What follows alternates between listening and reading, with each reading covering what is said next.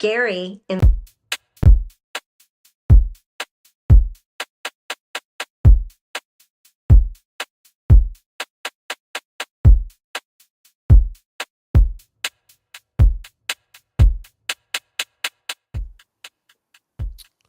Oh, there you have it, my friends. We are live. Oh, we're live. We we're are. live. This is like, we're live. We're just getting started. Let's see who jumps into the mix. Let's take a Who's jumping? Who's jumping in? Who's jumping in? Dive in feet first, yo. You'll get used to the water real quick. We promise. People jump in. Oh, yeah, we're live, and we're live. Yeah. Welcome, TikTok. Welcome, YT. Welcome, Insta. Welcome, Facebook.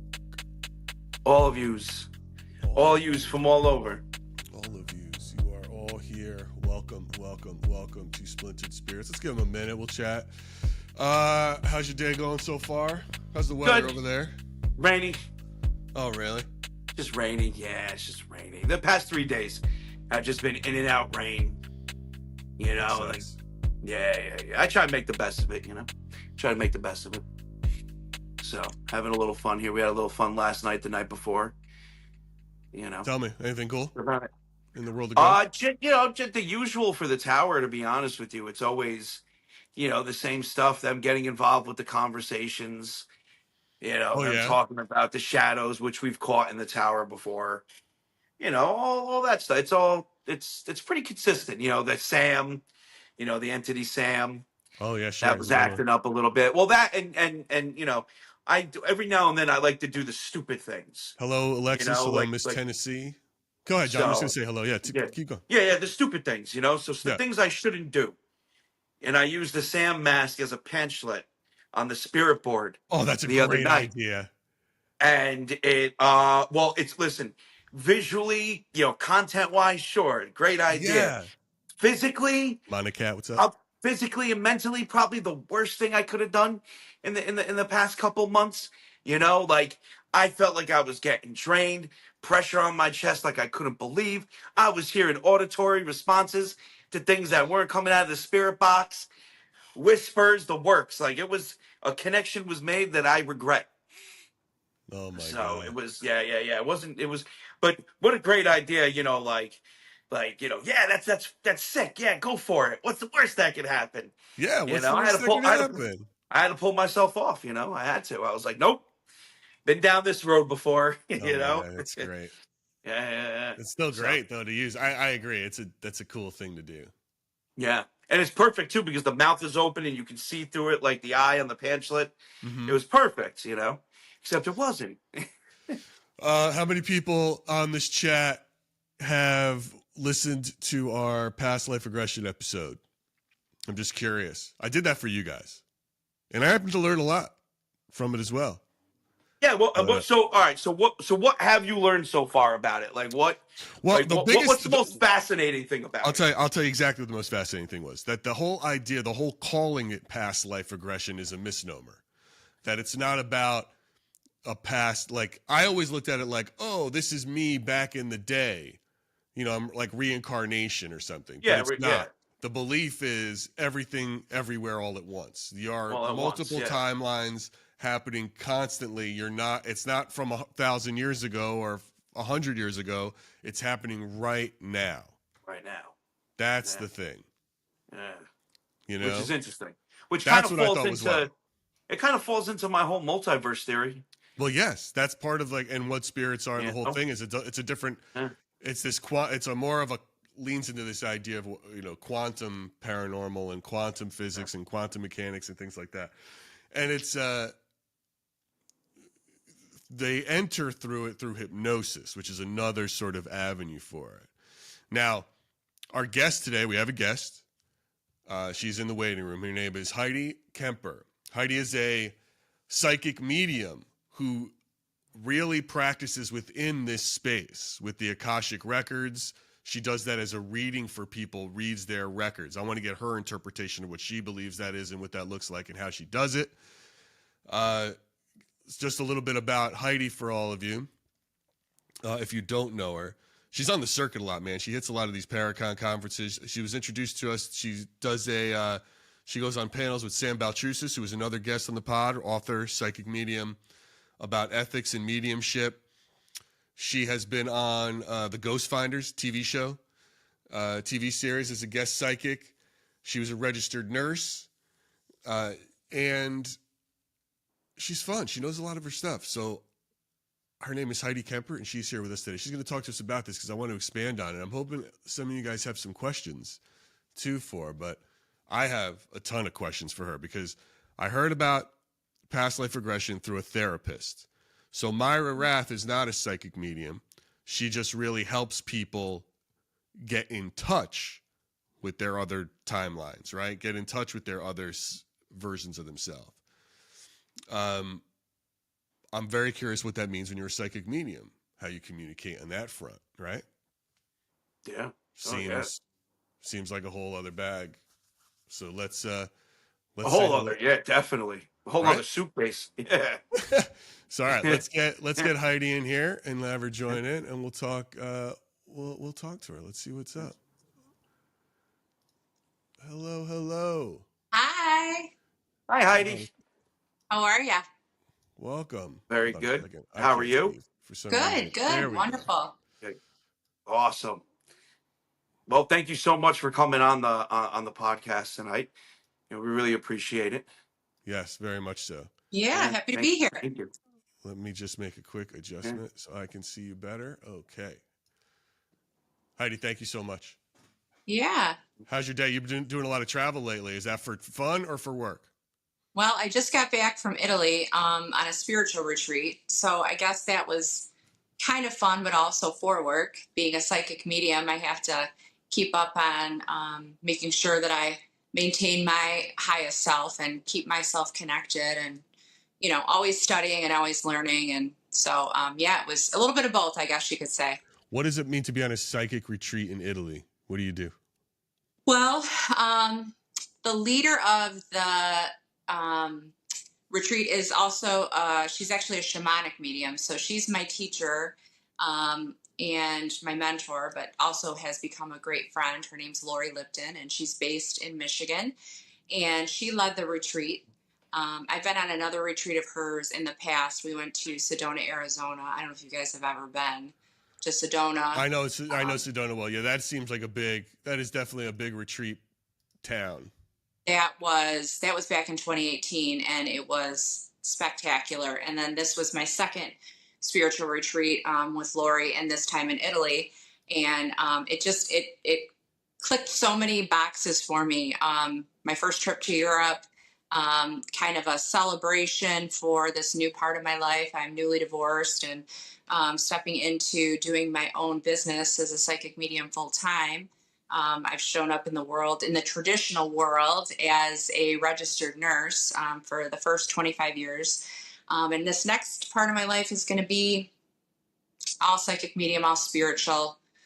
So I've walked away from corporate world. And it signified so many things this trip. So lots of new beginnings. You gave up being a nurse? So I'll always be a nurse. So let that be said.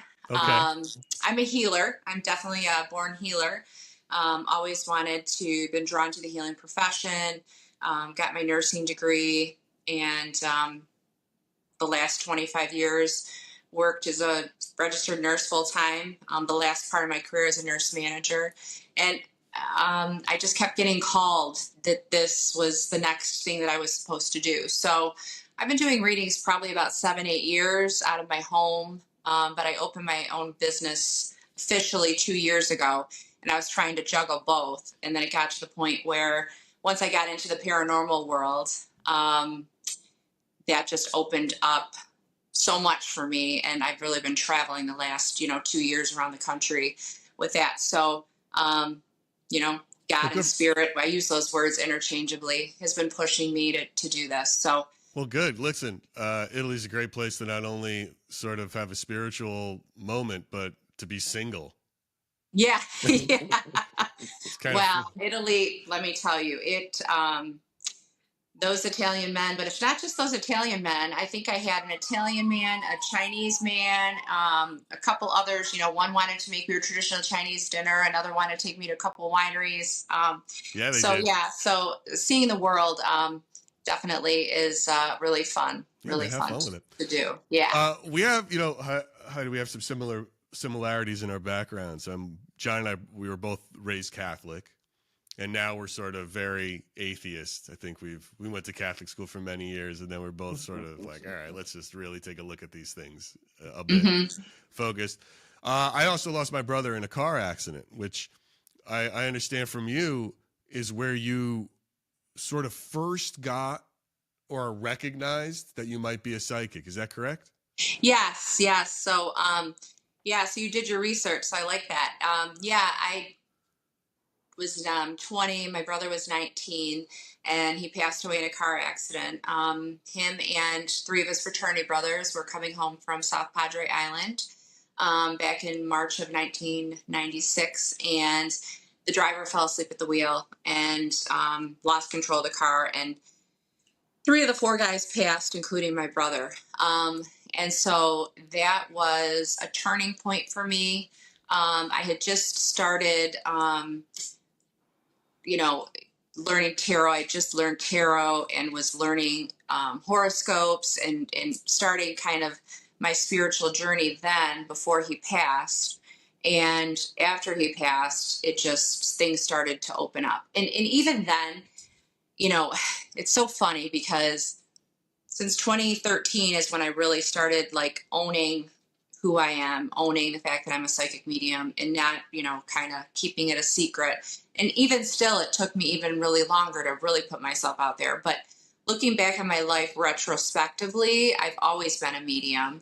The first year after my brother passed away, he came and visited me in dreams. Like once a month or so, he'd come and do dream visits and would tell me and give me messages to tell my parents, my brother, his friends, his fraternity brothers. And so, retrospectively looking back, I've always had this gift. I just didn't know what it was. There wasn't a name for it.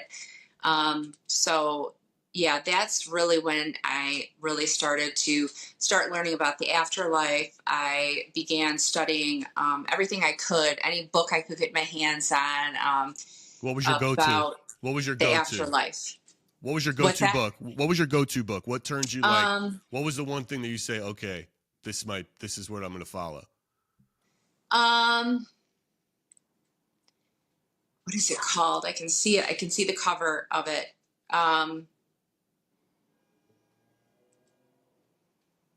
Well, one of the books I absolutely loved of all time was Sylvia Browne's book, Past Lives, Future Healing, which I think you talked about past lives and past life regression. Maybe we talked. Yeah. We're going to get into all that because I'm really curious. It's sure.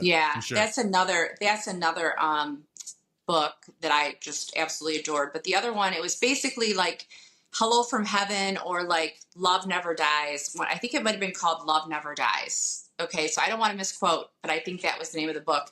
And basically the premise of it was all these stories of families after their loved ones passed, different signs that they received from their loved ones, lights turning on and off by themselves, random TV channels, a song playing on the radio,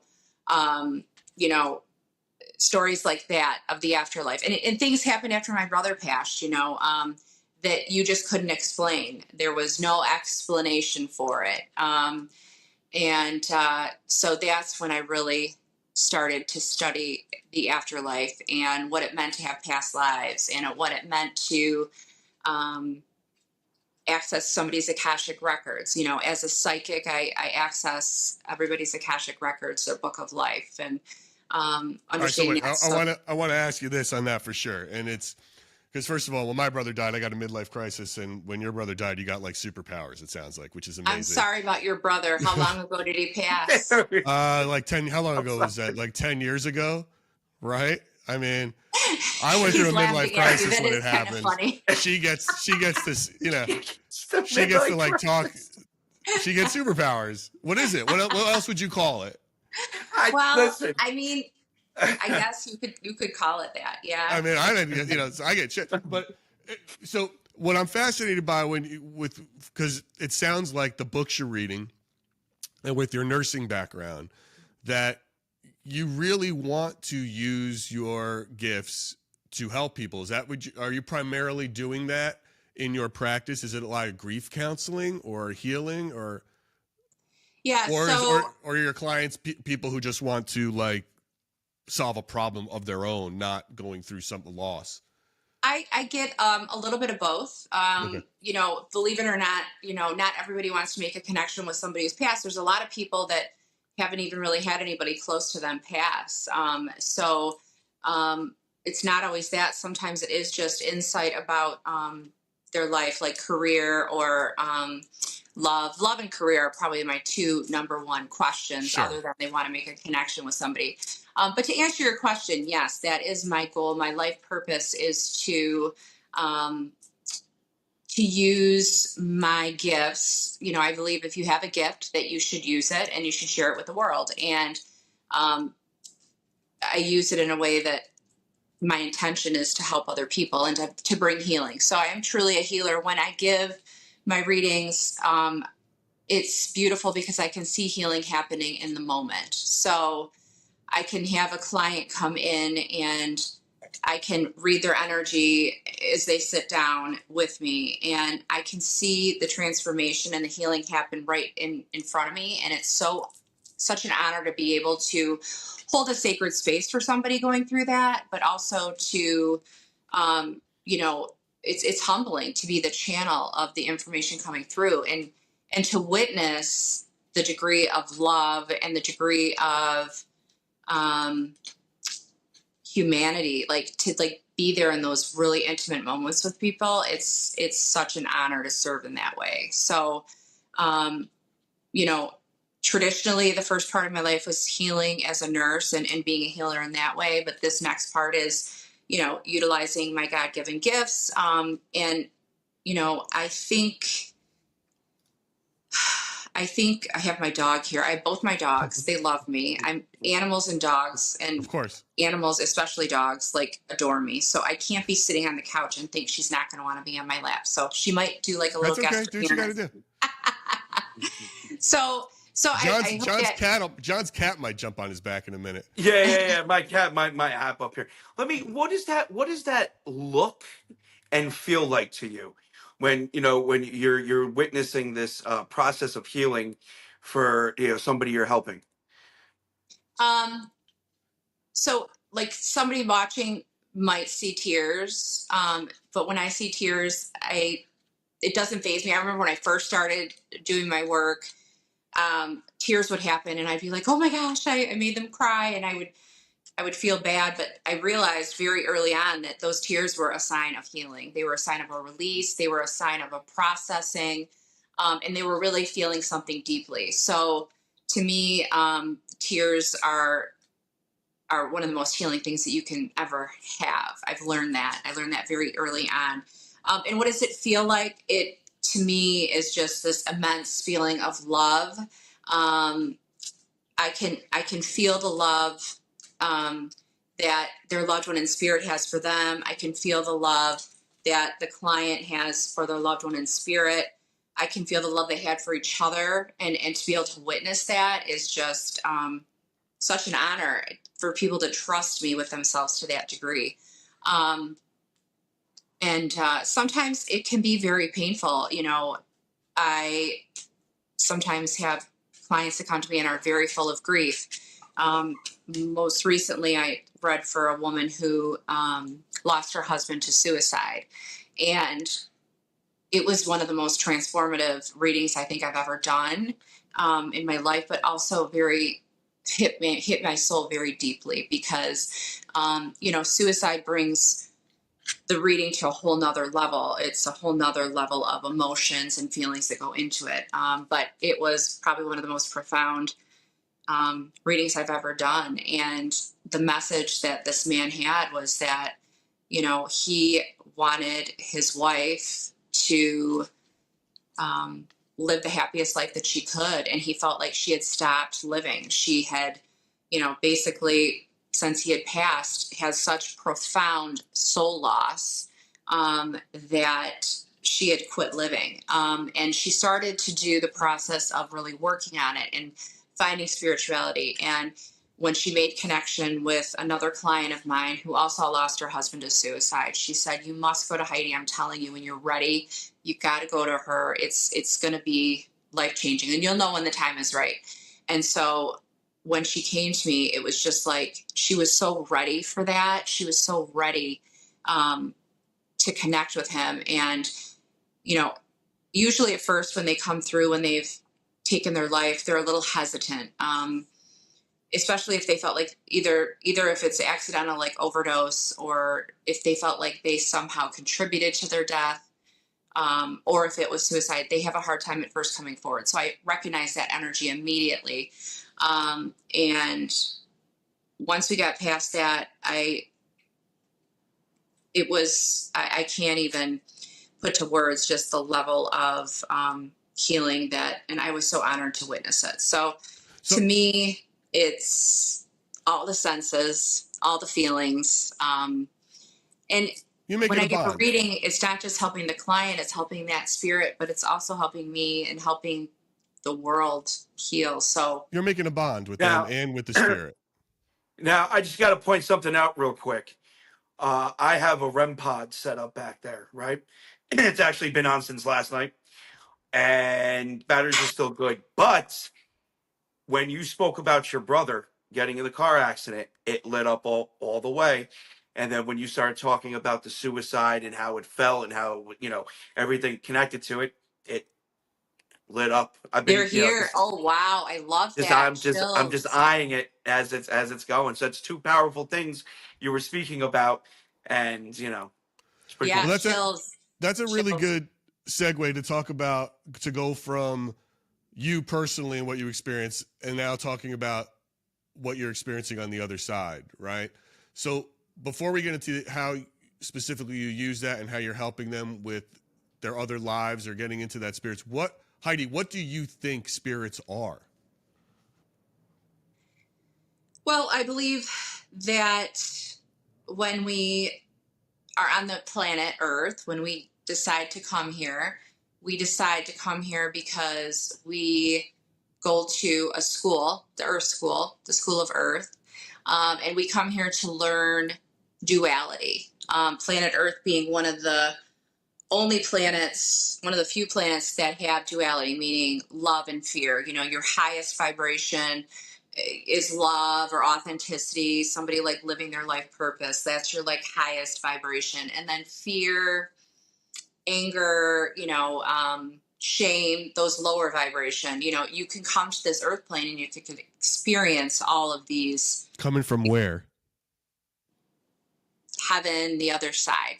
So I do truly believe that that in the afterlife, I believe there is a place. My Catholicism upbringing and the education that I got, I went to Catholic school from kindergarten through 8th grade, and I Yeah, saw so did both of I. my So did kids we. all the way through. And I still believe in. I still believe in most of the things that I learned in Catholicism. When it comes to some of the other things, as far as gay marriage or abortion and things like that, I'm not as black and white. As I grew up and I started to Yeah, because it's learn my nuts. way, They're nuts. It's cool. You could say it. it You could didn't be, make yeah, they're sense. crazy. They're nuts. Yeah. It's so when you say heaven, though, do you mean it from a religious sense, or you just mean it from are you just using the word heaven because you're not sure what that afterlife could I'm be? using the word heaven Got as non-religious. So Okay. Just want to clear that up I'm for now at everybody. the point where, yes, I was born and raised Catholic.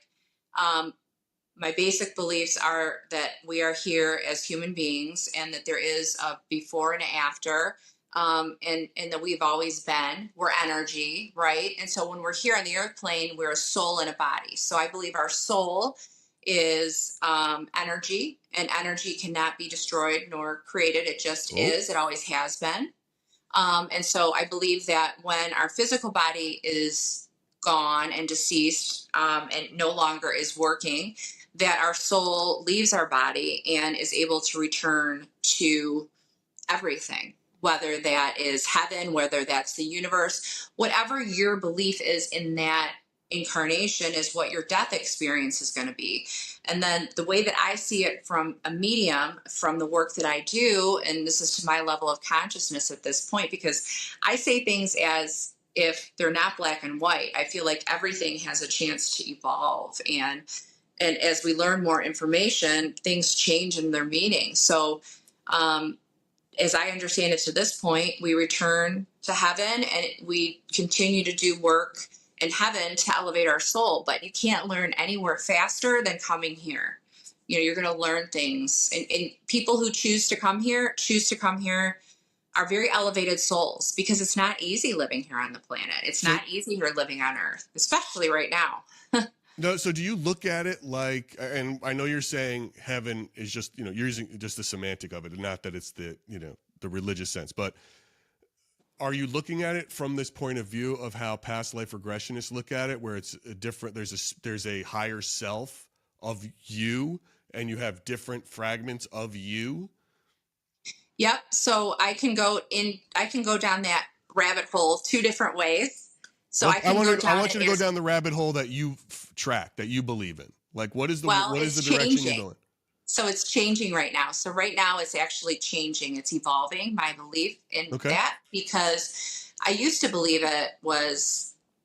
obviously, like, as a human, as a little girl, and in the school systems, I believed that life had a certain path and you lived it, and I believed you lived one life and that was it. You live, you die, and you're done, and you go to heaven and you're finished. And then as I started to study, I learned that no, in fact, we have multiple lives. And so we finish this life and then we do another. And so that's how I understood it. I understood it as linear. So one life after another after another. But now I'm at the point where I am more on what you were talking about, that you've got your higher soul and that you've got all these lives that can come off it like a wheel.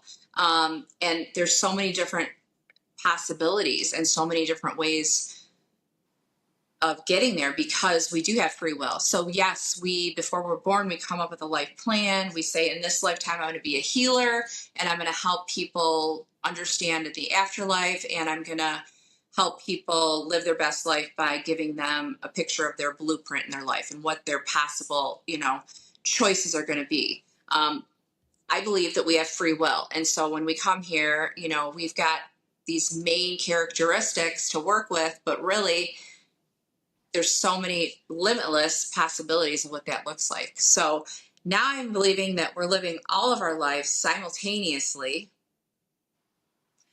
And that's kind of like where deja vu comes in, and time travel. Because how I understand it, sometimes I feel like I time travel sometimes. When I remember my past lives, or if I'm doing a reading for somebody and I tap into a past life, it's as if I'm time traveling. Because I'm like literally getting a glimpse of that. Heidi, what was the change? What made you go from believing the linear to believing the higher self and the fragments? Like more studies is one of it, but also from experience, from what I get when I do my readings. And I also am very aware that the planet, the vibration of the planet, the energy on the planet, the main vibration. Okay. So just to dumb it down and to say it in a really basic way, because I don't have a real scientific way of saying it, but like the vibration of the earth is elevating, meaning that we can now create heaven on earth. So I truly believe that we have access to create a beautiful world, and it's just in our choices that is going to be able to create that. And I believe that the earth is kind of at this point where, are you guys familiar with the term like the new earth? No. Okay. So there's a concept that the new earth is here, meaning that with this increase in frequency on the earth plane, that we literally can create heaven on earth. So it used to be that the fifth dimension could only be accessed when we pass. And we live basically in the third dimension, the 3D world, right? Okay. And so the belief system is that heaven was always on like the fifth dimension. And a lot of people would say it's located like maybe 3 feet off the ground. Like if you had to like give it a What's on place. the fourth dimension? Right. It's the in between the third and the fifth. So right now, those who are, aware of this shift, it's our job. I'm being called by God, by the universe, by creation, to speak of this new earth and teach people that you really have a choice right now where you want to vibrate. If you want to vibrate in the fear and you want to vibrate in the lower vibration, that's super easy to get. All you have to do is turn on the news. Doesn't matter what channel you watch. Sure. And Right. you can, walk down the street and you can see the crime and you can see the dysfunction and you can turn on the television and you can see people being killed because of their speaking their truth. And you can see people being told to shut up and putting a tape over their mouth and trying to remove them from TV. You can see it. It's happening right now, right in front of us. And we can choose to focus on that, or we can be like me. And I'm not saying be like me because I'm the way to be, but I'm just saying, like, I've been living this way for probably 3-4 years. I don't watch the news. It does nothing but bring my vibration down. I have cut narcissistic people out of my life. I have cut jobs. Yeah, man, you just went to Italy. You're Stella getting her groove back. I mean, that's really, it's good for you. Heidi, First listen, of all, I don't blame you on that one bit. You turn on the news and it's like 10 p.m. We're all gonna die. Yeah, it's the worst. Exactly, and they live and they thrive off of that, and it's very sad because journalism has a very important role in our world. And if we give our power away to either a church that's telling us we're living in I believe in just being good humans. I don't care what your religion is. I don't care what your political party affiliation is. To me, it's just being a good human because we have more in common than we have different. And let me ask you this, Heidi. So just on a practical basis with your clients, with this belief that you have, how does that apply? How do you apply what you call soul retrieval to Akashic record readings to help somebody put the pieces back together? I might be using the wrong terminology here, but what is it? How do you practically get them to that place, or hopefully to get back to a place of being happy or their frequencies up? How do these things work together? Yeah, I love how you said that, put the pieces back together, because that is essentially what I feel my purpose is, to help people kind of ground themselves and get themselves to a place where they feel empowered to face their life, because sometimes life can really suck and it can be really overwhelming and we can lose people, and bad things happen to good people. Bad things happen to good people all the time. So that is my role as far as. So what goes first? Do you go to the Akashic records first, figure out what's going on, and then it's a soul retrieval bit? Walk me through those steps. Yeah. So soul retrieval is a healing modality that has been used for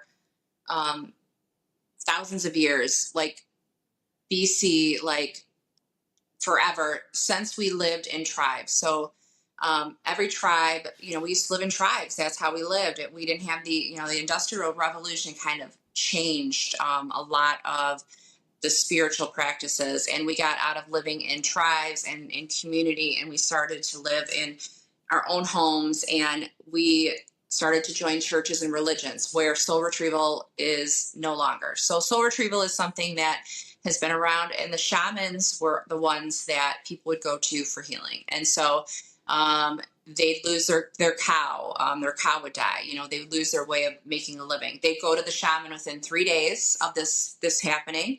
They would get a soul retrieval and they would become whole again. Their child would die. They would, have an accident and maybe break a leg. Anything that happened to the soul, the spirit, the body, they would go to the shaman within 3 days and they'd have a soul retrieval. And that's just how it was. And people lived in community, and they would go and they'd witness the shaman healing people.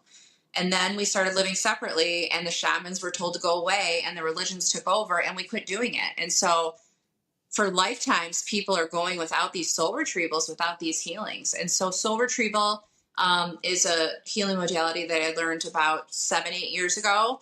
I went through an intuitive practitioner certification program with my teacher, Lori Lipton, who I talked about earlier.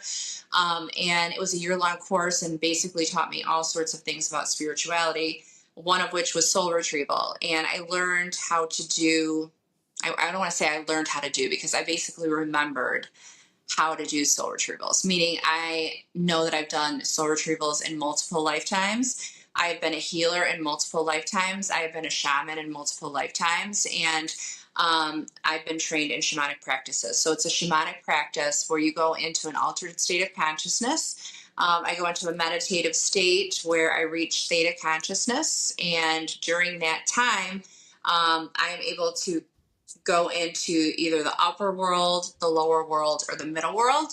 The upper world is like heaven or places like the higher level realms. The lower world, as a Catholic, when I first heard about it, I thought it was hell.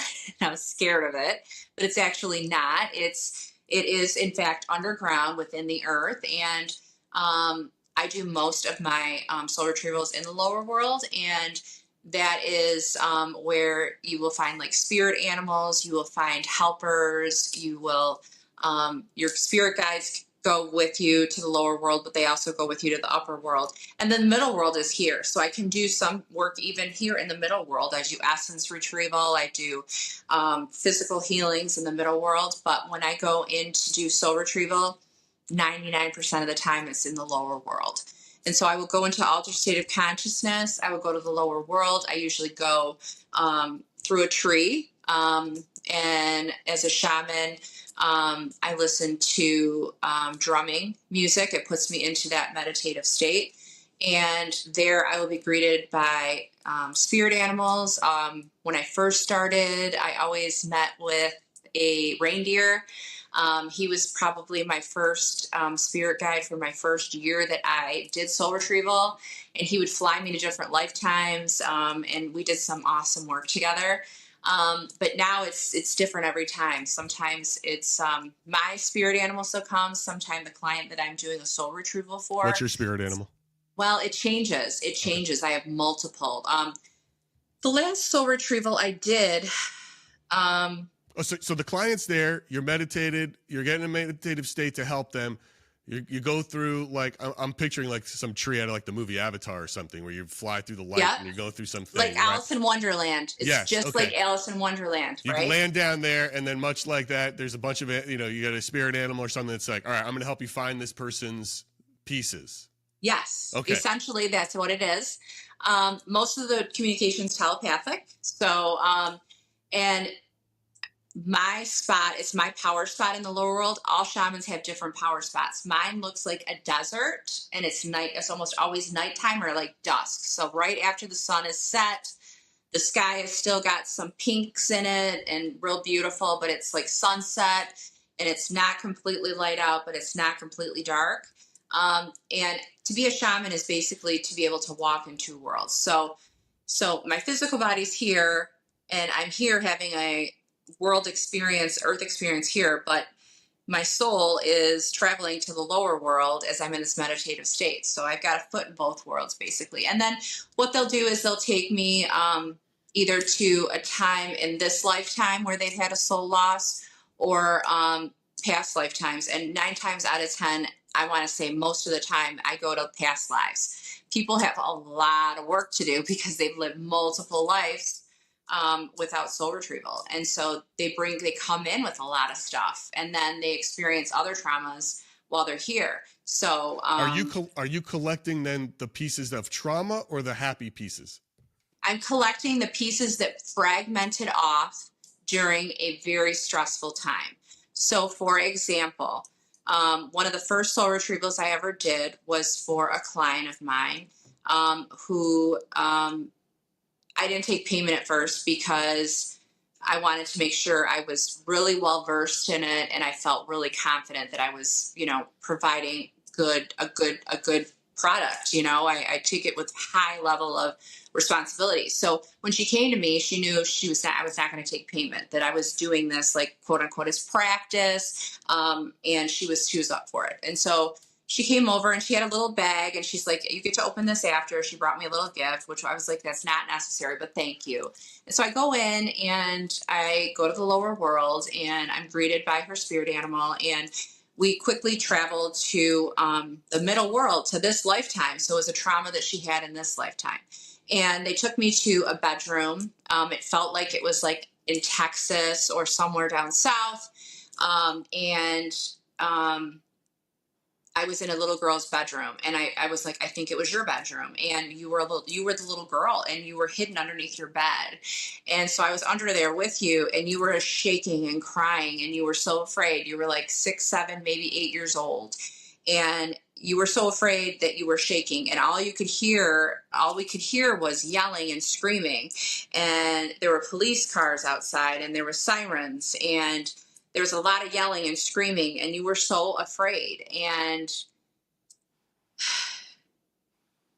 I knew that it was not the first time that she had done this. I'm like, this was just one of the many times that you had done this, that you had hidden underneath this bed in order to survive. And so what I gathered from it was that there was some sort of abuse that she went through as a child, that the parents were, the father was an alcoholic, there was some physical abuse, verbal abuse, and that she would go and hide underneath her bed when she was afraid.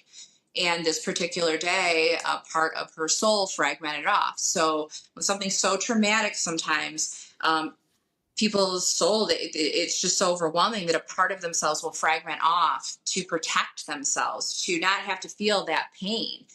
And that little part of herself fragmented off. And, very well could have been multiple times she had fragmented pieces, but that's where they were. They were hidden underneath the bed, over by one of the legs of the bed. And these little parts were there. And I see them like as energy. And I talked to the little girl and I say, you can come back with me. It's safe. You're grown up now. Your mom and dad end up getting divorced and it's the best thing for them. And now they're happy and there's no more abuse, and you're a big woman now and you're a nurse and you provide care for people and you have your own house and it's safe. You can come back. And the little girl was like, sure. And so those soul pieces, I collect them energetically, and I have like a little satchel energetically that I put the soul parts in, and I brought them back. And then when you come back from the soul retrieval, you blow the soul parts back into the soul. And so usually it's the crown chakra and the heart chakra where I will blow the soul parts. Sometimes they're different places. This time it was in her heart and her throat. And so, what do you mean? Like literally blow? Wait, literally. So I literally come back from meditation. I'm still in an altered state of consciousness, but I'm like awake, right? And I have a rattle and I go up to the client and I blow the soul, like literally blow the soul parts in. So Heidi, I know. You're going to get me banned. You're going to get us banned on TikTok. Don't say, you can't do that. Listen, sometimes the spirits offer me that too, Heidi. Heidi, you can't say that. I don't know if you can say that on social media. Okay. All right. Wait a minute. You don't go up to, wait a minute. And you're going to turn We're cavemen. into something else. We're cavemen. I'm talking soul parts, okay? Nothing else. It's like, wait a minute. You don't go on panels at these Paracon conferences with all these ghost nerds and tell them like you're going to blow their soul back in them and do that move. Do you do that when you're up there on the panel? You're making me laugh. That's hilarious. Oh my God. I mean, it's like, you got to be careful. All those guys are going to be like, how do I get I'm almost done with the story. Let's get back into the Akashic Records. All right, let's redirect. All right, okay. Let's get back into it. After you blow the client's soul back into them. Exactly, right? But it's real. Okay, look the book up. It's called Soul Retrieval by Sandra Ingerman. She is one of the highest experts in soul retrieval. She's written books about it. There's college courses taught about it. I mean, it's a real thing, okay? And so she was arrested for solicitation, by the way, but that's exactly. That's a whole nother story. But when I came back, I blew her soul parts back in and I talked to her about what I had seen. And as I'm explaining it to her, she's just like, wow, just stunned. So it's funny because she's in spirit now, and I'm feeling her coming in as we're talking about this. She passed away about a year and a half ago. Oh, wow. Yeah. So anyway, long story short, I came back and, she processed it, and it was a lot to process. And, but she was really grateful. And at the end, I had told her that the bumblebee had come and said that it needed to be, to help reintegrate the soul parts. So after you do a was soul, that her spirit? Was that her spirit animal, the bumblebee? well, it was one of them. I don't remember what her spirit animal was, to be honest, but actually, I think it probably was my reindeer, because it was when I was first doing soul retrievals. So my reindeer had came and got me, and we went. That's what it was. But the bumblebee, after you do a soul retrieval, spirit will give you a totem to help welcome the soul parts back in. So when you've had a soul retrieval and those parts are returned back to you, they can easily go back because they need to be grounded and they need to reintegrate.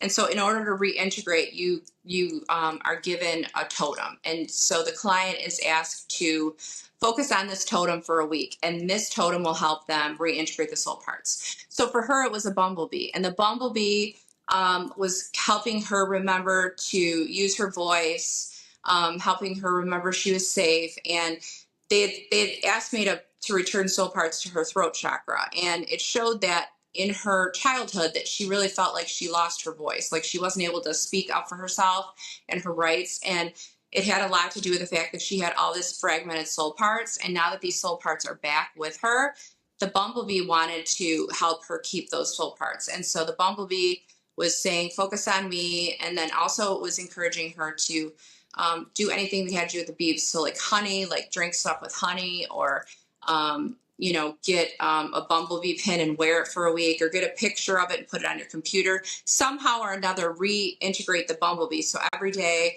you're really focusing and welcoming those soul parts back. And so I'm explaining this to her, and she's like, okay, so we're done. And she's like, all right, well, I want you to open your gift. She goes, you're not going to believe your gift. And I'm like, okay. So I open up my gift, and it's a mug, a pink mug, a big one that is it's my favorite mug to this day. And it said love on it, LOVE. And then inside of the mug were all these different teas. And then what was right next to it but a jar of honey. Wow. And it was, that's wild when that stuff happens. That is wild. And it was local. It was local honey. She had gotten it at the flea market earlier that morning.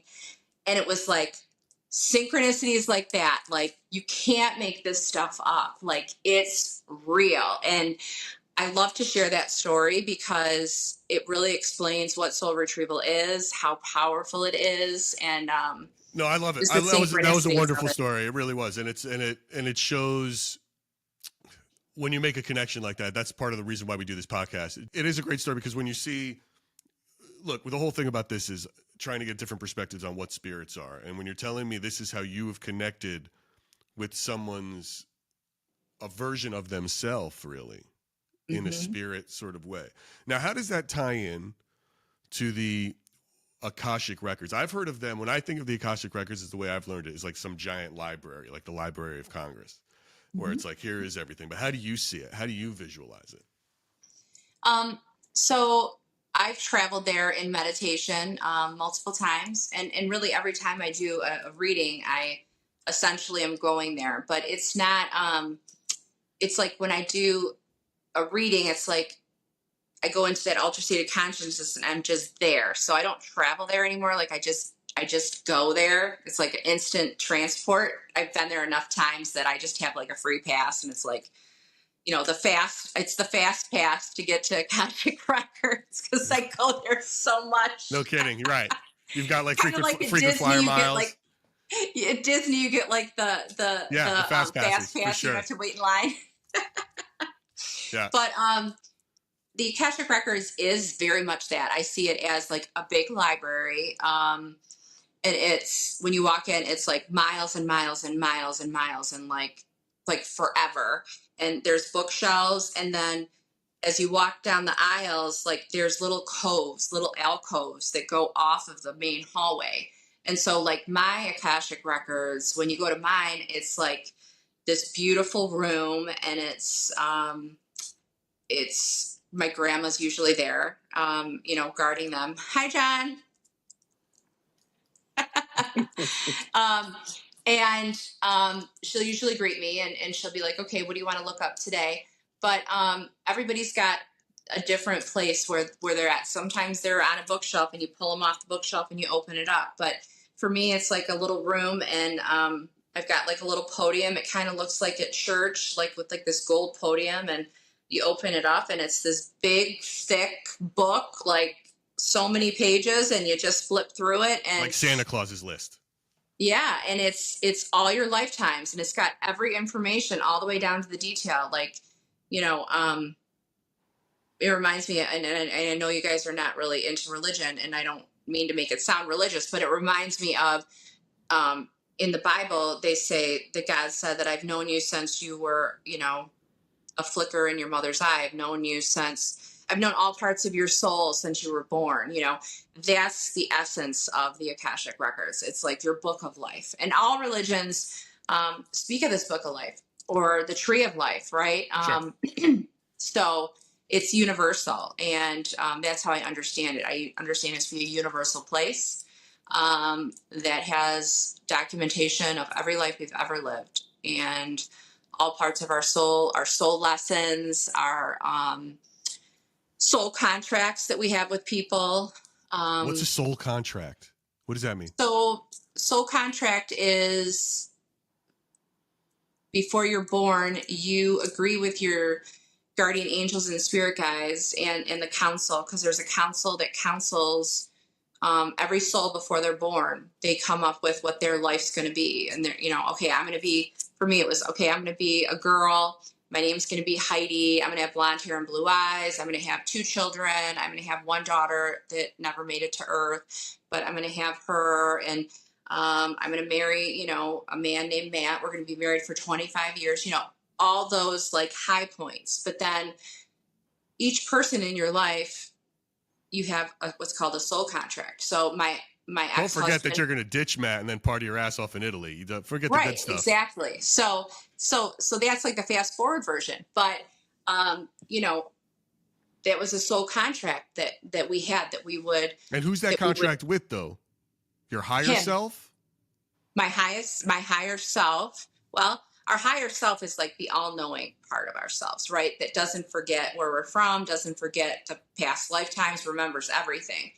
This version of me, when I was born, I forgot. Like until I was like 7, 8 years old, I remembered. But then when we're about 7, 8 years old, 5, 6, we start going to school, we start forgetting all of that. And so like our generation, we're born and we forget, and we have to remember everything, right?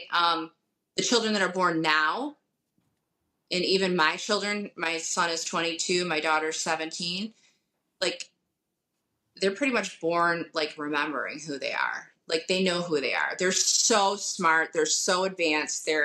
They can see things at such a higher level of understanding spiritually. Like that's what gives me hope for our future as a country and as a world, as a planet, is our children. Like they're born awake. They know what this shit is about. They know that we should not be letting religion and politics and bullshit get in the way of, being good humans. And we have more in common than we have different. Like, what are we doing? Does that mean, but when you say, I agree. I mean, absolutely. There's nothing you said there that I would ever disagree listen, with. when you're going and you're doing the fragment retrieval, have you ever come across any opposition? Yes. Is it cool if we talk about that for a minute? Just give us a rundown of what that opposition has been like and could be like. It can be kind of scary. Who gives you the opposition? Like a third party or the spirit itself? It's been a third party and then the spirit itself. So sometimes people are trapped by other souls. That's pretty rare, but I have come across that. I haven't ever read for somebody in that aspect, but I picked up on the energy of that. Like drug addicts, like people that, like heroin addicts. And this is not being said in judgment at all, but I'm talking like people that are vibrating at a very low level, meaning, there's a lot of shame. There's a lot of addiction. And when you have addiction to alcohol, to drugs, you create energetic holes in your energetic field. And that allows entities or really anything to kind of come into your system. And so you open yourself up to that. And so I have, rubbed shoulders with souls that are really vibing very low. And I would categorize it as like hell. I don't believe in hell, just from what I've seen, but I know that this earth plane can be like hell. And, I'm talking like Skid Row. I'm talking the people that are living on the streets, that are doing heroin, that are selling, not even selling their bodies, just giving their bodies so that they can get drugs. I mean, So living in that level of drugs lower your protection is what you're saying. yes. And then that allows for something else or whatever else to come in and keep you lower. And same with soul retrieval. Lower. Same with soul loss. Same with soul loss. So if you go through a lot of soul loss, your energetic field has holes in it, and it opens you up to that, right? So the more trauma you go through that is not healed, either through traditional or non-traditional methods. So traditional would be like therapy, going to a therapist and getting psychological help, or being on medications to help balance you if you have like a mental health issue, all the way to non-traditional healing modalities like soul retrieval or Reiki, or, there's so many different things. So unhealed people like really open themselves up for more crap, and those negative entities are drawn to that. That's why you'll hear a lot of people that are addicted to drugs or alcohol, they become very depressed, and a lot of times it's definitely like hormonally, and like as far as like your neurotransmitters, if I look at it scientifically, it makes sense why you'd be depressed. But then spiritually, a lot of times that depression is because you are at such a low vibration and you're being affected by these lower vibrational beings that you are rubbing shoulders with. I'm talking crack houses. I'm talking like low of the low of the low. Okay.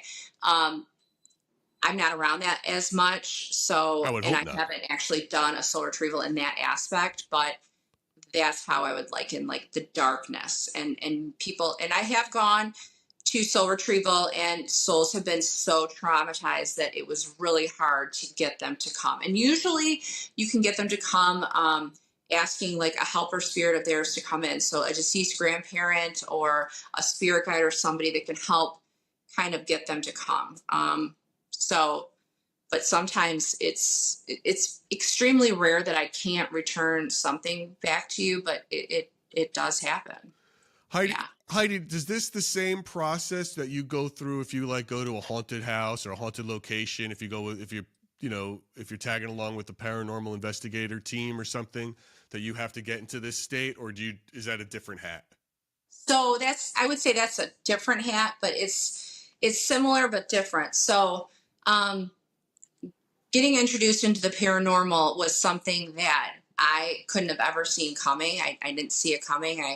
I was actually afraid of the paranormal for a long time. I know, right? Well, you know what? Some of the best surprises in my life I've been so grateful for, because they've been so beautiful. And learning the paranormal and being introduced to the paranormal is definitely one of those times in my life that I'm so grateful for, because it really has brought me to a different level of my spirituality. And so I faced that fear. I started to watch paranormal TV shows around 7-8 years ago, Dead Files, Ghost Adventures, Kindred Spirits, all of the originals, and I really loved it. And I really started to understand it and study it and not be afraid. And then I had an opportunity land in my lap where a friend of mine met a gentleman named Rob Thompson. I'm not sure if you guys have ever heard of him. He is a spirit medium from England, and he had a TV show called The Ghost Finders. And I was on season 12. I basically met Rob and his partner Heather Bordeline, and their TV show, The Ghost Finders, was one of the longest running independent paranormal shows. And it started right around Blair Witch Project time. So like when they first started out, it was like, boom, huge. I mean, they filmed in that capacity, and it was like nothing else like it on anywhere. Like they were on Apple TV and Paraflix, and they've had a really great run. So I got invited to come and be the guest psychic medium on one of their episodes. So it was episode 2 of season 12. And I went and I had the most amazing time. My world was opened up immediately. And I started to really step into the higher version of myself. I mean, it really. What was different? How did Doors. you feel something different this time without having to put on the drums or get into that state? And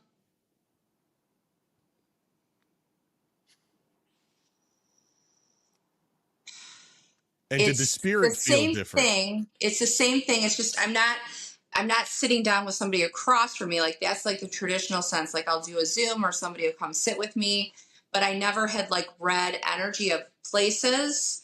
And to me, that was just mind blowing that, oh my gosh, it just came in naturally. And that's really when I realized that I don't even need to tune in anymore. It's kind of like a constant state of being now for me. So,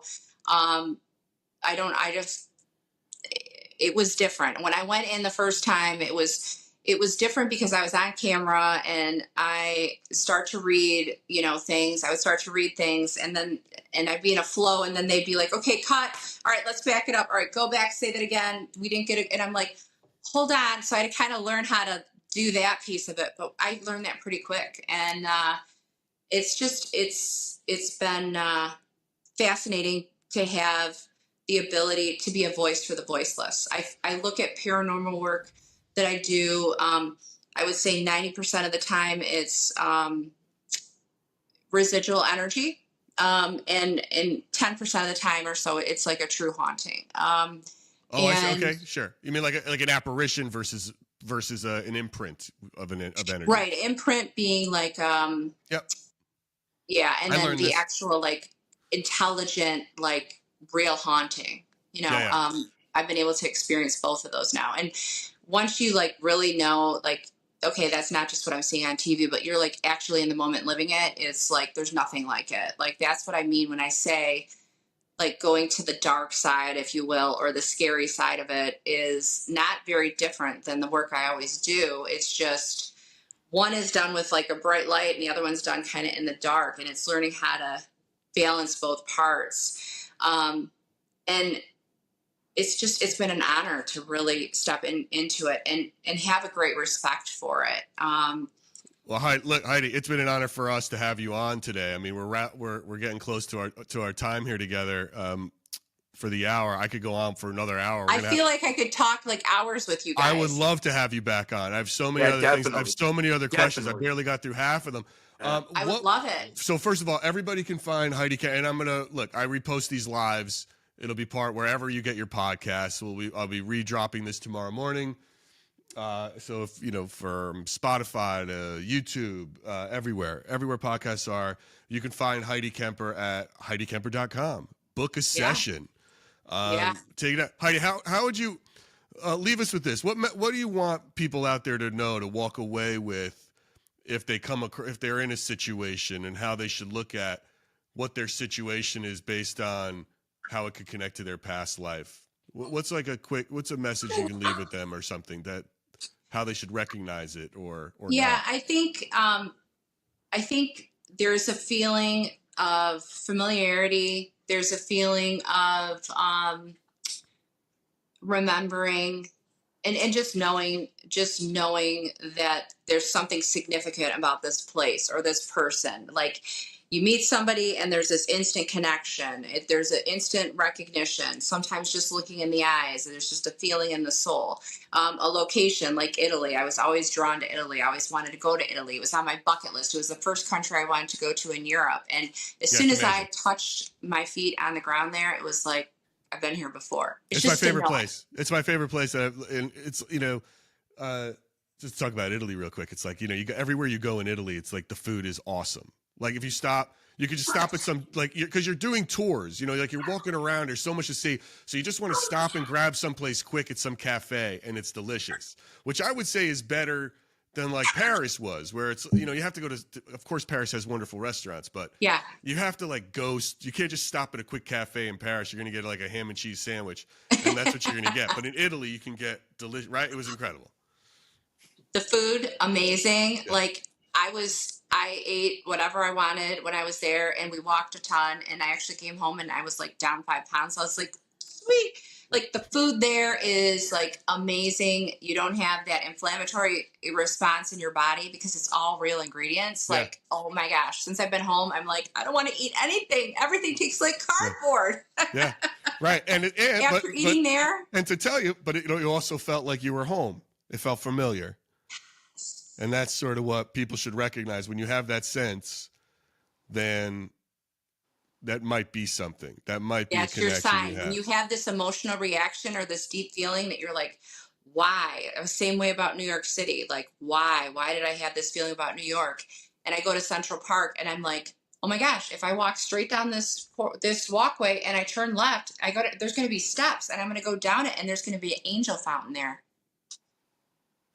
That's what happened to me. Like, and my husband at the time, he was like, what the hell just happened? I'm like, I don't know, but I told you I lived a past life here. And obviously I was here before when Central Park was just built. So we're talking late 1800s, early 1900s. So what do you want? I don't know.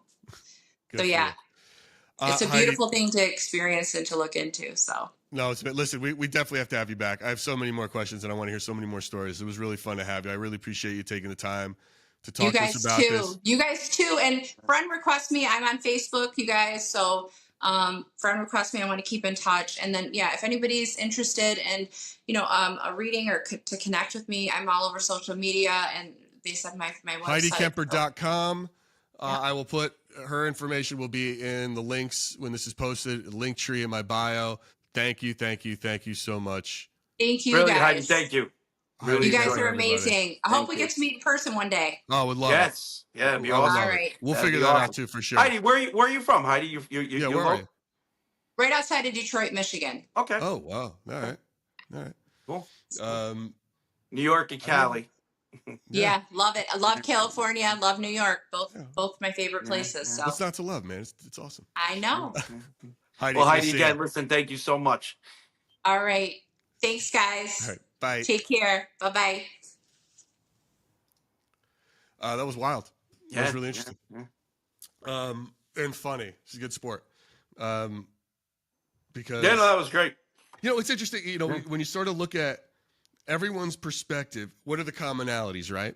Vibration, frequency, all these things are the same. What's different is how she sees whatever she sees, like the tree, right? Gary, you know what's different? It's very simple, and I say it all the time. The human perception by That's the what she person that needs to see.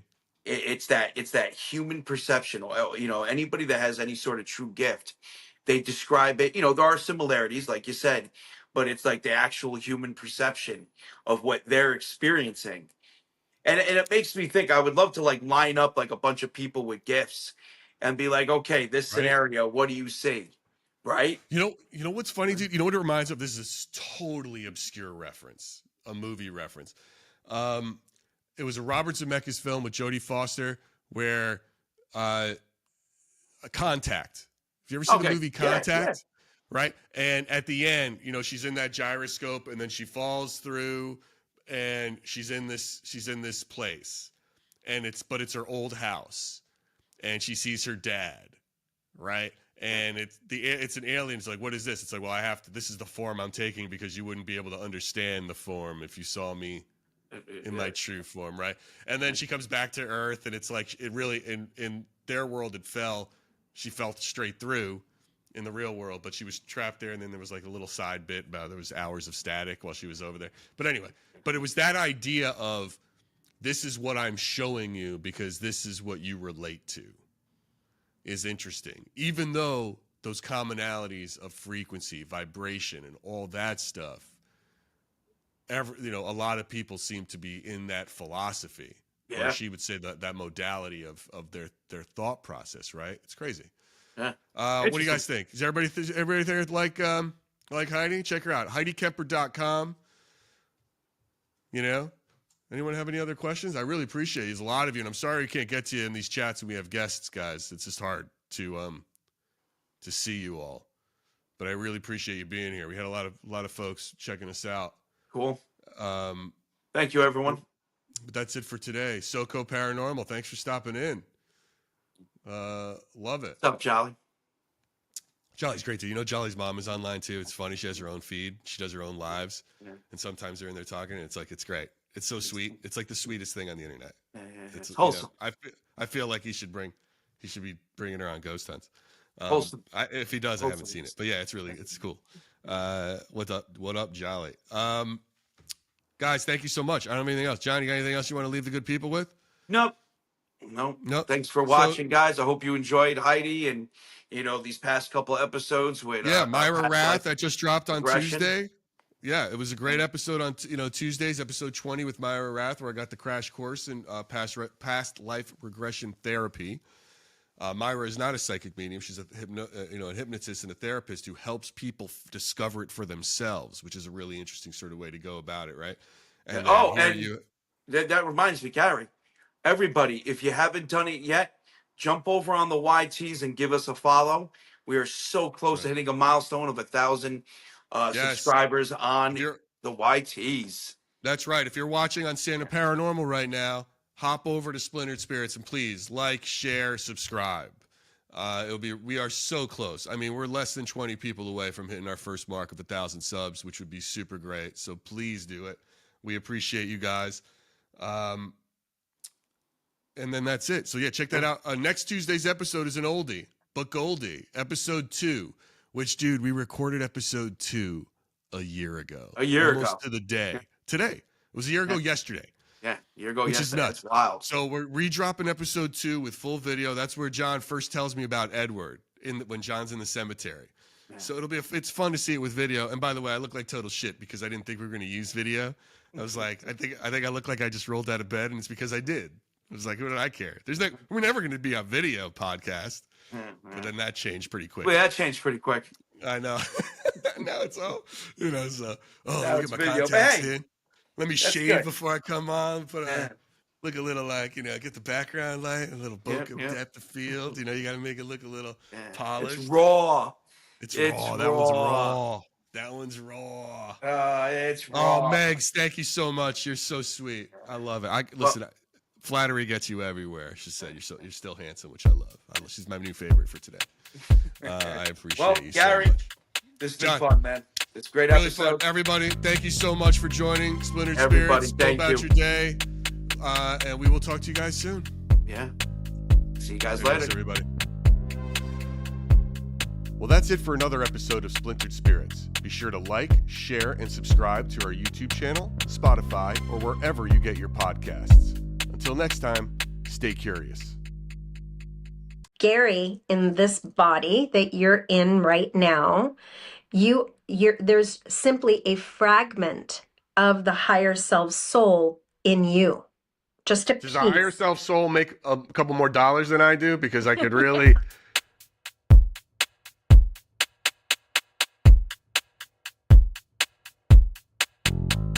Welcome to Splintered Spirits, the podcast hosted by me, Gary, and my nephew, John Santa from Santa Paranormal, where we try to answer the question, what are spirits? Today's guest is going to give me a crash course in past life regression therapy. Myra Rath runs Soul Science Hypnosis in Los Angeles. Myra is a leader in the past life regression therapy modality, having regressed thousands of global clients over the last 26 years, both in person and online. In her practice, she offers past life regression therapy, QHHT hypnosis, and life between lives hypnosis. Now, I have no idea what any of those words mean when you're put together like this, but I'm about to find out.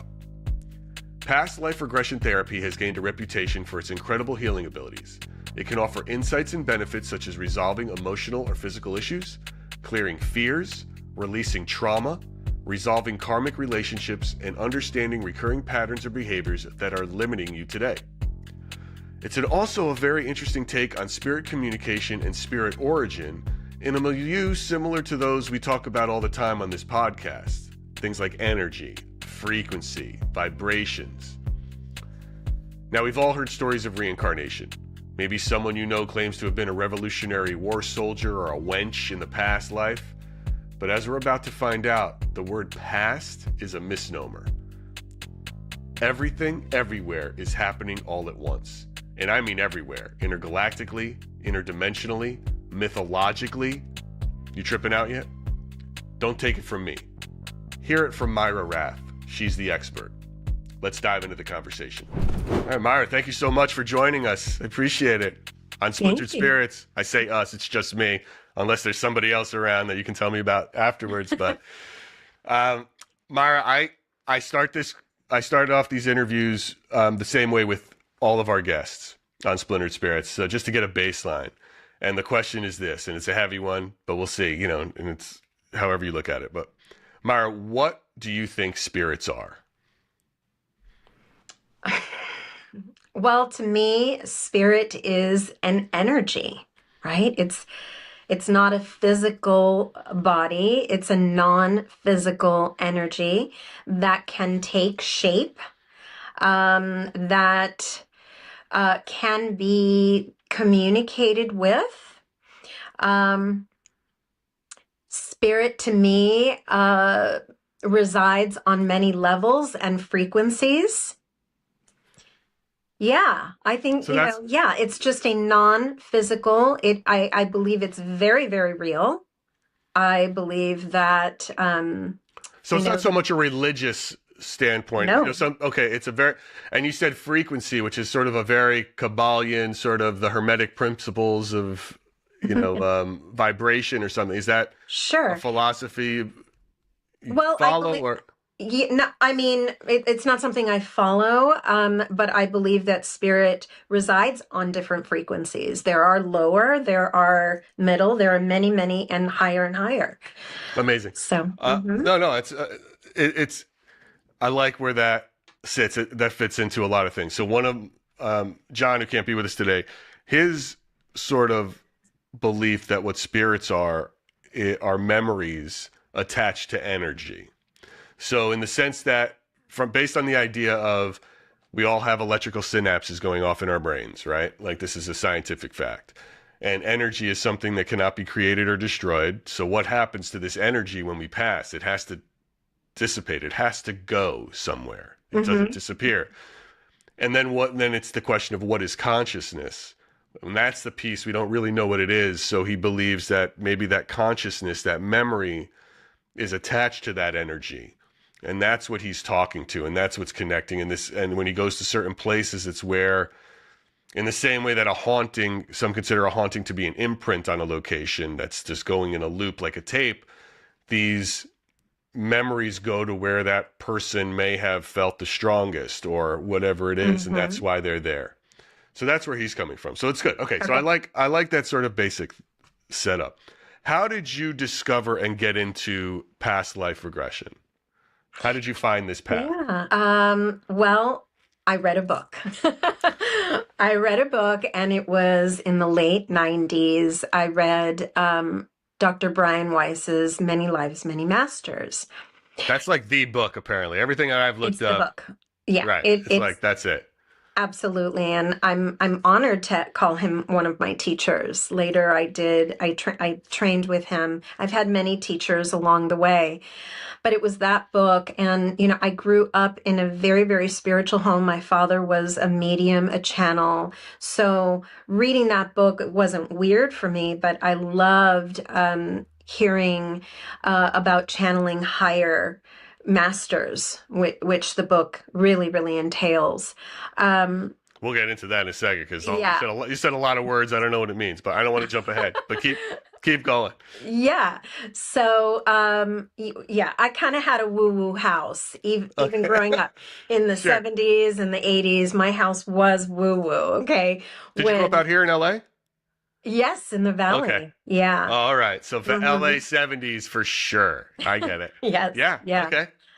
Yeah. So I read that book, and then a couple years later, I think it was like 1998, my brother reached out and invited me to a weekend of it was a like an expo on not just past life regression, it was hypnosis, but past life regression was going to be in one of the halls. And of course, that's where we went. And we spent 2 days being regressed by Dick Setfen, who had written many books on past life regression. And it was put out by the American Board of Hypnotherapy. They were there. And I just, after the 2 days, I'm like, I want to do this. It was just like, I know I can do this. And I signed up for their program. And in 1999, they were like, here you go, here's your certificate. So try to find people to work on in 1999, right? Everybody was in the closet. No one believed in this. It was really, really hard to find people to even practice. It's like, wow, I have this really cool tool in my arsenal. Like, don't you want to know who you've been, where you've been? And it was like, no, no. So it was really hard in those early years. It was, and there were times where it was just like I didn't even do anything because it was so hard to find people.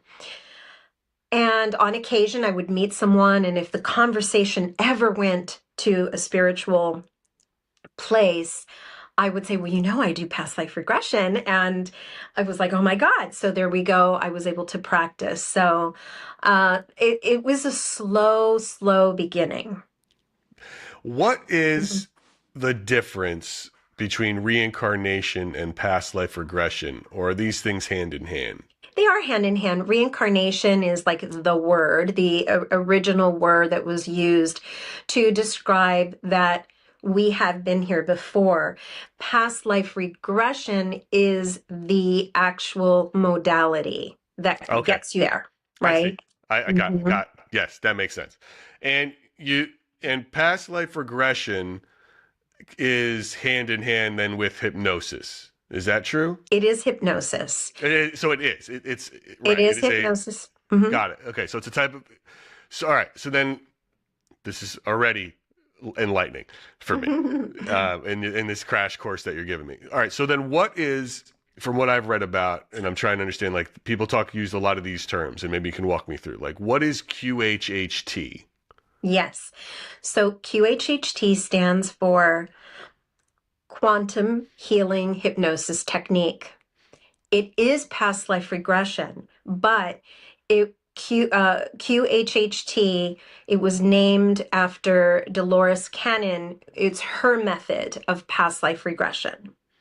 Dolores Cannon didn't invent or, discover past life regression, but what she did, she discovered something really, really special that set her apart. And that is through her work in past life regression, some of her clients started leaving Earth and going to other planets in their past lives. That's what set Dolores really apart from other hypnotherapists that were doing the same work. Brian Weiss never talked about it. Now he does, okay? Because I saw him in August last year, and it's like, oh, now he's talking about, the star seeds and other planets and past lives. But Dolores was the first to do it.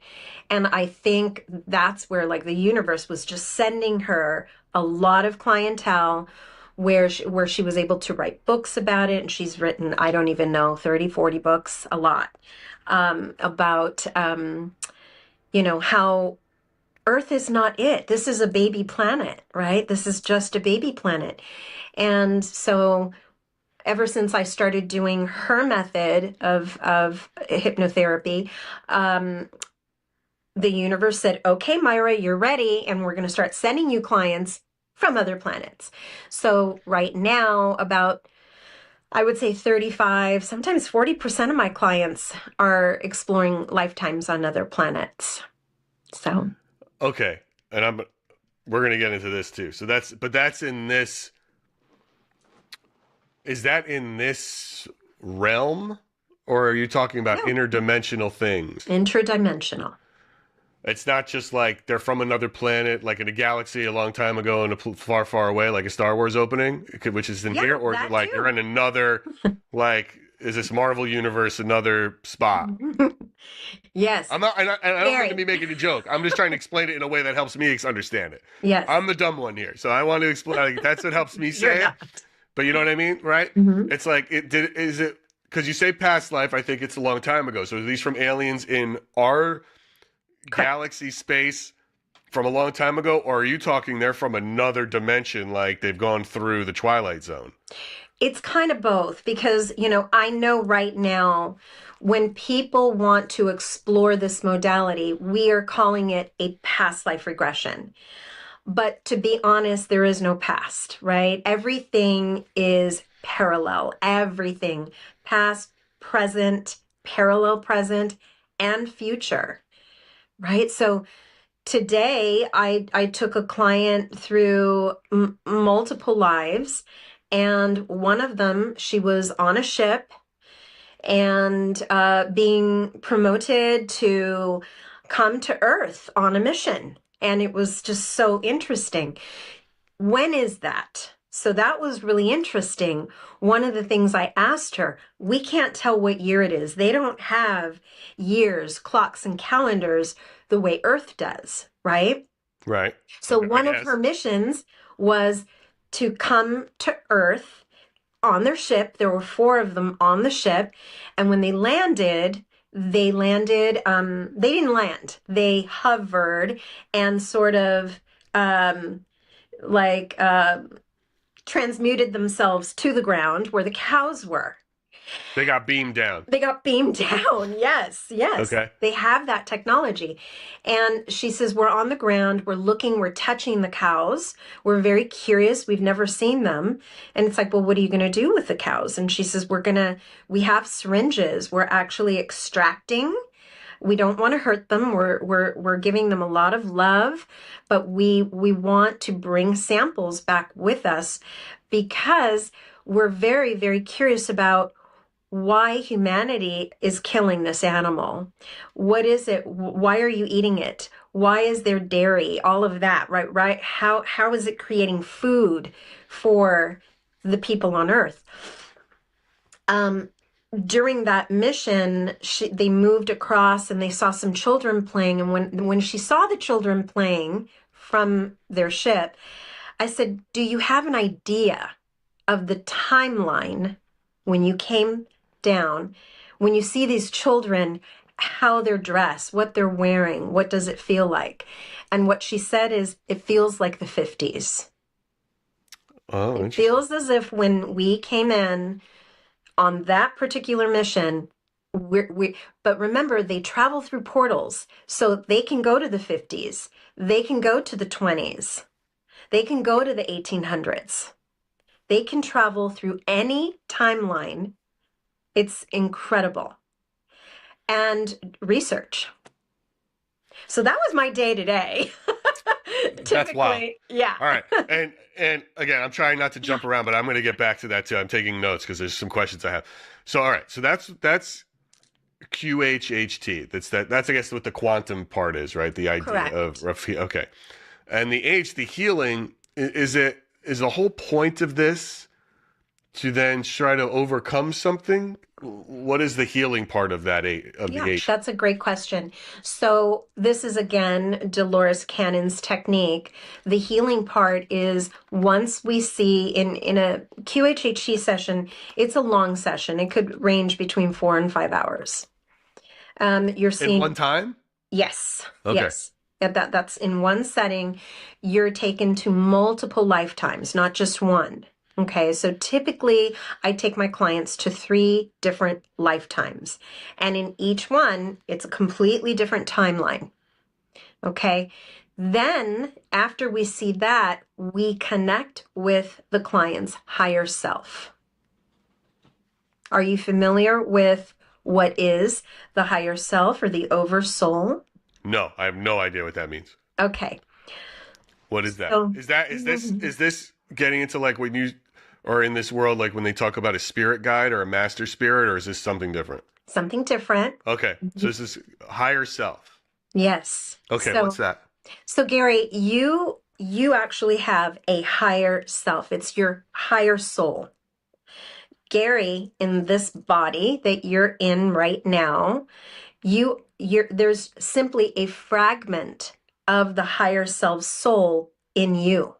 Just a Does the higher piece. self soul make a couple more dollars than I do? Because I could really Yeah. like hopefully That's pass the it big down. guy. The higher All self right. is the big guy for sure. And okay, so this is going to get much more broad. I want Okay. you to remember, think that there's no time at all. So the higher Okay. self, there's no clocks and calendars. So the Okay. higher self, think of it like an octopus. Okay? Sure. Intelligent, right? Yes. Wise. I believe octopuses are aliens anyway, but that's Me a whole too. other story. Yes. So imagine that the head of the octopus is the higher self. And then the tentacles, let's say there's 30 tentacles. I know they don't have that many, but Sure. just for this. Right. Yeah. This Yeah. creature, right. Got it. Each tentacle is a lifetime that the higher self is projecting itself out to have an experience. You, Gary, are one tentacle Right. to the higher self. This meat sack that I'm in right now Yeah. is one version that he's testing out for some reason.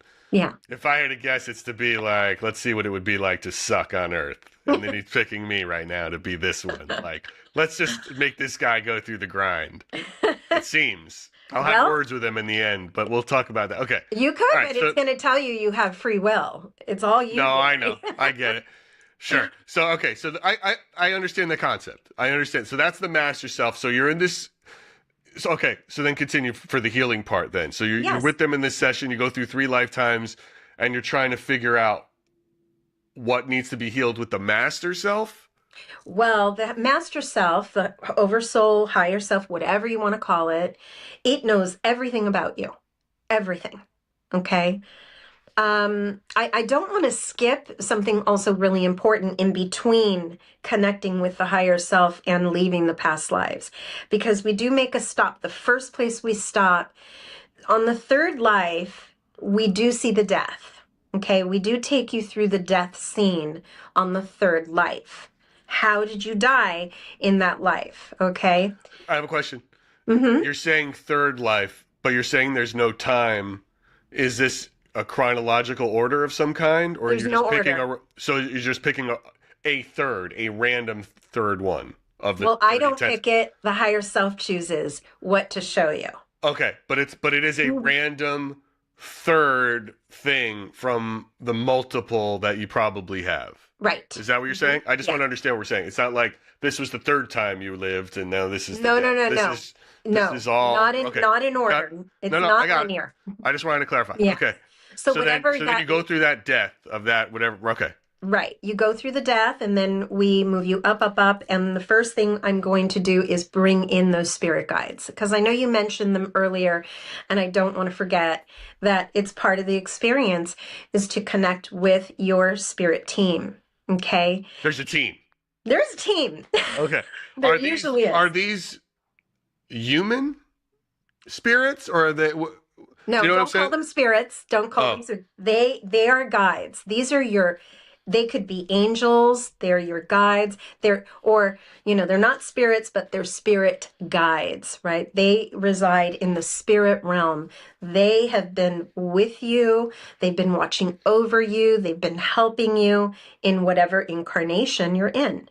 And in many times they offer themselves as your guides through multiple lifetimes that you've had, right? You don't have an idea of who they are, but when you're on the other side, you're like, oh my God, bro, hi, you know them. right? You're very familiar with them. But they are not human entities. They They're never not were. human. No, Got no, it. Okay. no. Well, some of them have had uh, incarnations and they've sort of ascended and now they are on the other side helping. They don't need to come in anymore. They've Okay. evolved. They've evolved. Okay. And these are there to help you or help a person what? Make right choices? Find a better tentacle to go down? What is there? No, I mean for real. Like what is there? What are they guiding people to do and how are they doing that? Quit your job. Move. You know, certain things, big moves, they're always going to be there. And a lot of people understand and pray to their guides and their angels. They're like, God, help me get this job. They're gonna move things and make things happen to help you. But there is a thing that is known that they don't get in the way. You have to ask them for help. Otherwise, they're just there. What I have heard is, let's say there's a death in the family and you're in just major grief. You're laying in bed and you're just crying and bawling and they are there. They are sitting on that bed and their hands are on you. You may not feel it, but these guides love you. They love you unconditionally. So they act as, just these helpful, non-physical beings throughout your entire incarnation. Okay. So then does that mean that are you saying then that the help part or the healing part of this process is to get to them so that or to better help you connect with them in order to get over what you need to get over to solve whatever problem you need to solve? No. Oh. That part when I bring your guides in is because people are curious. They want to know who their guides are, what their names are, what they look like. And often they do appear in a physical form for you. Some of them have wings. Some of them are angels. Some are light beings where they're just luminescent. Mm-hmm. Yeah, so a lot of them just are pure light, but there's like a shape to them. Okay. Sometimes they come forward in multiples. Sometimes it's 2, sometimes it's 4. But I always ask one to come in even closer to moderate to ask questions. So we're with the guides for just a little bit. Okay. Why are they? Who puts them there? Where are they? Like, who's paying them? Who's paying them? Yeah, like why are they paid. Is it so? Is this like what is that? What is that from? Like, where are they? Why are they helping? Well, before you came into this body, it was an agreement. They are the ones that helped you, that sat with you with, that pre-soul, like I'm jumping in, right? You are planning your life. You're planning your challenges. Who's your family? Who's going to be this? Who wants to volunteer to be the narcissist father, right? No, I guess what I'm asking you, Myra, is if we looked at it through a religious lens, right? I can see that, okay, there is a God and God has angels and these angels are helping humans get through it with their souls and this and that. But if we're not saying it's like a Roman Catholic God and these angels, what are we saying these beings are that want to help people get through these various different I call them my spirit guides. I don't, Okay. and there's a lot of people that are going to listen to this and say it's bullshit, right? It's No, I get that. I don't believe in it. Yeah, no, we're not in the bullshit. We're not in the bullshit. But like, please, and we get caught. That's not where we're here. I just want to understand the, like this, like the hierarchy of it. You know what I mean? Like, I'm just trying to get a handle on to how that, like, what is it? Do they report to a god or a even higher spirit? Like, or is it? Were they always there and always were? Is it that sort of idea? Okay. They are there for you. Whether you believe they're there or not, they are still there for you. You'll learn the truth once you're on the other side of it, right? You will learn the truth. So after we connect with the guides, that's when we make contact with the higher self. that we had talked about. Okay. Yeah. Now we're getting into the healing. Okay. Okay. Yeah. Yeah, we're getting into the healing. So in QHHT, a client arrives with a list of questions. What do they want to know? They can ask anything about their life, their past, their future, and what's going on with their body. But do you know what they're doing there beforehand? Like, hey, I'm coming to see you because I'm either grieving over a family member, or I want to quit smoking, or I want to, like, do you have like a baseline with a Yes. client? Okay, so that's like your starting place of something like a tangible problem that they have. Well, that 4.5 hours. First, I do a consultation the week prior to their Okay. session on Zoom, so I'm able to see them, and that's the first thing I ask. What do you want out of this? Why are you Right. doing this, right? And so they will tell me what their goal is. It's important not to have expectations, but people do come for healings, and I've seen miracles happen in QHHT. Are any of these mental blocks in terms of, like, you know, grief or dealing with people or emotions or getting along with a person versus physical, or, you know, All or of the above. it's a good mix. It's a all of total the mix. above. All of the above. And because Okay. people do listen to the podcast and listen, all of a sudden it sparks a question. It's like, oh my God, I never considered that the reason why I don't get along with my sister, that this is something karmic. Her and I are like this. We all we do is fight, fight, fight. What is going on? What's really happening here? So sometimes it is about relationships. And do they use that knowledge to change or to justify their behaviors? No, definitely change. Okay. Yeah. The But you see people what I'm that come saying, right? Yeah. Oh, yeah. Yeah. Yeah. People that come in, they're ready for change. They are ready. They don't want to keep doing the same thing, and they realize they're getting sick. It's making them sick. It's not, they're not evolving, and this is the one thing that they really want to, move on from. And Okay. so, yeah.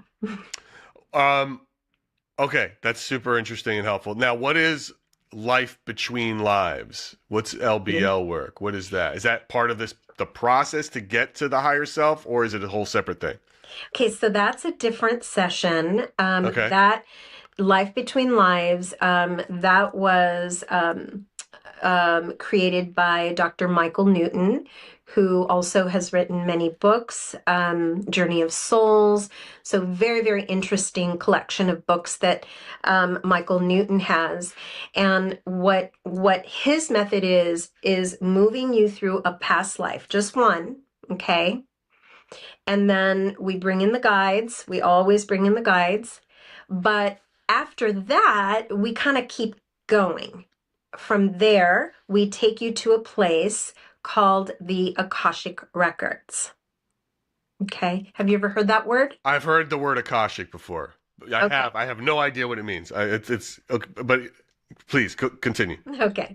So the Akashic Records, I want you to think, okay, what would it be like if I handed you a book and I said, Gary, in this book is every life you've ever had, every life you will have is in this book. Would you want to look at it? I'd be terrified to look at it. Well, I would be terrified to look at it. it's in your records. So the Akashic Records is where everyone's records are kept. A hall of records. It's etheric. It's not like a physical place, but it is etheric. And the cool thing is that when you're in sessions, because you're working in the quantum field, it's a place that we can visit.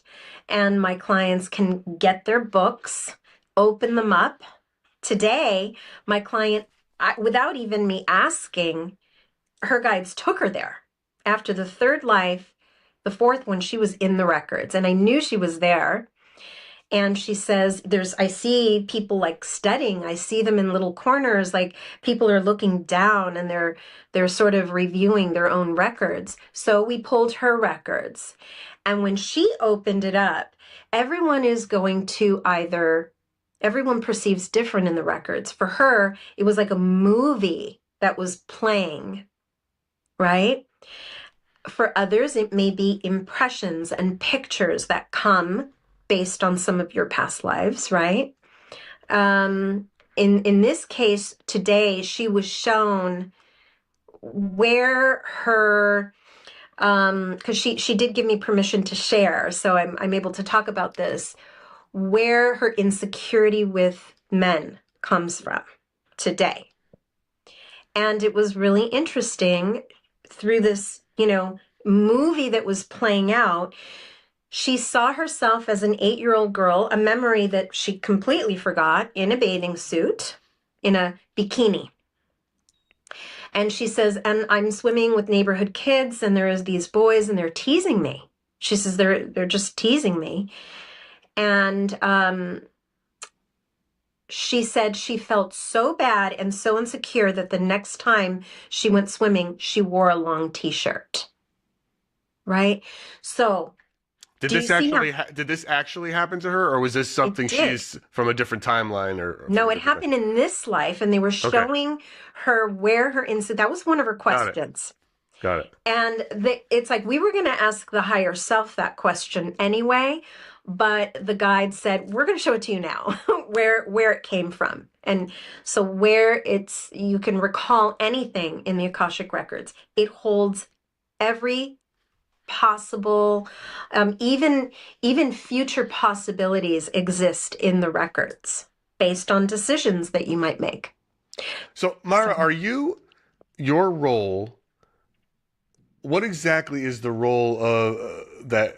What exactly is your role? Are you like a cipher to help them get there, or are you the one channeling the spirit guide, or how does that? What yeah. is that? No, I'm not channeling. Okay, All the healing, all the information comes from within them. I'm simply the guide. I take them to the deepest level of hypnosis, not okay. sleep, but deepest level of hypnosis. And my job is to ask lots of questions and to unveil and reveal what is happening in each scene, in each memory throughout the lifetimes. We're taking them to important days, your proudest day, your saddest day, an important event.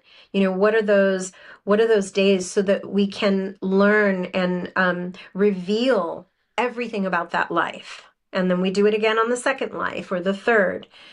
So, but with life between lives, you are just seeing that one life. Then we take you to the Akashic records.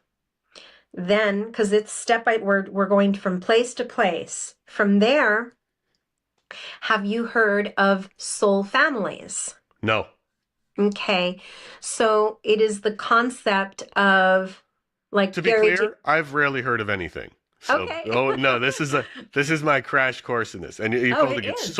soul families? Yeah. So, do you have a mom and dad, correct? I would think so. Do you have siblings? I do. Do you have a partner or Yes, I'm had a married. partner? Okay. Yes. All right. So typically, and you have children? Yes. So typically, your parents, sometimes your spouse or your partners, your children are in that soul family, okay? And you've all agreed to come into this life as your family. I'm going to be the mom, I'm going to be the dad. But what happens in the next life? Well, maybe you and your dad, you may trade. Maybe you'll say, I'm going to be the dad in this time because X, Y, and Z, right? There's a reason for it.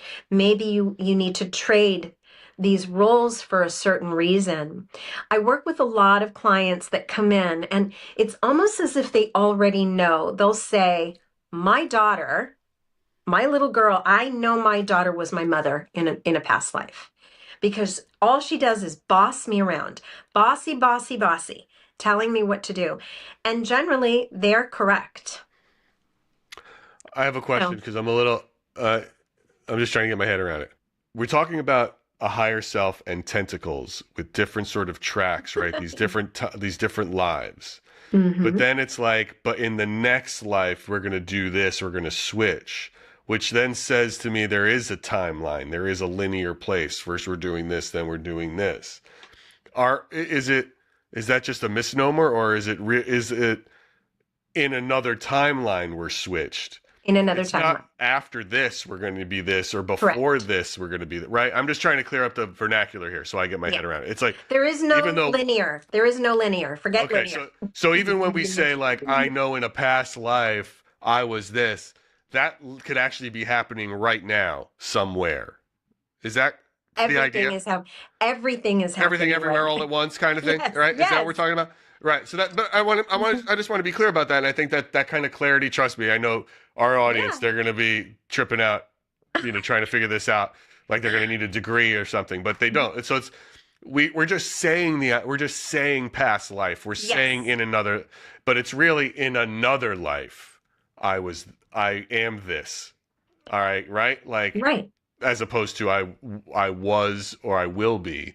Yeah. It's People don't talk like that. Yeah. right. And I think we'll continue to call it past lives because it's just easy to. Easier, right? But It the is truth easy.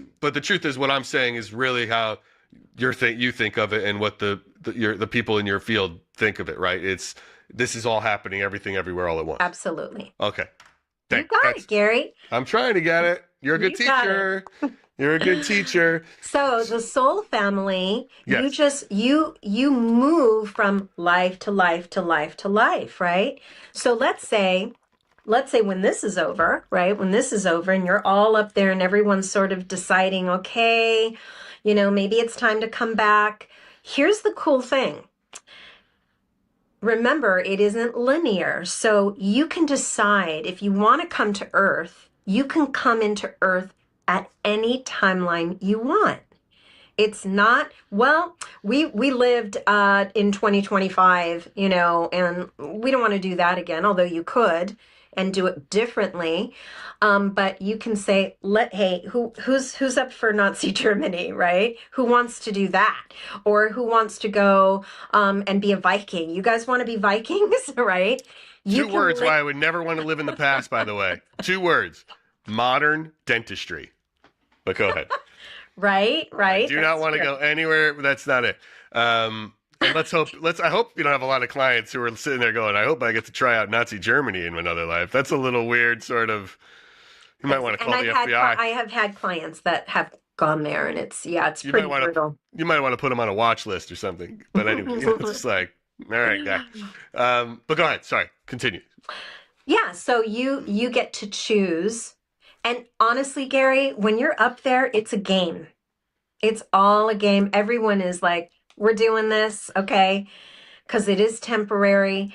But when you're here, it feels so real. It feels so real. But when you're up there and you're planning, and Dolores wrote in one of her books, I don't remember which one, it was really interesting. She took a client who was up there planning her life, and she was sitting with one of her guides.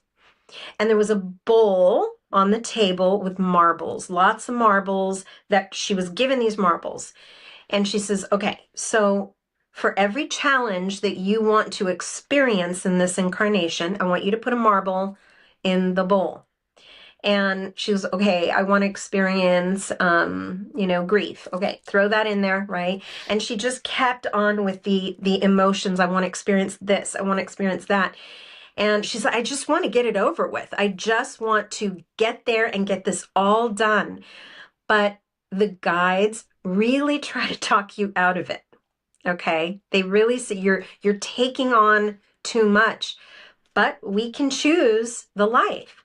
I want to choose some of the tougher things that I don't even want to put words to it. Okay? And you can throw a marble in. It's like, why do we do it? Why do we do it? And it's really to evolve faster. So the soul evolves faster. So there's no need to come back because I've done that, done it. I am good. Send me somewhere else. Let me be a spirit guide, right?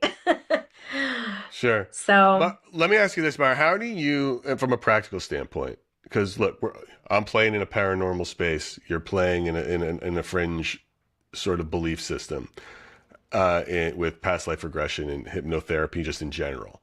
What kind of safeguards do you put in place to distinguish between people who want to use this for help or they might have real mental illness? How do you know and how do you protect yourself and them or from that? How do you know the difference? Yeah, so there is a waiver, a waiver and a questionnaire, and then also the consultation. So this work is safe for anyone, for the exception of anyone that's having, I think, schizophrenia for sure, no. But besides schizophrenia, you can pretty much take on, clients that have PTSD. Anxiety is an epidemic. I have everyone coming in has anxiety, which is really fear. But fear of what? Let's find out, right? Let's find out. Depression, people with depression come in. It's okay. It's very safe because all the healing is you. It's inside of you, right? Have you ever had a situation with a client where you got into it and you're like, wait a minute, this is not, they lied on the form, or this is not going okay? No. I mean, I'm not going to ask you. I wouldn't ask you to name names. I'm just sort of curious. Like, has there ever been like, oh, I got to call somebody. This person might hurt themselves. Oh, or no, others. No. Okay. Gary, hypnosis is so safe. It's so safe. Yeah, it's like a deep meditation. Where have you heard anybody, like losing their marbles? No, I mean, it's like, but it's like, if someone reveals some deep, dark secret where you're like, wait a minute, that might be, we might have to call the police about this. Or this no, nothing like that. No. Now, what are your beliefs, in terms of in the ghost hunting and the spirits that people claim and apparitions that people are seeing or speaking to in spirit boxes? What is your belief system in what they're talking to and what that is in relation to what you know and what you in your work? Are they connected, or you just think it's not? These are two different things. Like, where does this fall? Well, honestly, I feel that there's some stuff that, there's a lot of, not real, people that are just, that there's some phonies out there, but let's assume it's real. Look, but for sake of this argument, I want to assume that we're dealing with someone who admits that they have seen an apparition, or they are talking to spirits, like mediums who are talking to spirits that can somehow, or clairvoyancy or things like that. Where does that fall into what you do, and how do these things connect? It doesn't fall into what I do, but I absolutely believe in it, and I believe that there are. I mean, I've seen things in my house here where I live. Right. No. So I don't mean like what you do as a work, but what are they then in comparison to what your clients are finding? What's the spirit there? What is that?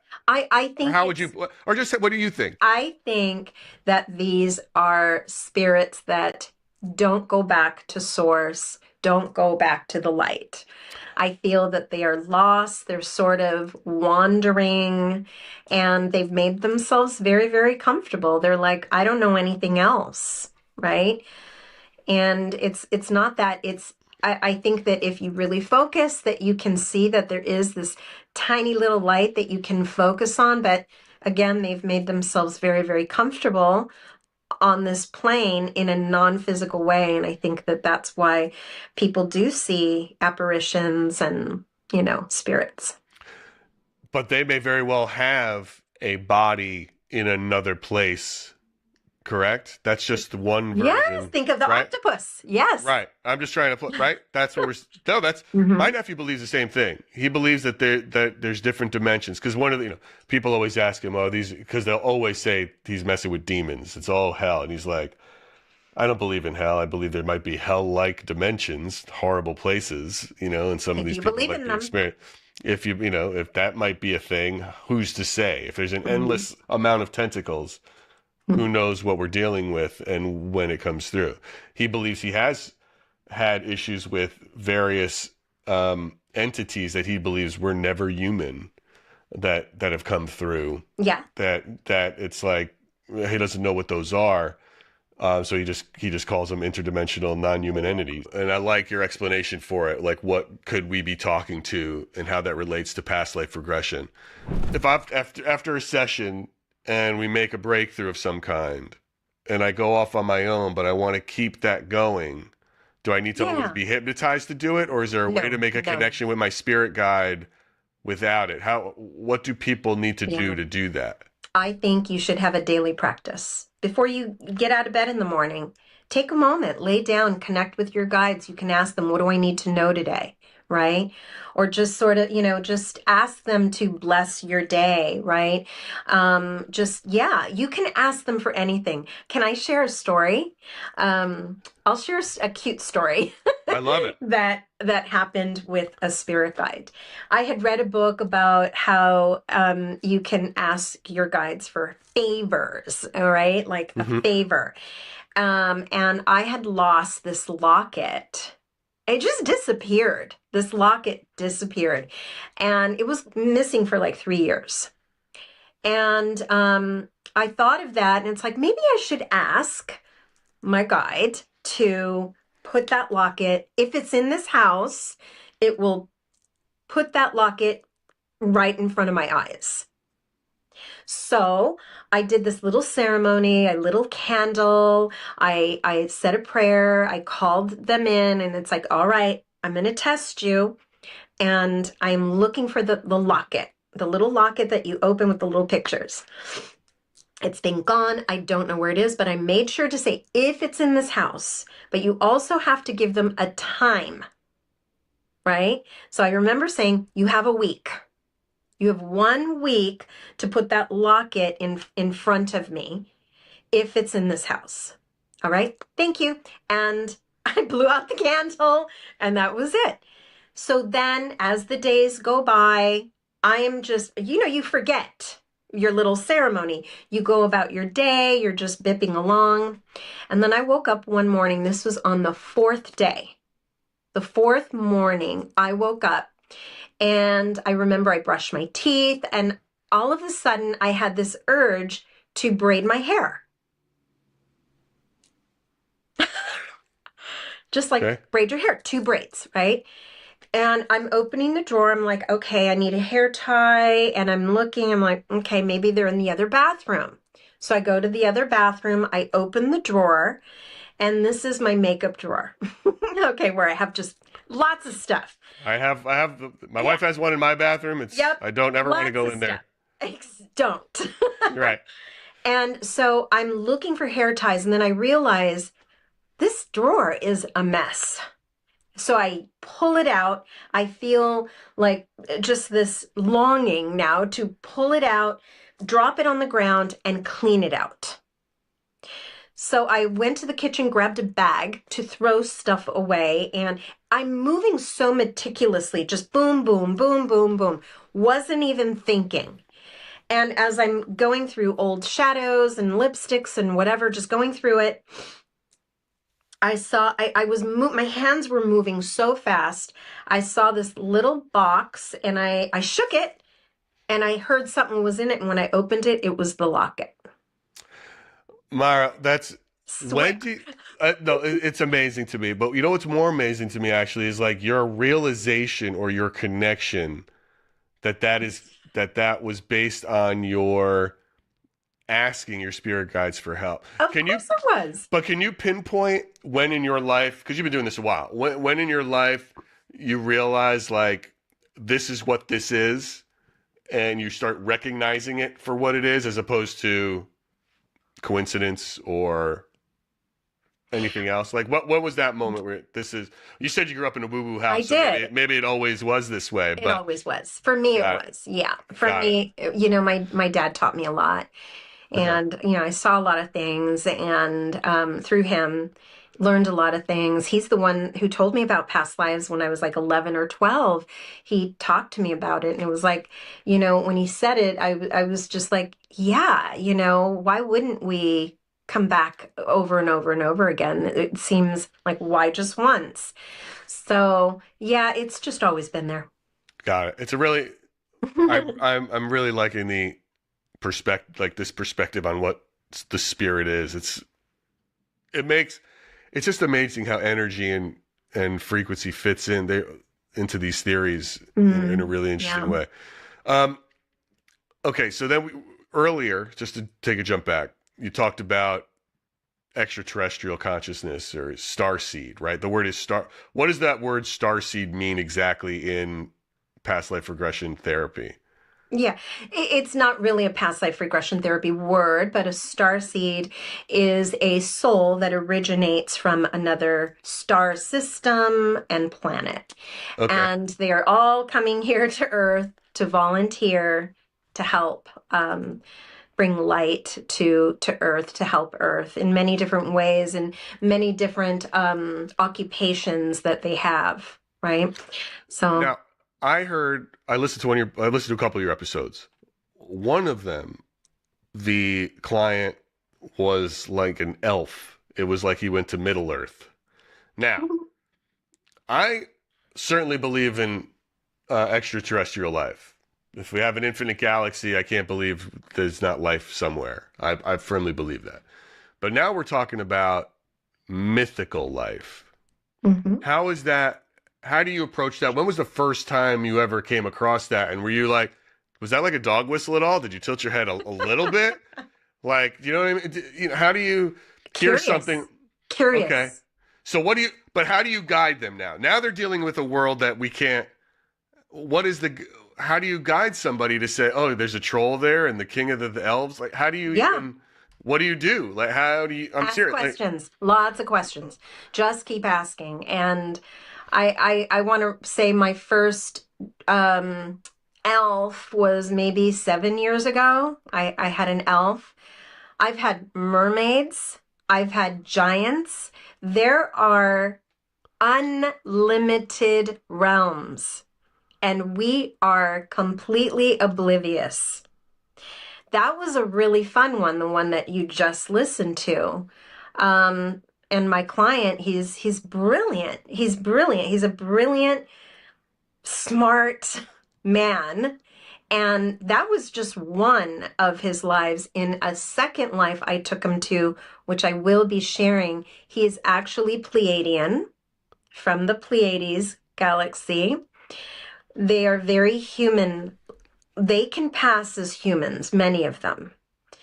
And he is on a ship with the man that's his best friend here. They're both on a ship doing Earth missions right now. Whenever there are rallies and riots, they are coming down disguised as humans. They dress as humans, boots on the ground. They are not part of the rally. They are observers. Careful. Someone in the government's going to take that as, see, Antifa. They came here to start trouble. Yeah, they are. Someone political is going to take advantage of that story. Now, what is the most, what is the biggest reason clients are coming in? What would you say there's any one or high-end reason why they're coming in to go through this process? I'll give you 5. Okay. Yeah. Because, they are so many. Curious. Okay. Curious. Fears. Fears. Mm-hmm. Like to get over a fear. Yep. Certain fears. Yeah. It's like sometimes your fears can pop out of nowhere. It's like, I was fine, now I'm not. And now I have this, now I have a horrible, I can't even get in an elevator, a fear of heights. Fear of driving. It could be any fear of swimming, fear of deep waters, fear of flying. Sure. So lots of different fears. Relationships. People want to know about how they connect. Sometimes maybe someone passes away. Maybe they have a child that passes away. Grieving mothers come to see me because they want to connect. I think grief across the board in this space, in mediums, from mediums to hypnosis to the paranormal, is a very big. Grief seems to be always the top. Yeah. And unfortunately, a lot of people take advantage of it. Yeah. A lot of people, like I said, have anxiety. They want to know where it's coming from because they're done taking medication. Their therapists, it's like they're done. I don't want to talk about my issue. It's like not found. And to be honest, I work with therapists that come to see me, Sure. and they know, they recognize that they can't help everyone. They can't help everyone when the issue is coming from a different time. There's no amount of therapy that's going to find it, right? Yeah. So it could be that. It could be about well, I kind of said relationships, grief, and then also relationships. Why you don't get along with certain people, right? And yeah, sometimes it's just they want to know who their soul family is. So they'll specifically pick, a life between lives, or they want to connect with their higher self. They want healing. They want to correct some things that are happening in their body. But the higher self doesn't just say, okay, let me just cure your IBS, right?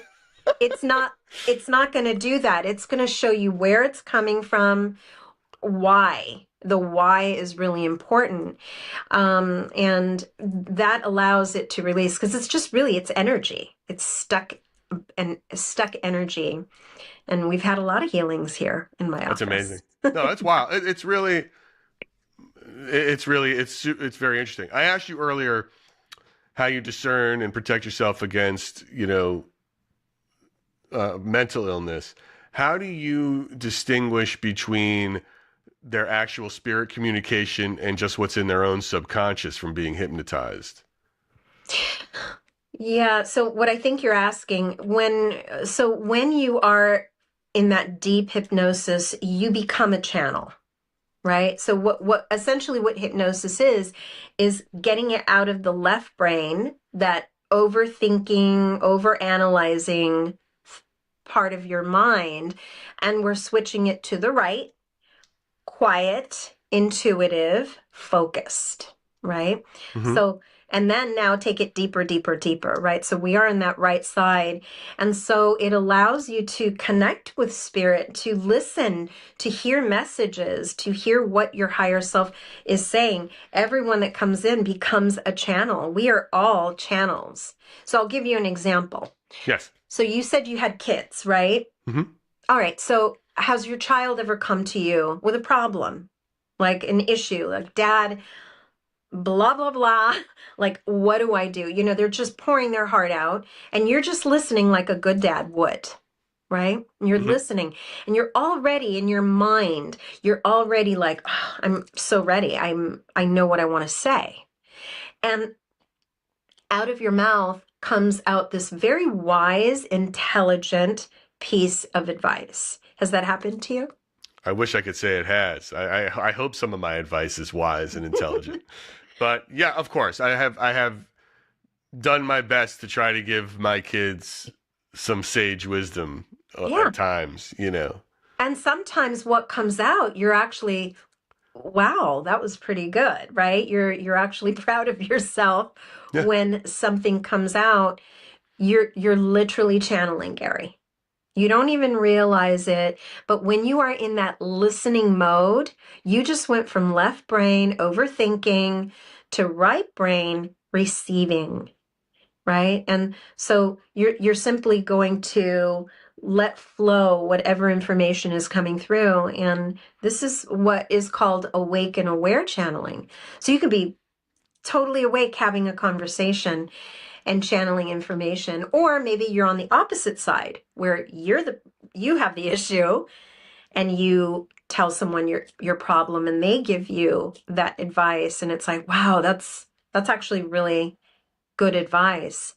They're actually channeling they're reaching somewhere up there in the ethers for the correct answer for you, right? Yes. So No, it's super interesting. Look, Mara, you've given us a great hour here. I got just a couple more questions to wrap up if you've got a minute. Sure. How do you look at psychedelic drugs in your space in past life regression, from mushrooms to LSD and things like that, which is you can see why they would. This Mhm. could play a big role, but how do you look at those things? Personally, Yeah, I or for love, clients. no, my clients don't need it Okay, because hypnosis works all on its got own. okay. So there was a woman that came in and she wanted to take some mushrooms to travel, and it was a distraction. It became a distraction. We don't need you don't need anything to experience hypnosis. All I tell people is no stimulants, no coffee, no caffeine, on the day of your session. And Mhm. I do ask them to stop eating meat for 5 days, drink lots of water, because you're going to be channeling information and you want to be that clear channel. So avoiding meats actually helps for you to hear and get those downloads of information when you're in a session. Personally, I've gone on many, many mushroom journeys. And personally, I am leaving for my first ayahuasca trip on Friday morning. So, Well, I gotta say, I've heard a lot about ayahuasca, and I don't understand it. It seems so unfun to be throwing up and shitting yourself to get some idea of some open-mindedness. I feel like that's a very strange way to go about it, but I wish you the absolute best thank for it. you. I hope you have an incredible experience. It's just I find it like that does not seem like a good time to me. I'm I the know worst. that. I'm the worst vomiter on earth. If I start Oh my throwing up, God. people hear me from miles around. It's like it's just unfun. There's nothing fun about it. And then I feel like someone beat the shit out of me for days. My back hurts. It's just like Oh it's my not. gosh. It's not. It's not something I enjoy. But okay, so and this, I guess, can anybody be hypnotized? Have you ever met someone like I just can't hypnotize this guy or this girl? Like they're just Yes. not. And Yes, of sorry, course. I the mean, session's yes. not. What does it take for someone? What is it about people that can't be hypnotized versus people who easily can? Is there have you noticed a trait or a Fear. certain type? Like is it just the Fear. Irish that can't Fear, be fear, hypnotized? fear, Okay. fear, fear. It's just fear.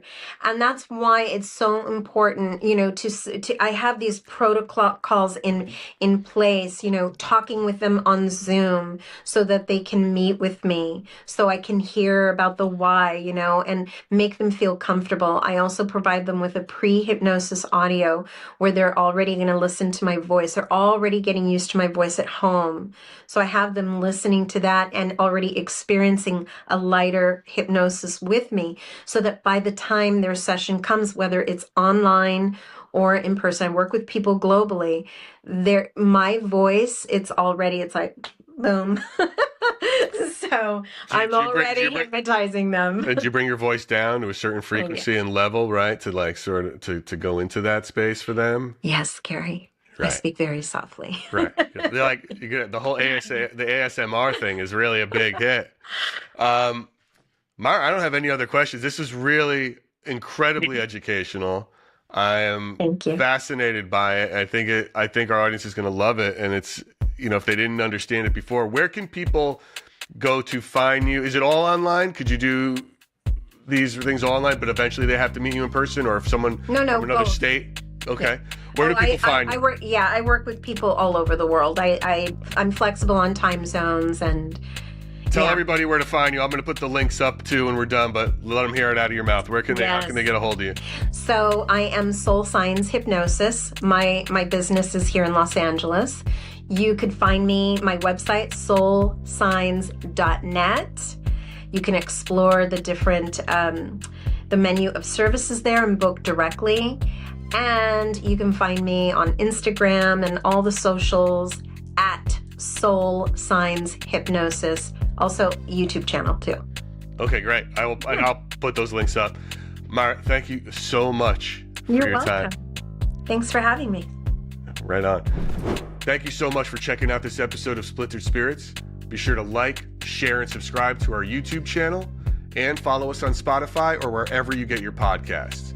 You can also follow Myra Rath on her podcast. She's everywhere, especially on YouTube, and check out her website if you want to book a session. Guys, until next time, Splintered Spirits. Thanks for listening.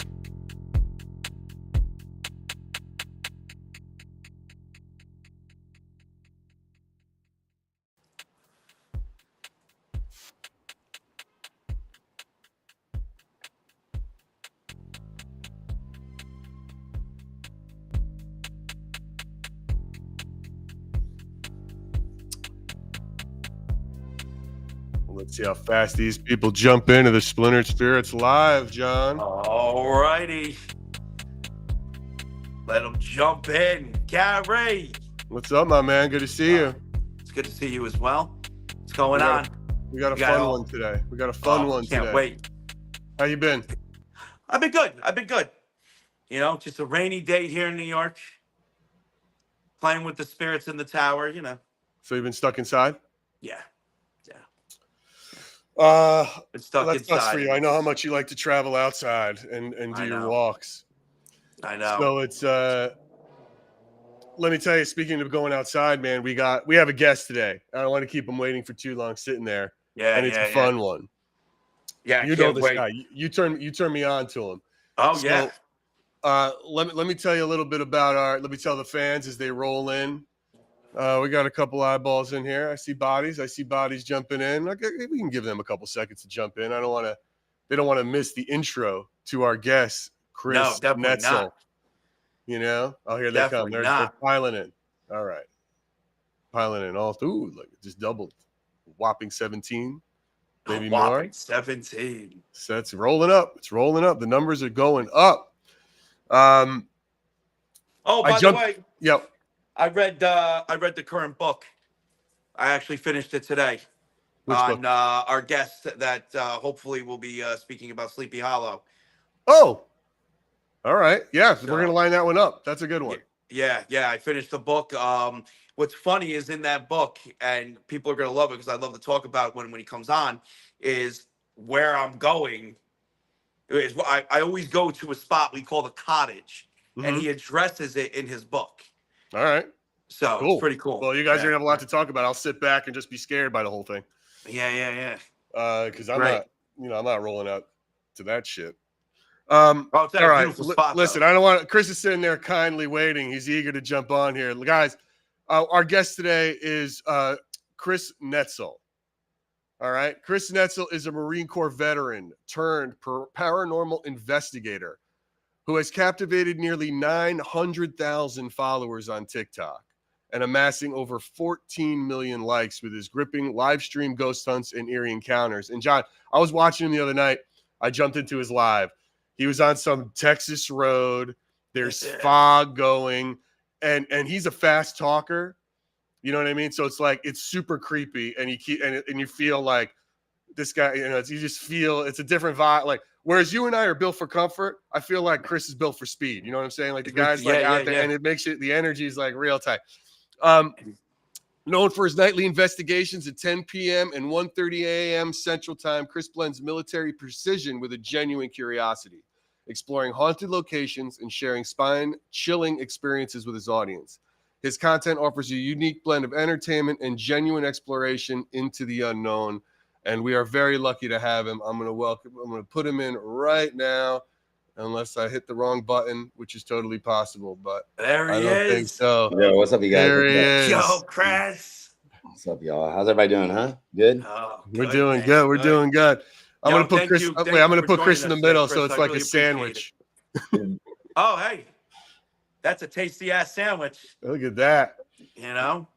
Look at this guy, dude. His eyes are almost as pretty as mine. It's like when I read this description, I'm feeling like we got Captain America, but he hunts ghosts instead of aliens coming out. Yeah, ghosts. He is a gorgeous man.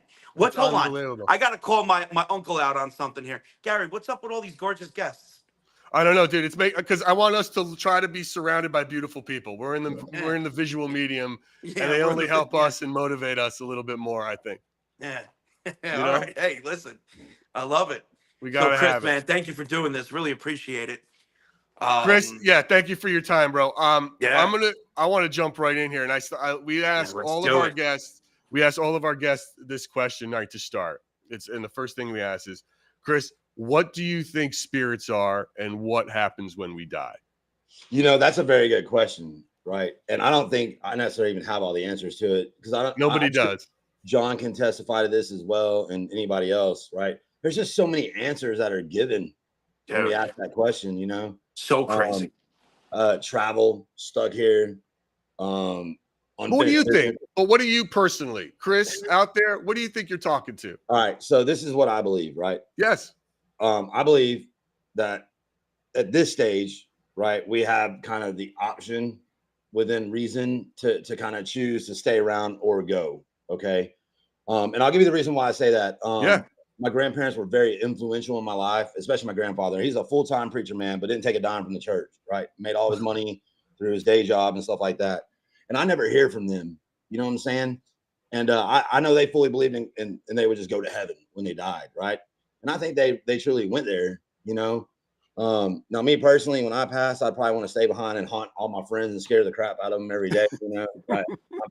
But I do also believe that sometimes people have unfinished business, you know, and that's part of the reason why they're staying here for sure. So I think there is I don't necessarily believe there's like a in between. What do you call that? Like an in between, the exact wording for that? I mean, like like I mean, in a religious sense? Purgatory. Yeah, right. There's. Are you religious? So, Chris, are you like a Christian? Are you religious in this sense? I believe in God, and I believe that Jesus died on the cross for our sins. However, right, my in between is different than your stereotypical belief system. Right, I allow for human error within the Bible. I think that we are imperfect. Anything we touch has the potential to be imperfect, and I think the core of it, you know, is a belief in God and Jesus in itself, being an example for other people to follow, forming a moral foundation for us to stand on and withhold, even when people are not watching us, and doing our part to contribute to society in a positive way. I think that's the key to religion. You know, I don't think it's so intertwined and official. You know, I don't know if you get this, John, but you know, I do, right? God says you shouldn't talk to spirits. Oh my God. Well, that's all right. So that's Deuteronomy. Finish your thought, and then I'll get into That's all. That comes from Deuteronomy and the mistranslations. Dude, you said it perfectly. Humans, if there is a God, humans are imperfect. That's and if human hands were on something, it's not perfect. I agree 100% without a doubt. I agree with that 100%. And what I also find really interesting, though, is when you said that your grandfather has never come and spoken to you. Because guess what? I've never had any loved ones come through either. Right. That's weird, isn't it? Yeah. Don't you find it strange? I mean, like we can go out there and form all these like personal, in my opinion, friendships, right? I think a lot of it, Chris, has to do with intent, man. Like I don't know about you, but I personally don't want to speak to my loved ones. Let's say hypothetically there is a heaven, and the act of us trying to speak with them causes them sort of discomfort. That's a good point. You know what I mean? Like that's my whole thing. My intent is I don't want to hear from my loved ones at all. So, you know, maybe deep down in you there's something, or you're comfortable with the fact that they're happy, you know, and you have that inner faith that they're happy, and you have no reason to hear from them. Absolutely. And I'm cool with that too. You know, a lot of people have that strong like want, and I get it. I understand it, but you get that a lot too, huh? Yeah. And it breaks my heart sometimes, you know, because like, and this is my response always, you know, is like, first off, I'm very sorry for your loss, right? Prayers and positive vibes to you and your family, whatever you choose to believe in, you know. I'm sending those your way, but just I don't channel, you know, I don't reach out to any specific spirits personally, you know. But you hear people's stories all the time, you know, and it's just some of them are really, really sad, you know what I'm saying? So I understand why they want to reach out, but I just if it happens, it happens. If it don't, it don't. You know. You know, I feel like grief is a big emotional pull for this world that we're talking about in spirit communication. I mean, and you know, from whether the spirits that are coming through on these apps that you guys use or literal phone calls, which we're going to be talking about next week, but it's like grief seems to be a very powerful motivator and also decipher in terms of, is it real or is it paranormal? Like you have to balance that, find that weight in it. Chris, how'd you get into this? How did you get into this path coming from being a Marine and your military background? How did that sort of, where did that turn happen? What happened to you that was like, oh shit, there's ghosts? And I'm going to do I started off my whole live streaming thing. I initially started off on Facebook. That was back in 2020. I was partnered with them, as a Facebook partner by the end of that year, right? But I was doing gaming, okay, and that was my content. That's how I got my first 100,000 followers on TikTok. I played a Hunter Call the Wild game where I would harvest these animals on a video game, right? and I would scream at them like a Marine Corps drill instructor did. So that's how that started, right? I'd be like, "Stop breathing my oxygen right now," stuff like that. It was fun, but Sure. I noticed that I was getting a lot of good views, but financially, this it was failing, right? And I think a lot of that had to do with me not belonging behind a computer screen all day. Like I belong outside, out there in the dirt, right, getting stuff done. So I don't think my heart was wholeheartedly into it. And financially, I was eating like ramen noodles for a year to keep this live streaming thing alive. And I got picked up by an agency on TikTok called Blue Shift Creative, right? And they said, Chris, because we always preach, even in the gaming stuff, changing the world, right? A lot of mental health things and things like that, which we still cover now. They said, Chris, we believe in your message wholeheartedly. Have you ever considered making your brand about yourself? I'm like, what does that mean? And how do I do it? So it just so happened at that time, I was catching the algorithm of paranormal stuff here on YouTube. And I saw people doing what we do. And I'm like, there's no way everybody's lying. 100% they're lying.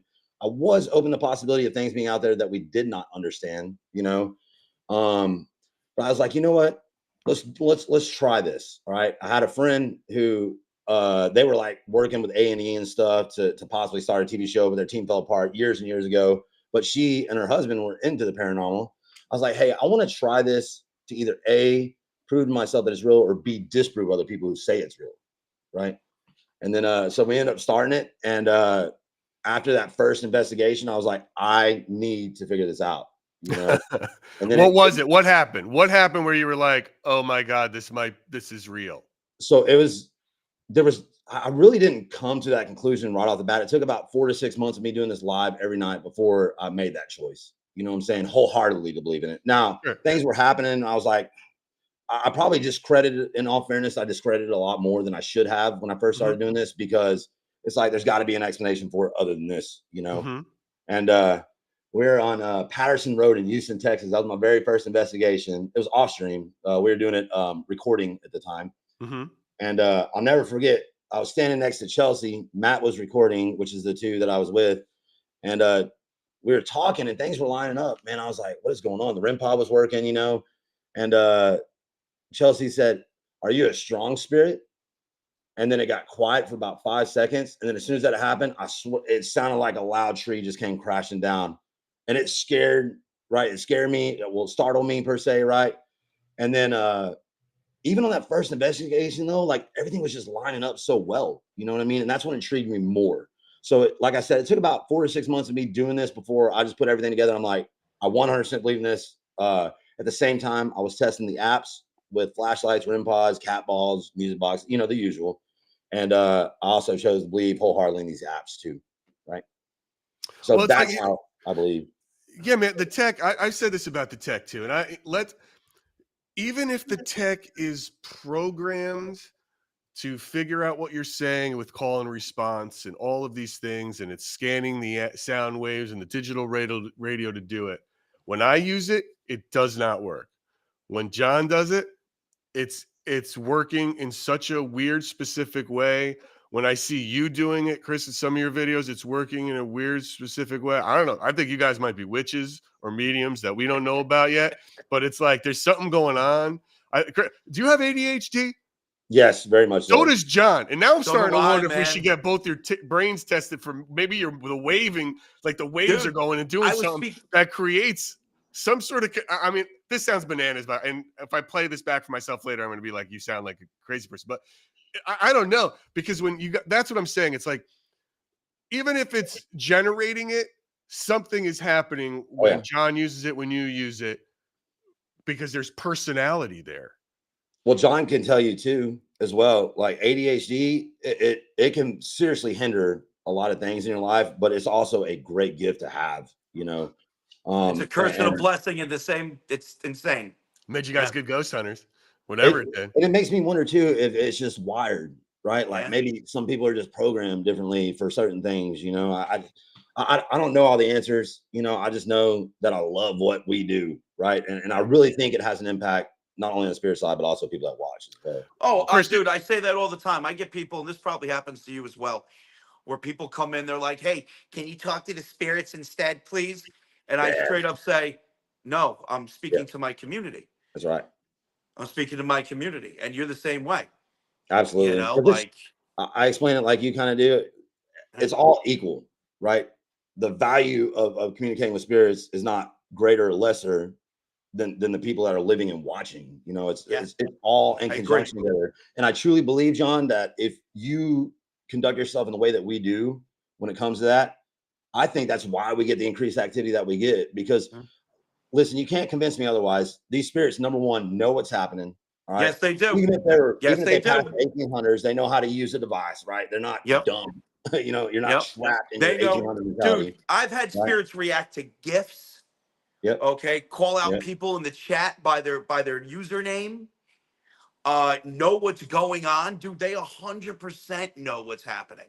Right. I I mean, wholeheartedly maybe some agree. of them don't, but like, for You'll example, you're learn. like me. You go to the same spots, right? You revisit the Yep. same spots. There's no way after the second or third time that a spirit isn't going to catch on. Hey, this dude is not only talking to us, but he's talking to a bunch of people that we can't see. Well, how is he doing that? And then they look and they see what's happening. Yeah. So, Chris, with that, Yeah. when you're talking about your chat like that with so many followers, how do you manage that within your, walks and your investigations and you're walking around? Sort of, how do you deal with all of it? Do you have mods filtering people, or Yeah. what is your, how do Moderate. you manage it? I have a very core group. It's you never want to like over moderate, right? And you want to have this tight group of people who are on the same page, because trolls come in and I'm bantery by nature, so I enjoy a little bit of back and forth, within reason, right? Yeah. Uh, it, my moderators are so perfect, right? Like they're so on point. It's because they know where that line is in the sand, right? Because I have people that follow from when I first started doing this who showed up acting a fool. You know what I'm saying? Well, you're right, And because from gaming to ghosts, I bet, right, did you get hazed a little bit? You know what I mean? Is it like, to a degree, it actually went. It was a smoother transition than I thought it was going to be. I was really scared, to be honest with you, right, to watch all that disappear. But it went really well. But you always get them trolls, and if you're witty and you can respond back and you can kind of check, them without necessarily being rude about it per se, a lot of times they'll stay and they'll just stay for Yeah. a long time. You know what I'm saying? Yeah. Some of the Yeah. viewers that have been around the longest. And they'll end up gifting you after a while. Absolutely, Which is, 100%. and you know So what's funny? I like to give them at least 5 seconds of fame. If their banter is worth it, the 5 seconds of right, fame, 10 seconds right. of fame. But some trolls can just be disruptive and annoying, and Yeah, and then they got to those are the go. ones that your mods just, dude, I'd be lost without my mods. My mods are awesome. They 100%. do, you know what how do you, that feels like. how do you handle They're the so important. doubters then? What's your approach to the doubters and the guys you're like, the zaps are fake and all these things? Well, how do you I handle relate that? to them, right? Because I thought the same thing before I started doing it. So that's kind of my spill. They're like, "Oh, this is fake." I'll be like, "You know what? I understand." Right? I was there too myself. Right? Right. That's how I started all this, being skeptical. It took about and I kind of go in that 4 to 6 month period of, doing it, taking the totality of everything, putting it all together, and making an informed decision. You know what I mean? Yeah. I always tell people too, man, you're welcome here, whether you believe it or not, right? Because the importance Skeptics are always of the welcome. living, just as much as the paranormal, is equivalent. Yeah. No. I mean, it's you have a great way about it when you're out there too. It's fun It to gets watch. It is challenging. fun to watch. Don't get me wrong, right? I can imagine it's hard. It's like, because I like to look. John and I are New Yorkers. We typically like to argue, and I get mad sometimes because I'll go in John's chat and there'll be a troll, and I want to argue with Yeah, him while he's doing his thing, but it's distracting him, and then his mods kill it, and I'm like, no, I was just getting into it. It's like yeah. I was really about to get in there, but it's always fun. So, what are your go-to when it comes to tech and you're out there? What are your go-to sort of things that you use or you I love? use Necrometer and Spirit Talker. I'm a big fan of that. Mhm. I can't hear very well, but so I'll use Necrophonic. Like towards the end of the stream, we'll go to the truck and I'll set up everything in the truck, and then we'll put Necrophonic over the Bluetooth speakers on the truck Sure. and use that because there's just so much carry around already. You know what I'm saying? Right. Right. I'm sure John knows. Yeah. Oh yeah. And Oh yeah. I wholeheartedly stand behind those. I love them. I also love, one of my other favorite things is flashlights, getting them to, we go to places right? There's this abandoned schoolhouse that's here. Well, it's like a historical site here in Texas, right? They will use those flashlights spot on, right? I'll be like, hey, can you light up that flashlight? Let me know you want to answer yes and no questions. Can you turn it on for yes? And then bam, right there, you know. So Is that the only spot that they do that at with the flashlights? no, there's No? quite a few. As a matter of fact, I would say most spots tend to prefer the flashlights over the REM pods. But you know, you go to different places, John, right? And some of those places are super active on the flashlight, some are super active on the REM pod. I've been to places where they're like, they would say things along the lines of, you know, I don't want to use the device. Does this keep flashing or is it me? No, it's It flashing. is. It's It is. flashing. So I always, when I do home streams, I always tell Cosmic, one of my spirit guys, to flash that, right? Oh yeah. That's super funny. Sorry. But Yeah, it's all good. He wants attention. yeah, Yeah. some places, you know, they're like, we don't want to use the devices. So then I just walk around and have conversation with them. Right. Yeah.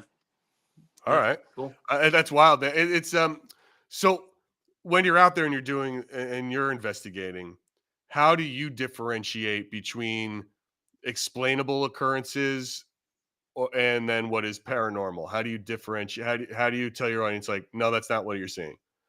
You know, like Uh, you know, like or hearing. It's like, no, guys, that's you know, like with John, he uses he uses an app that does radio waves. So he'll be like, and people will be like, oh, they just said this, and he's like, that's not it. Or guys, relax, that's not an orb, that's a car. You know, like how do you differentiate it? How have you cut through that mess? well, I try to always stay very cut and dry with things. It's either there or it's not. You know what I'm saying? Now, when it comes to seeing things, I don't have that opportunity as much because I walk around with the chat on full screen, you know, and I go to all these public places, right, where we've had people, and I don't know, John, if you ever encountered it, you know, you get messages of threats and things like that. You know what I'm saying? Dude. And Well, that's look, how that was going to be my next question, dude. How when you go live, how do you maintain safety? Because I've been worried about this cat. He goes to places and he tells people where he's going, and then now we're starting to see a couple because they're famous spots, like you just said. And there's been some occurrences where people show up and then run. And with with no good intentions. Like they're not there just to get on the stream. They're there masked up, standing in the darkness, waiting for an opportunity. Something. Like Who knows what they're waiting for? It's weird. So what is you're out there by yourself. I mean, what is your safety? Or is it just like, come at me, bro. I'm a Marine. Is it like that's the vibe? I don't. Yeah. Oh, I carry see. everywhere, bro. Yeah. Always, Okay. always. Even outside the stream, I always believe. So between the Marine Corps and police work, you get a lot of training and experience in how not to be a victim. And I do the best that I can to always stay alert, right, of my surroundings. I always carry 100%. And people, they know that, right? You can't talk about that on TikTok, right? Right. But I always tell people, when they ask that question, I'm like, listen, you guys, I respect TikTok community standards. I respect their guidelines. But I do have a friend with me, and her name is Gabriella. Around with 16 of her little pals times 3. You know what I'm saying? So people can read between the lines, Gabriella Glock. You know what I'm saying? Right. So it just they know. But so you're trained. See, you're trained. See, right. I'm not like people. Sometimes whenever I've been critical of that, and it's like, I'm like, listen, man, you can never give me one of those. Right. Because my instinct would be to shoot everyone. Yeah. That scares me. It's like, you know what I'm saying? Like he's laughing. You can't do that. You know what I mean? Because it's like I look at back. It's like when if people are, I look at police officers very like it is a vocational job, right? Like it is a mindset job. It is one like in a similar way being a kindergarten teacher, right? Like, look, we're all pretty smart guys. You could probably teach. We know what the stuff is to teach kindergarten, but like I can't be in a room for 8 hours a day for 30 years with 25 4-year-olds. I would hate myself and I would go insane. It takes a certain type of person. And I believe that is also with police officers. It is a difficult job. That's and right. If ever have I been critical, and like every job, there's always a bad one. And so whenever I've been critical, people are like, oh, let me see you be a cop. And I'm like, listen, bro, I admit wholeheartedly I cannot be a cop. Because I would not be a good one. I will shoot you straight up. If you make me chase you, you're getting shot. If you scare me, shot. If you give me, it's like, no. If I'm afraid It's bam. It's no. If I'm rolling up to a car and you even flinch, shot. That's why I cannot be a Yo, cop. right now Don't make me a cop. the chat is saying Texas don't play, all No, that, and that you got that in your favor, dude. yeah, Me Right. defending myself, you're screwed. I'm You know what I'm screwed. saying? Right? I'm Yeah. screwed. No, you're right. I'm screwed, dude. Dude, mace, throwing knives, a machete, You're dude. gonna have a When I throwing knife. people don't realize when I'm on location, I'm like, guys, don't worry, I'll be all right. I'm literally Yeah. head to toe, dude. I have a pen in my bag that's a knife, Right. It's like a ninja or You James got Bond. it, dude. but you Yeah, have to, right? I Because have listen, you to. don't want somebody getting the jump on you. You know what I mean? Yeah. Right. Well, I always I tell this story to sometimes to people. When I first started streaming, I can't remember the name of their paranormal group, but I came across a group of guys. The first time I ever saw him, it's a guy live crying, talking about how he can't investigate anymore and he doesn't even have money for a pair of underwear because he was on investigation. People came, tied them up, then went to their Yeah. houses, tied up their wives and families, and robbed them of everything. See, that's insane, and it's real, right? Insane, and Yeah. it's real. If you look what happened recently with that chick in her Oh, salon, dude, yeah, in right? Mexico, dude, that is Got crazy. shot up and no So longer horrible, you around. know. You know what I mean? So, Things So are getting, horrible. this is getting a little dark, but right. It's Yeah. yeah. It's not. It's a very what you guys do is very wild, and it is curious to me now, especially seeing lately what John went through, and I'm wondering how you do it. But it makes a lot of sense how you protect yourself. Um, so look, getting off the subject of like shooting and shooters, what and maybe hopefully getting a new spirit to talk to. What so when you're out on these locations, Chris, what is your response to people to how you approach a location with respect and telling your viewers how to potentially, if they're to do that, and sort of, how do I ask this, the potential negative effects of engaging with the paranormal, but still being respectful in these sort of spots that you go to. Does that I make mean, sense? I just explain it like this, right? You just treat people the way you want to be treated. You know what I'm saying? Even the spirits. Yeah, exactly. Right. Like if you, I find it to be far more effective to go out and just give them a voice versus antagonize. Right. You know what I'm saying?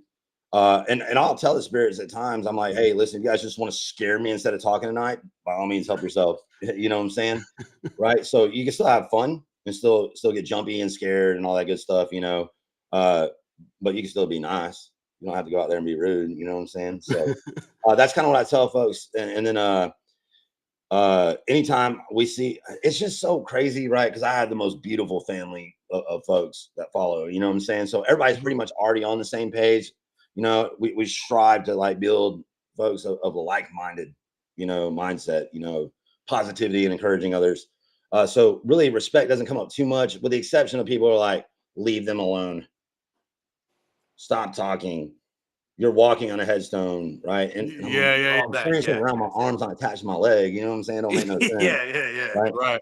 Right. So I tell folks, I'm like, listen, I'm out here, right? I truly believe that what we do makes a difference, not only in the spirit side, but also in the living side. I'm going to continue to do what I do because I live in a free country. And that's the beauty of living in a free country, is that we can have a difference of opinions, but still respect each other, because we're all out here just trying to get by. Yeah. There's no need to, the more divided we are as we the people, the more opportunity there is for us as to be manipulated as a whole, all these other things to happen, so I always kind of refocus it back to, it's okay to think differently, and it's okay to see things through a different perspective, but that don't mean that we need to be rude to each other about it. Also on the front of proving what Chris just said, and proving he's a better person than us, he donates his time to the Hill Country Heroes of Texas. And Chris, you want to just tell everybody quickly what this is? This is quite Hey, hold on. something. Time out. We do a St. Jude donation, so it's you that's All in right. No. Oh yeah, listen, I'm straight up. I'm a terrible person. Wildly selfish. We got I our haven't. fronts covered, man. Nope, you do. Not me. No, there's nothing. I'll live vicariously through you and with stolen valor.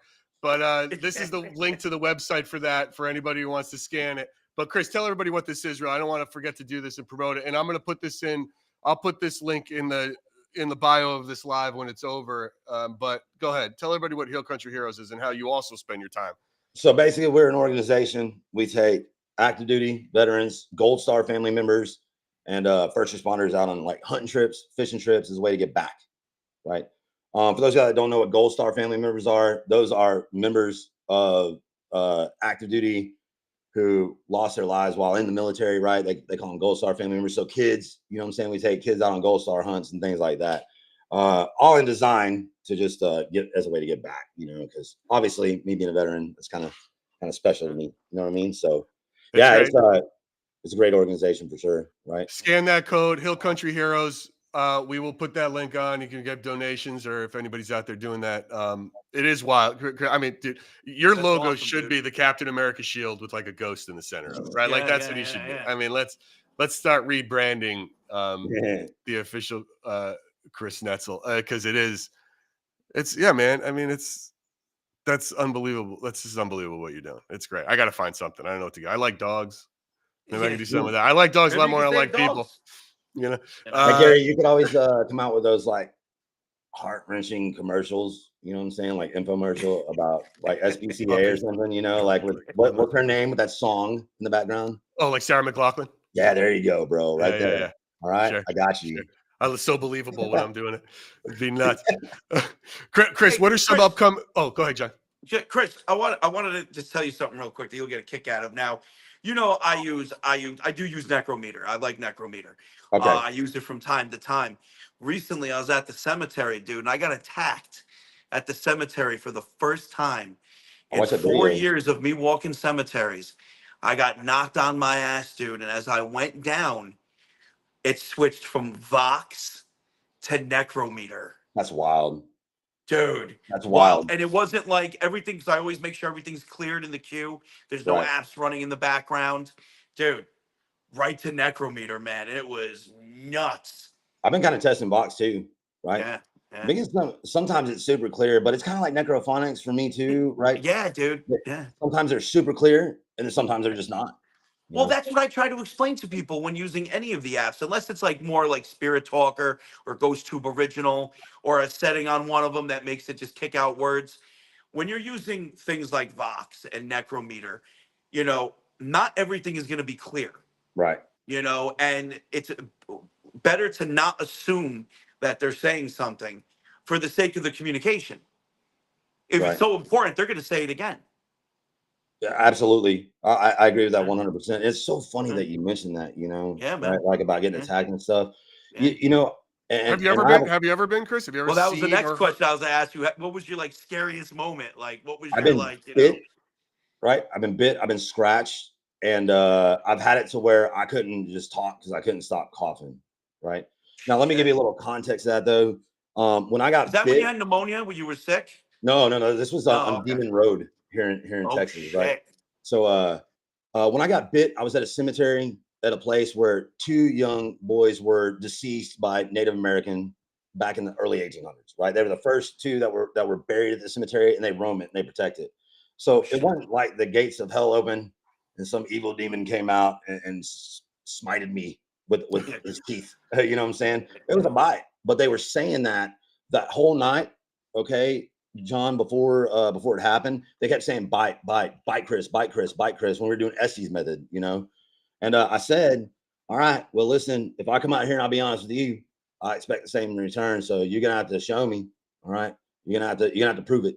And I did. I got bit. You know what I'm saying? And it's like it's the wildest thing. I needed to experience that though, John. And same thing with the scratch, right? The scratch really wasn't that evil per se either. But it's almost like when you start doing this, you're on this level, you're on this level, and then it feels like you just casually keep going up and going up as time progresses, and then you get exposed to the right things at the right time. Does that make sense? I don't know if you 100%. right. And then Chris, the Demon Road incident, it was Oh. very similar.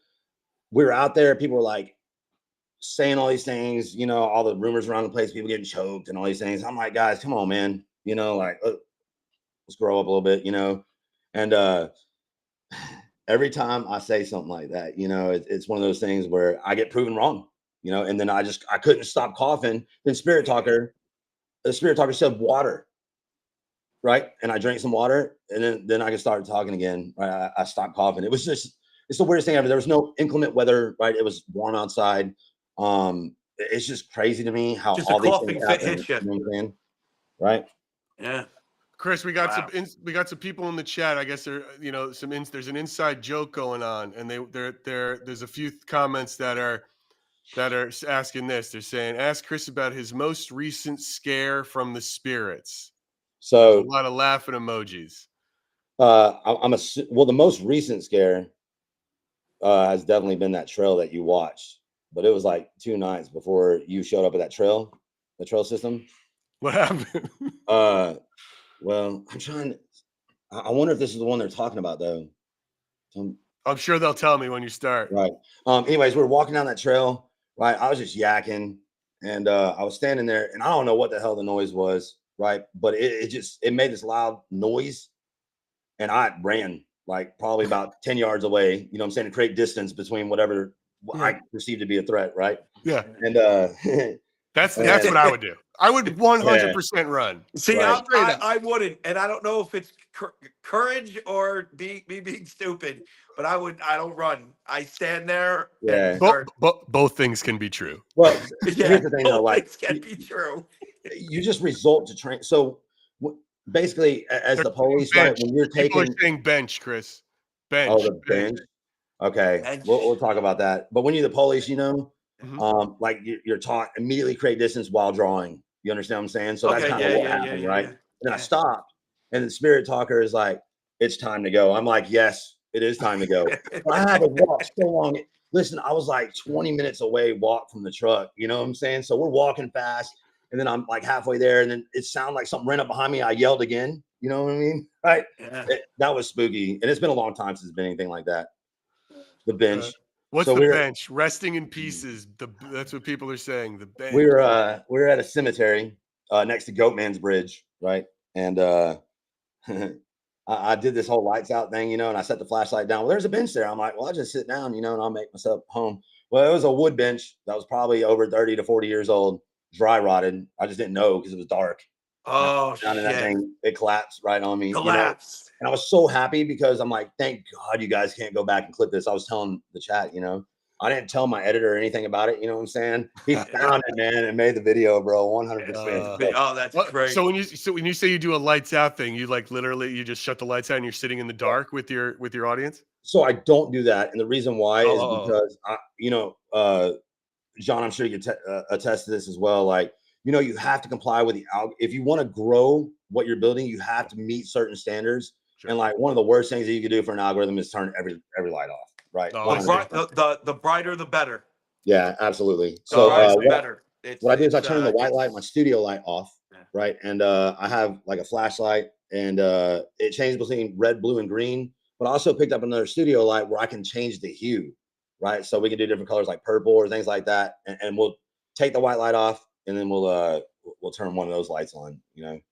I like how Chris looks at it like a producer, like, you know, like let's how to make this cool. You know, his backdrop's dope. It's smart. I mean, it's like you have to, you know, if you want to grow, right. It's again, two things can be true. You can be a paranormal investigator and try to start and run a business. That's successful. That's why I refer. Listen, that's why I still refer to myself as a content creator. Right. Like we don't hide the fact that, you know, we strive to do the best we can for our communities. Absolutely. And money just helps us grow and do more. And you know, I heard an interesting explanation of this, you know. One thing is the way that it was kind of explained. I watched a guy by the name of the Frank, right? He's in the agency that I'm in, and he's at 1 million, right? And he explained it very similar to, you know, it's like you go to a restaurant, you know, and you get really good service, right? Do you take pride in showing somebody, right, through that tip or whatever that you got great service, you know? And it's kind of like that to a degree. But I can tell you this, why I strive to grow everything is because I want our message, and we're striving to be the face of positivity on TikTok. There's so much negative on social media, right? So much.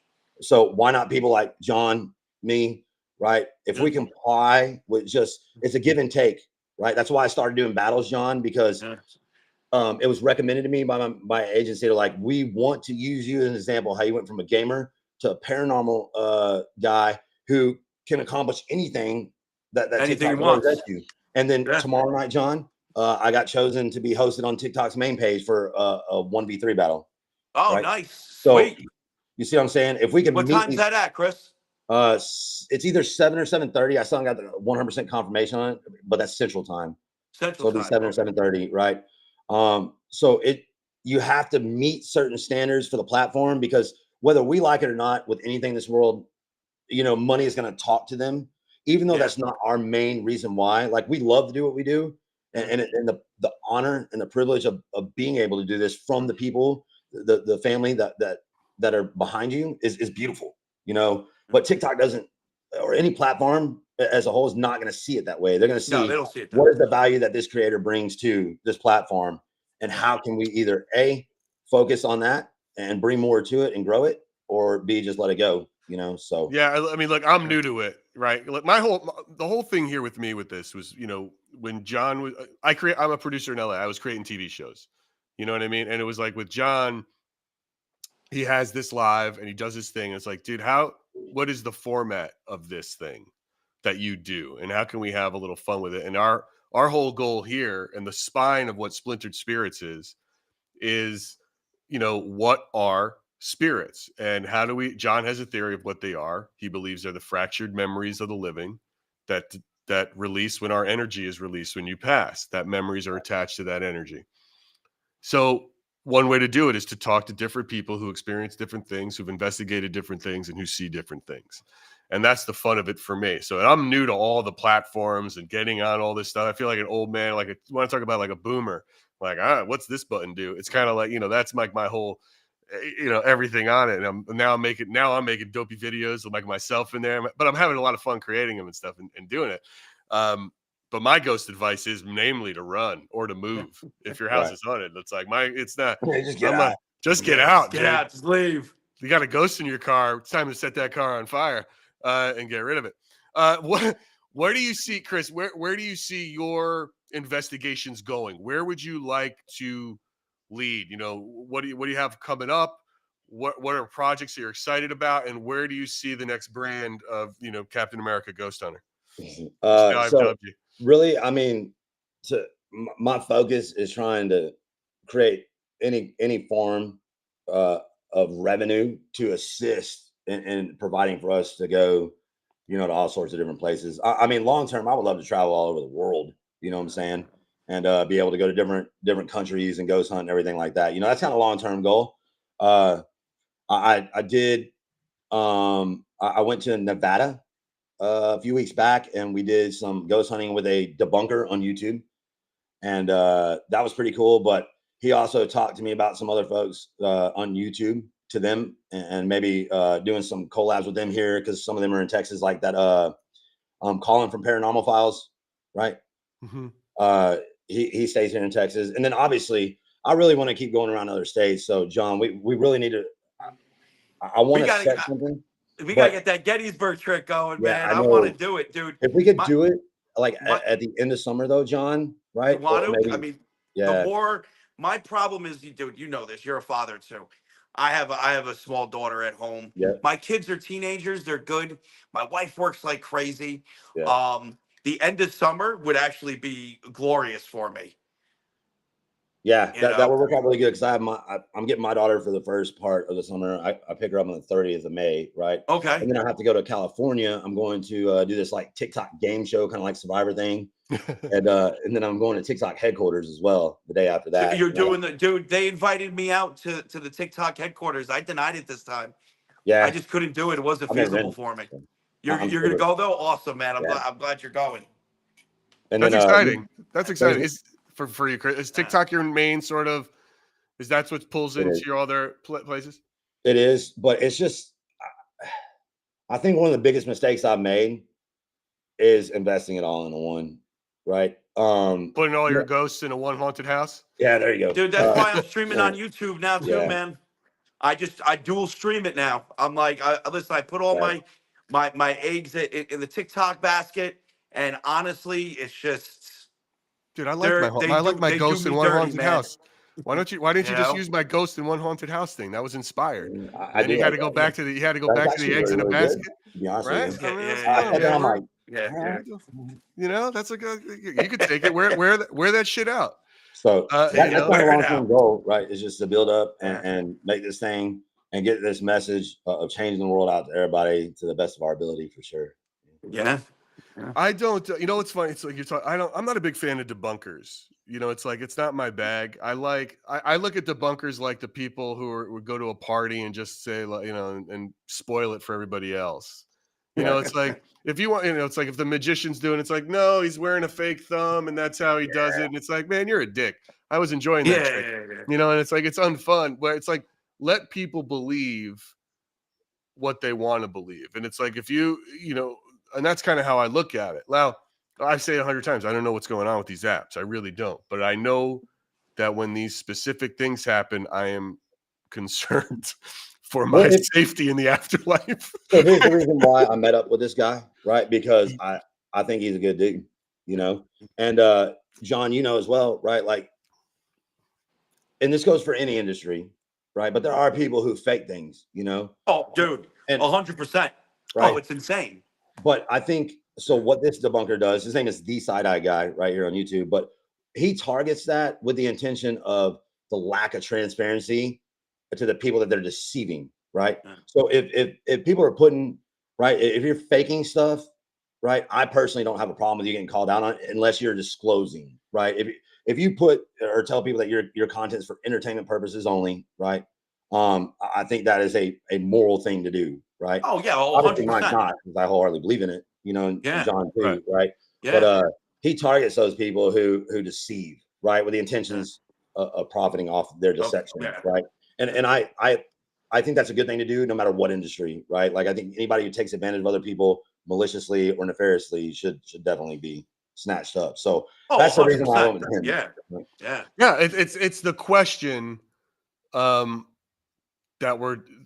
it's the question in the journey for me in this space, right? Like I can't answer this question, and I want to enjoy the search for it, right, and believe it. We've got to think. You know, oh, go ahead. With this whole thing, I'm not going to name the creator, especially the fact that he's no longer around anymore. But I was, he was one of the only people when I first started streaming to even be friendly with me. Right. Like my history of streaming with other creators and other people around me, I could count on my hand how many creators I would say, hey, they're awesome, I want to meet up with them. Chris is one of them. Chris is just his positive attitude, his positive vibe. He's true blue. That's the type of person I like to gravitate towards. Me There's too. so many on TikTok and YouTube that aren't like that. They are just very negative. They're very, confrontational. And selfish, right? They're selfish, dude. It's insane. You're right. And what I think is awesome is that because of the mutual respect that people like me and Chris have towards each other, it sets an example to other creators, and it really did. Like there are other creators now that are turning around and whatnot, being like that. So anyway, this dude who was very, he reached out to me first. He flat out told me, and he was huge, dude. He used to have 2,000 people in his chats, and it was nuts. And he straight up told me, he goes, John, half my shit's fake. Yeah. And I'm like, what? And he's like, he goes, half my stuff's fake. He goes, when nothing's going on, I have to entertain my people. And I'm like, I'll keep you secret. I'll keep you secret. Yeah. You know what I mean? Like, I get it.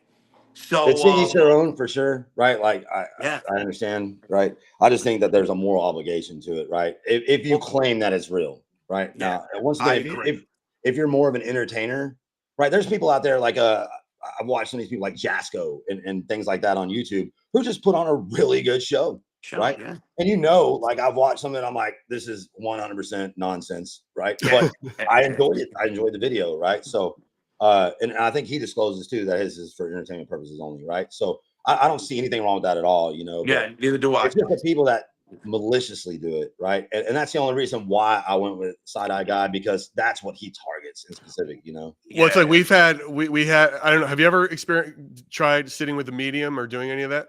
No.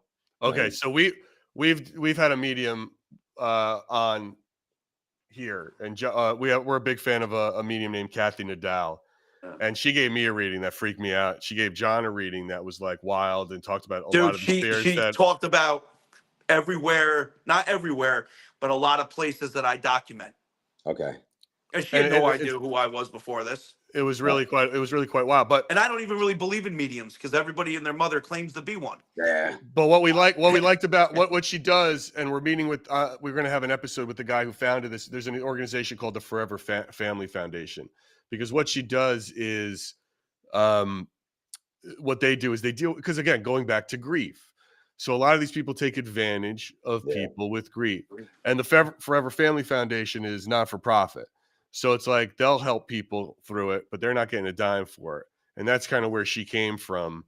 And that was where she learned, you know, and so it was like, it was great to have her. It just felt, you know, and we weren't paying her. She kind of just did it for us for fun, you know, just Right. because she likes what we're talking about, and because, you know, it goes back to spirit communication. How are we able to talk to these people? Right. And you're going to see next week we have an episode about one of John's mods who got a phone call while John was live from his mother, who passed away That's crazy. back in October. It left a message. There was a text to mess, you know, voice to text. We have an author and a researcher who wrote a book called Telephone Calls from the Grave. This is apparently a thing, dude. Yeah. Dead people call people.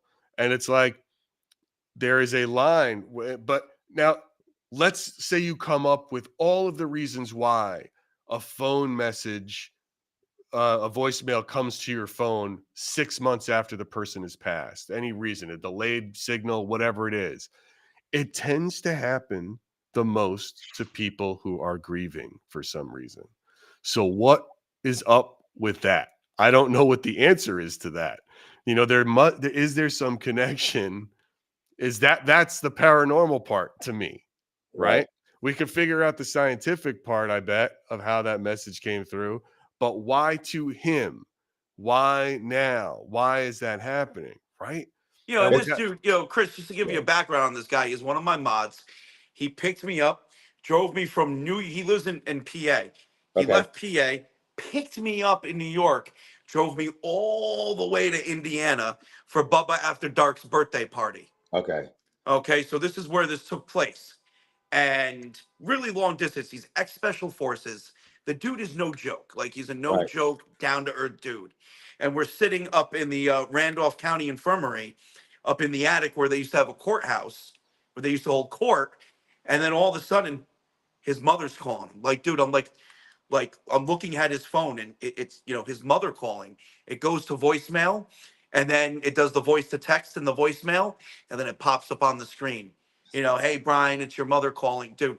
Dude, are you ready for this? This is the real shit on that story. A few minutes before that happened, on his app, on which we were using Vox, it said Yes, mom's on yeah, the I was using phone. Vox that night. Yeah, It It said says what? mom's on the phone. So it said listen, mom's on the I phone. believe it's 100%. I was at a cemetery. I went to a plantation home or whatever in St. Francisville, Louisiana, right? I was there with two other people.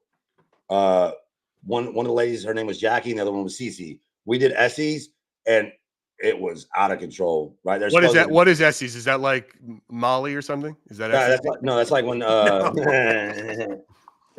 yeah, sure. What Right. is that? What is No, it? it's I when you wish. No, I'm just playing. when you blindfold yourself and you deafen yourself, and then somebody's asking questions, and you're seeing what that where you can't hear, where they can't hear each other, right? So like I'll be sitting in a chair, blindfolded, and to where I can't hear what the person asks questions asking. What is this Right? called again? Tell me what this is called. ESTES. Estes Estes. method. Estes method. Right. It's One of my favorite testes. things to It's do. testes without the T. There you go. Right. Yeah, Or never mind. Estes method. I see. Okay. Yeah. So, anyways, we were doing that. We met a spirit named Wayne, and it got like super personal, and like to the point where like people were tearing up, and like it targeted personal stuff with them. I don't want to go too far in depth to it. Anyways, a few months later, I'm at a cemetery. we get the name Wayne on Spirit Talker, and then my phone automatically starts ringing. This is when I kept it on my shoulder at the time. My phone automatically started ringing or like calling somebody, and it was Cece, one of the chicks who had a bad run-in with Wayne there, right? So I do believe that things happen for a reason, for sure. I mean, Wow. like I said, the phone was strapped to my arm. You know what I'm saying? Right? Yeah. Like, and then it just started calling Cece. Right? It was just the weirdest thing ever. So, Chris, we're not going to keep you too much longer. You have been very generous with your time today, and I appreciate it. We've almost been on for about an hour. It's been yeah. awesome. I got a couple. I got a couple more questions for you to wrap it up. What is the most haunted location in Texas that you've been to? You know, that's a very difficult question to answer because each location has its haunted, scary moments. You know what I'm saying? I'll say like this.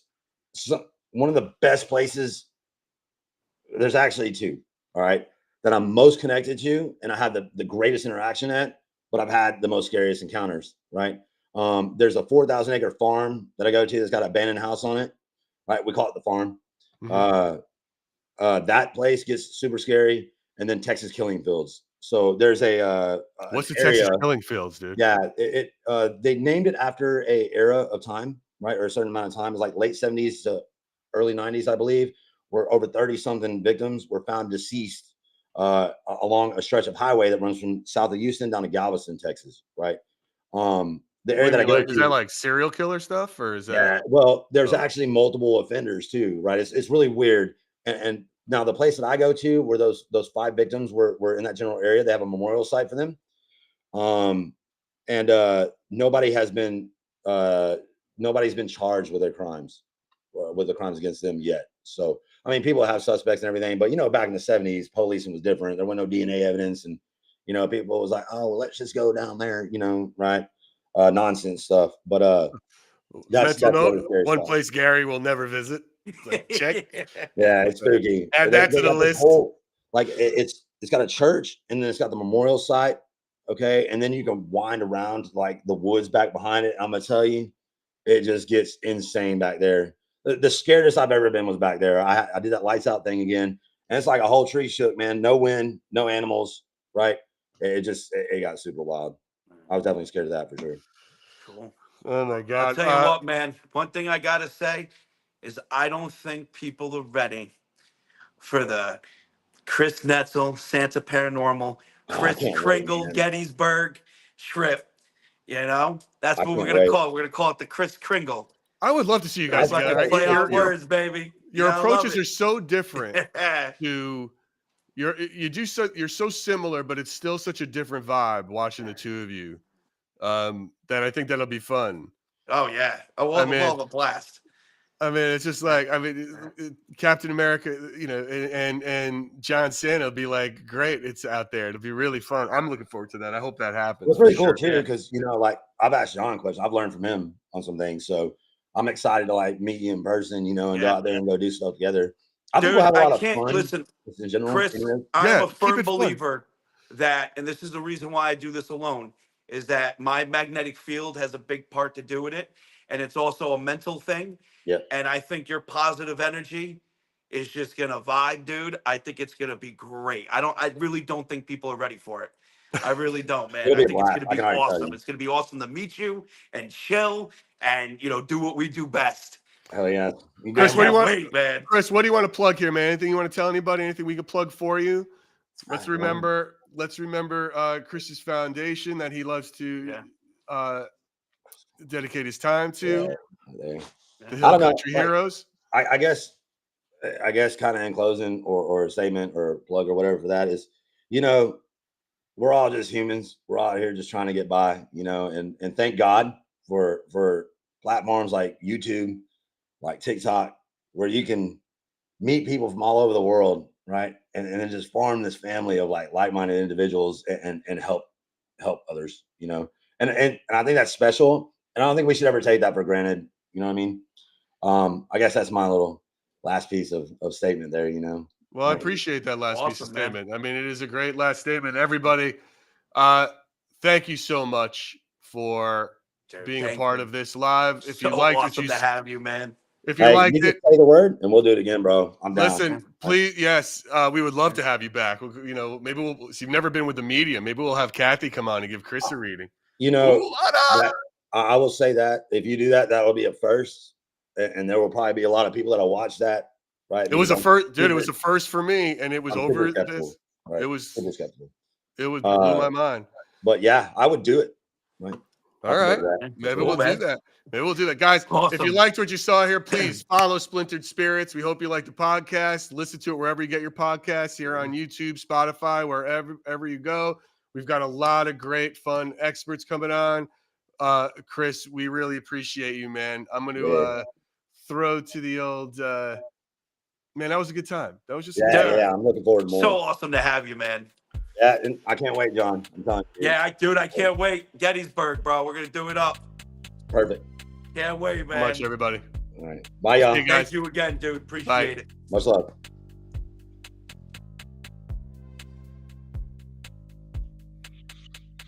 That was really fun, you guys. Just so y'all know.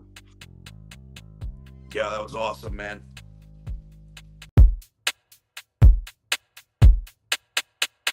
Oh, look at this. Here we are. We are Live going Splintered live. Spirits. What's up, folks? Let's see who joins. Let's see if we get the people. The good peoples. The good peoples. Welcome to Splintered Spirits. I'm saying welcome, but right now it's just me and you. That's all right. They're That's probably all right. seen on a delay anyway. And if you're watching after the fact, welcome. Welcome. Yeah. We are in the future. Yeah, we're in the future. If you see if the comet hits the Earth, it'll hit us. Hit us About first. a half a second. Yeah, right. It gets you. Yeah. We have a very cool live guest tonight, right? Yeah, we do. But before we get, absolutely. We'll tell about, I think it'll play into, because I want to hear a little about your trip, and you could talk about your trip, because I want to compare like battlefields, you know what I mean? Okay. To everything. And she'll be with us. She's joining us. She's already she's in the waiting room, but let me introduce her and give her a few minutes before we go. Okay.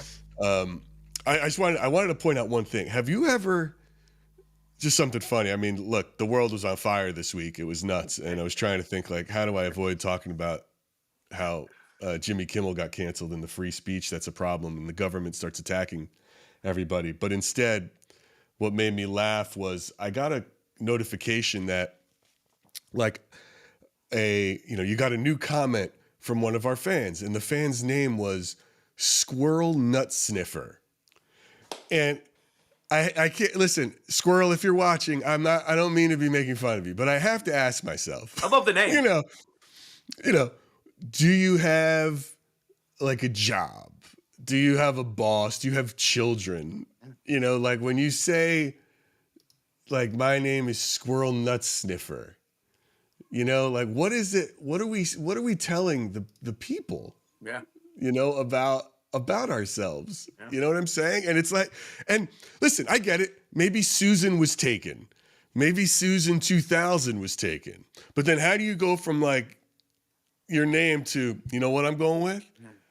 Squirrel Nut Sniffer. Squirrel Nut Sniffer. And then you guys, I mean, I don't know, man. I love the name. I love it. I mean, it's hilarious, but it also makes me want, like, okay, how do we lock in on that? How do we do it? You know? That I don't know. Have you ever? So now it's like every name that all of our fans, I'm gonna really start looking at it and go. Oh, they have great names. Some of them have amazing names. It's great. Yeah, they really do. They really have some wild names. It makes me laugh on a daily basis. That's nuts. Welcome everybody. Welcome to Splintered Spirits, the podcast where we talk about all things paranormal and really try to answer the question, what are spirits? I'm Gary. That's my nephew John Santa from Santa Paranormal. And John, you just got back from Gettysburg. Oh, Gettysburg was amazing. It was just every part of the trip was just filled with energy, filled with fun, filled with laughter, and just amazing documentation. You know, I went with, if you're not aware, to the people that are watching, which I'm pretty sure everybody is aware, I went with Chris Netzel, who we've had on the podcast before. You know, he's got over 900,000 on TikTok, over 100,000 on Instagram. You know, he's an awesome dude. And we had Brian the Mod with us as well, which was, you know, he was a pivotal player in this entire trip. And it was just amazing. I mean, we got to do things that a lot of people in the paranormal field wish they can do with some of the spots we were allowed to go to. And, you know, the documentation on my end, which fulfilled, if you will, like, you know, it was fulfilling, you know, going to Did you learn Devil's. anything? Did you learn anything about history So, I mean, I knew a from lot the of the, spirits? well, I knew a lot of the basics when it came to the Civil War, because I do enjoy history. What I found just so interesting was that Devil's Den, there was a lot of Native American talk, and the Devil's Den, the name itself is a native. It comes from a Native American legend. You know, it had a lot of Native history before it did even Civil War history. So that was cool. That was like, you know, what a treat. Huh. Like, what a treat. Like, I was ecstatic. You know, it Well, just. going along with those lines of history, we have a guest today. She was referred to me by Rebecca the Ghost Guide, Okay. and her name is Anika Enfield. But outside of the North, where you Yankees were, you and Brian, not Chris, Yeah. Anika's specialty is the South. She was a journalist and a producer. She spent years shaping Savannah's morning news at WSAV, and before she traded the newsroom for ghost stories. She's got a background in print communication and broadcast. She brings a reporter's precision to the legends of Savannah. I've never been to Savannah. I am dying to go to Savannah. I've it looks never been beautiful. Yeah, I've heard it's amazing. I just haven't been. I bet it's crazy. And during the pandemic, she began sharing Savannah's strangest history on TikTok and YouTube, which soon evolved into her own ghost tours. So I'm really, you know, I wanted to bring her on talk, especially since this week that since you went to Gettysburg. Let's keep it historical. Let's keep a little North v South as we get into Savannah's haunted story. So let's welcome in Anika. Welcome. Thank you so much. Hey, Thank you for joining us. We were just talking, Anika, about John was at Gettysburg, which feels like the paranormal ghost hunter mecca. I feel like every ghost hunter on earth needs to go to Gettysburg at least once. Are people interested in the spooky? Have you ever been? Not yet. A lot of my friends have. I have not, but when I was in college, I was at the student union one day, and there was a historic interpreter there who goes up there a lot, and he actually saw a ghost regiment march by him one night. That's crazy. Mm-hmm. So, Anika, how did you get from being a news producer into touring for ghosts? Did something happen? Did you see something that changed your life, and then you went, the current events isn't where it's at. I'm going back to the past and telling these ghost stories. Well, everything kind of plays into everything, because ghost stories, to me, it's just another way to tell history. A lot of people, unfortunately, think that history is really boring, but if you throw a few ghost stories in there and talk about paranormal encounters, suddenly you've got everybody's attention, right? And I always tell people that these are stories that we're supposed to learn from. You learn from the past so that you don't repeat the same mistakes. And Gotcha. Working in broadcast news, I saw a lot of mistakes repeated over and over and over again. You mean like history repeating itself, or things are just the way our world is working? Yeah, in a negative way? Yeah. Sure. Yeah. Sure. So you might as well deal with the dead, maybe learn from it. That's pretty interesting. So when exactly did you make that? So you said during the pandemic, that's when you really started to focus on this angle, Yeah. or was it more Savannah history first and then the spooky side? I've always been interested in history and ghosts. I just wasn't really allowed to explore the paranormal growing up because my dad was heavily evangelical. And if you've ever watched the documentary Happy Shiny People, like that was my family. That was my life growing up. Wow. So very, very religious. And, you start questioning things as you get older. I went off to college and, started looking into some spooky stuff there because I went to college in Pensacola, Florida, which is another very old city. But I didn't really get into it until like 9 years after that when I moved to Savannah, because Savannah has a lot of history, and that's part of the draw here is all the history that you can still see that's still around you. But it's also incredibly haunted. And I learned that before I even got the job, before I even moved here. I come up here for a job interview, and my friend Tukwin was showing me around Savannah the day after the job interview. And she's pointing at different buildings and telling me which buildings are haunted. And after a while, I was like, so they're just all haunted, right? And she was like, yeah, basically. Now, did you experience anything? Oh, yeah. My news Tell us station was something. haunted. I worked overnights, and, it's an older building. It's not old. It was built in the 1960s, but working overnights, you hear weird things. But when you're by yourself, you just tell yourself, yeah, it's probably just like a TV that somebody left on. And that's I'm just hearing like that little bit of volume on it. But then our crew grew a little bit, and other people started hearing the footsteps and weird noises. There was one time where the station was working on the production booth where I, as a news producer, and my director would sit during the newscast. They had to move us upstairs, and the staircase goes down into the lobby. Our teleprompter operator was sitting up there with us, and he stopped during a commercial break and turned to look at us and asked, is there anybody else in the building? We said, no, it's us and the anchors you can clearly see on the monitor. And he says, I keep hearing somebody walking around downstairs. And the more our crew grew, the more people started having these instances where they would hear somebody walking around, or maybe hearing voices in the older part of the building. And then one day, the ghost ran in front of one of our cameras.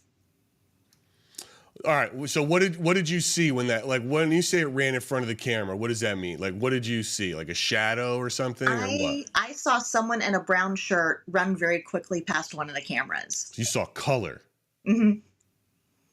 And I stopped. I asked our teleprompter operator, who was sitting in the studio by this point, is there anybody else in the studio? And he said, nope, it is me and the anchors, and we're all sitting down.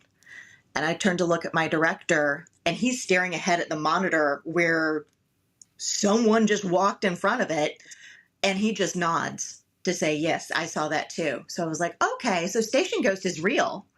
I found out later his name is Byron. Byron the Station Ghost. Byron the Station Ghost. I talked to a guy who had worked at the station since the 1980s and asked him, do you have any idea who this is? And he says, oh, yeah, that's Byron. So you can't just say that's Byron like I know who that is. He was like, oh, Byron was an engineer. He's one of those old timers. Like, his life was his job. He used to live behind the station, bought a house back there specifically so he would be closer to work. Passed away in the late 1980s. And then after that, people started hearing voices and footsteps. What? So he's still there. So, Anika, what do you think spirits are? I think they can be a lot of different things. I think sometimes we know they can be a lot of different things, right? But what do you specifically think? This is what I think they are. I think there are a lot of different things. I think sometimes it is a piece of our energy that we leave behind somewhere, maybe someplace that we've experienced something really extreme, like extreme grief or extreme happiness. I do believe there are also conscious hauntings that are the spirits of people who have died, who are coming back. So I think there's a combination of things there. Okay, but when you say, I just want to dig in a little bit. When you say for those conscious hauntings, the spirits of people who have died, and they're what is that? What do you think that is? I think that's just them. But what? Okay, right. But what of them? Do you think it's a soul? Do you think it's like they're what do you think it is? What do you think happens when you die? I don't know, man. Like I grew up in such a religious household where you had to know what happens after death. And so now I'm just like, we don't know. Nobody really knows. We're all just trying to figure it out. the whole thing we try to do here is like, we ask that question, right? What are spirits? We ask it of everybody, by the way. Mm-hmm. And it's, you can talk to parapsychologists and people in academia and experts who study it, or ghost investigators, and they all have a different answer of what it is. Whether it's like you said, your first answer, is it a form of energy? Is it our energy, or that is, that energy has to be dispersed and go somewhere, and is consciousness attached to it?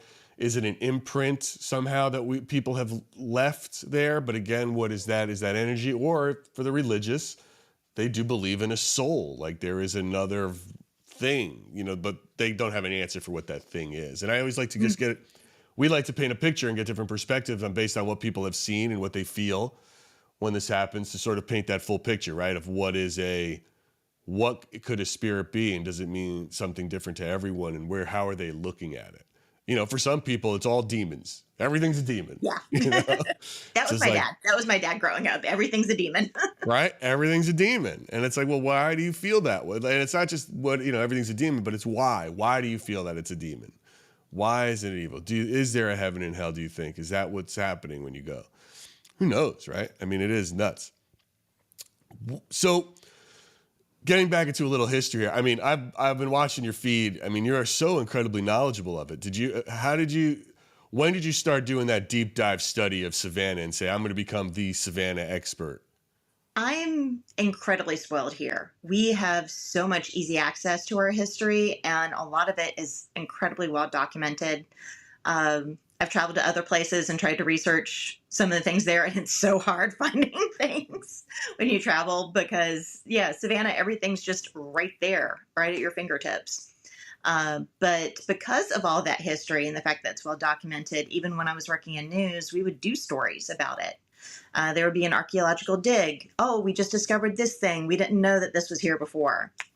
We have an incredible Black History Month here, and the anchor that I worked with, primarily Kim Gusby, would put together the Black History Month special, and I would help her with it sometimes. And we also have a lot of Irish history because a lot of Irish people moved here in the 1800s. Yeah, by the way, so John, I don't know if you know this. It's you said it was like the fourth biggest St. Patrick's Day celebration in the country. We are always somewhere in the top 4. I think we bounce back and forth between 3 and 4. I would never think Savannah when I think St. Patrick's Day. Yeah, not a lot of people do, right? Unless I think Boston. I think Chicago. Yeah. Which is wild to me. That seems very fun. And you're saying, where does that stem from? Why was there so many Irish there? The reason that a lot of Irish were moving to the country during that time, it was because of the potato famine. And a lot of them coming to Savannah were able to find easy work here because we're a very successful port city and we had the railroad. So it was easy for them to find work. Got it. In your sort of spooky tours, do you think there's a difference, in sort of the way the North and the South remember the Civil War in ghost stories that you're sharing? Yeah. A lot of people, when they come down, like with my private tours, I can specialize. So if somebody wants to learn more about Savannah's Civil War history and Civil War ghosts, I can focus in on that. Even though Savannah has more Revolutionary War history than it does Civil War history, just because none of the Civil War was fought here. Outskirts, yes. In Savannah, no. That's interesting. Okay. But yeah, a lot of people come down, and I think a lot of people think they're going to ask me like some gotcha question when it comes to the Civil War. I was like, no, that was messed up. Slavery was everywhere. Even Savannah's own city government enslaved people. Like, it was awful, and it was. What are they trying to get you? What do you mean gotcha? Like, what are they trying to bust you on? Because they think that I'm gonna just like skip over it somehow. Like, skip it really over wasn't slavery? that bad. Yeah. But I'm like, no, I think we can all agree that it was really bad. I don't go into graphic detail on my tours just because, you never know who's going to be on your tour. And that's a lot of trauma. I do talk about some darker aspects of Savannah's history, but I always try to be conscious of the fact that there are people on my tours who may have gone through similar things or who have a family history. And, you don't want to completely bum someone out on a ghost tour. It's supposed to be fun. But at the same time, you do want to be a little educational about it. So normally I will direct people and be like, and if you want to learn more about this, we have this museum here that you can go to, and they talk about it. Got it. Gettysburg's about like one shattering event, right? It's this one big battle that everyone knows about. Does Savannah have something like that in its history that you point to or go to? We have quite a few events. I told you we have more Revolutionary War history. Sure. One of the bloodiest battles of the American Revolution took place in Savannah. It's called the Siege of Savannah. Most people have never heard of it. It happened over the course of 4 weeks in 1779 and left somewhere around 150 British and between 1,000 and 1,200 Americans and French dead. Huge difference. Yeah, they didn't teach us that in my New York Yankee school, but go ahead. Yeah. So not at all. Huge difference in those numbers. And that might be why we don't hear about it so much, just because it was so incredibly one-sided. I tell people that it's a not so funny comedy of errors. If it could go wrong on the American side in that 4 week time period, it did. The bloodiest day was October 9th, where about 800 Americans and French died all in one day. Oof. You win some, you lose some, America. Yeah, it was bad. So is that area more haunted, would you say? So Savannah was significantly smaller in 1779. It has grown out, and some of the squares where the railroad would later be developed were all built on top of those battlefields. Part of a French field hospital is where Bonaventure Cemetery currently stands. So we built out on top of it. So you don't get like what you get as Gettysburg, where people say, on a foggy night, we see troops marching across the field. There's no field. There's no field for them to march on. Okay. There's roads and wait, are squares their bodies and buried under everybody's house? Is that what you're saying? under some of them, yeah. What? If you go to the Georgia It's like State Railroad Poltergeist. Museum, they'll talk about how when that whole area was being developed, I think it was around the 1830s, as like this big railroad hub. As they were digging, they were uncovering the skeletal remains of those soldiers that died on October 9th. And so they just reburied them and built on top of it. Wait a minute. Hold on. They reburied them right there? Oh, yeah. And built on top of that. They didn't say, hey, we should put these soldiers somewhere where people can. They're just like, fuck them. Yeah. Let's just build this building over the top of it. Mm-hmm. All right. Sure. I guess that's how it goes. John, it's not like that in Gettysburg, right? Is it? No, no. Gettysburg, from my understanding, is very well preserved. They don't allow you to do anything. So, and it's not, and where the battlefields are, it is just open. There's very few structures, couple farmhouses, maybe a couple of houses on the properties. That's it. The monuments. That's it. No, there's no development. What's the most haunted place in Savannah? So someone asked my friend Chris this recently, and he said that Savannah is the most haunted place in Savannah, and he's kind of right. There are certain areas that I would say are a little bit more active. River Street, I think, is an incredibly haunted area just because it's one of the older areas, and that used to be our port, and a lot of disasters have happened there, several fires. Of course, Savannah itself has caught on fire a number of times. I joke around that every building in Savannah has caught on fire at least once. I learned this from watching your feed. It was mainly made of wood for a while, Yep. and then Yep. they had to make enslaved made bricks, right? To start. Yes. You can see fingerprints in some of the bricks made during that time. Wild. But aside from that, Wright Square, I think, is also very active. Taylor Square has its own activity. I don't think it's super active, but it's different. What's the name of the cemetery that you mentioned earlier? Bonaventure? Is that the cemetery that has that famous child that's always people have caught running? Or am I thinking of another cemetery? There's like That a was probably famous. Colonial Park Cemetery. There was a family from Ohio in 2008 that recorded what they said was the ghost of a little boy running across the cemetery and up into a tree. Uh, and quite a few other people have seen ghost children in that area as well because, one, that cemetery was used from 1750 to 1853. So a lot of infant mortality, a lot of children buried there. And after the 1890s, it was turned into a park, an actual park. Okay. And so children played there for a really long time. Wow. Wow, that's dark. Yeah. That's a little dark. Not, right? I mean, it is, but that was happening across the country during that time because the Victorians were obsessed with gardens and green spaces and parks. And if you live in a city, you can't just magically create a green space. But if you have an old cemetery that nobody's really using, you just tear down the walls, put in some benches and pathways, and boom, there you go. It's a park. And John, what did we learn? Why are those so many children buried in cemeteries in that time period? No vaccinations. No vaccines, folks. No vaccines. That's It's why, if you're ever science. wondering, science, It's people. science. It's science. The Not whole the supernatural. Victorian obsession with death and greenery and all that so molded together perfectly in cemeteries. I mean, people Oh, yeah. used to picnic.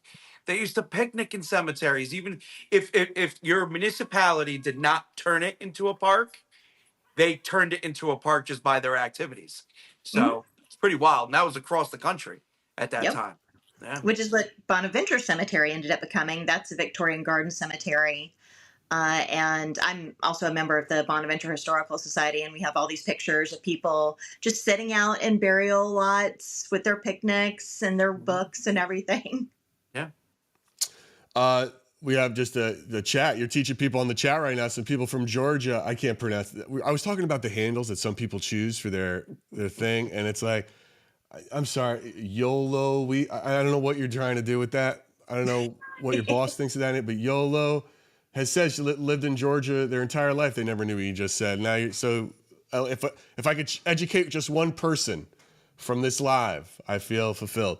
Anika, is there anywhere you won't go? I mean, Ellis Square after 9 p.m., but that's not because of ghosts. That's just because there's a lot of bars and it gets a little shooty sometimes. So. Oh. Sure. We always say people are far worse than spirits. Oh my God, Oh, yes. yes. People are like, yes. "What? Aren't you scared? Like walking around downtown after dark?" I'm like, "No, I worked in broadcast news for a long time. I know where not to go." Right.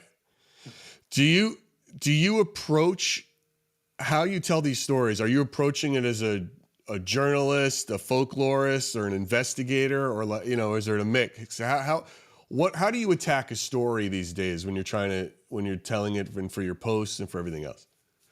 I do feel like I do bring journalistic integrity to it because doing an investigation, when you do an investigation, you are conducting an interview. You're trying to find out, what this person is, like what their motivation is, why they're here. So conducting it like that, yes. When I'm explaining a story on my tours, I also explain it in kind of a news fashion because the whole point of news is for you to, one, know what's going on in your community, and two, gain a sense of community by understanding the people around you.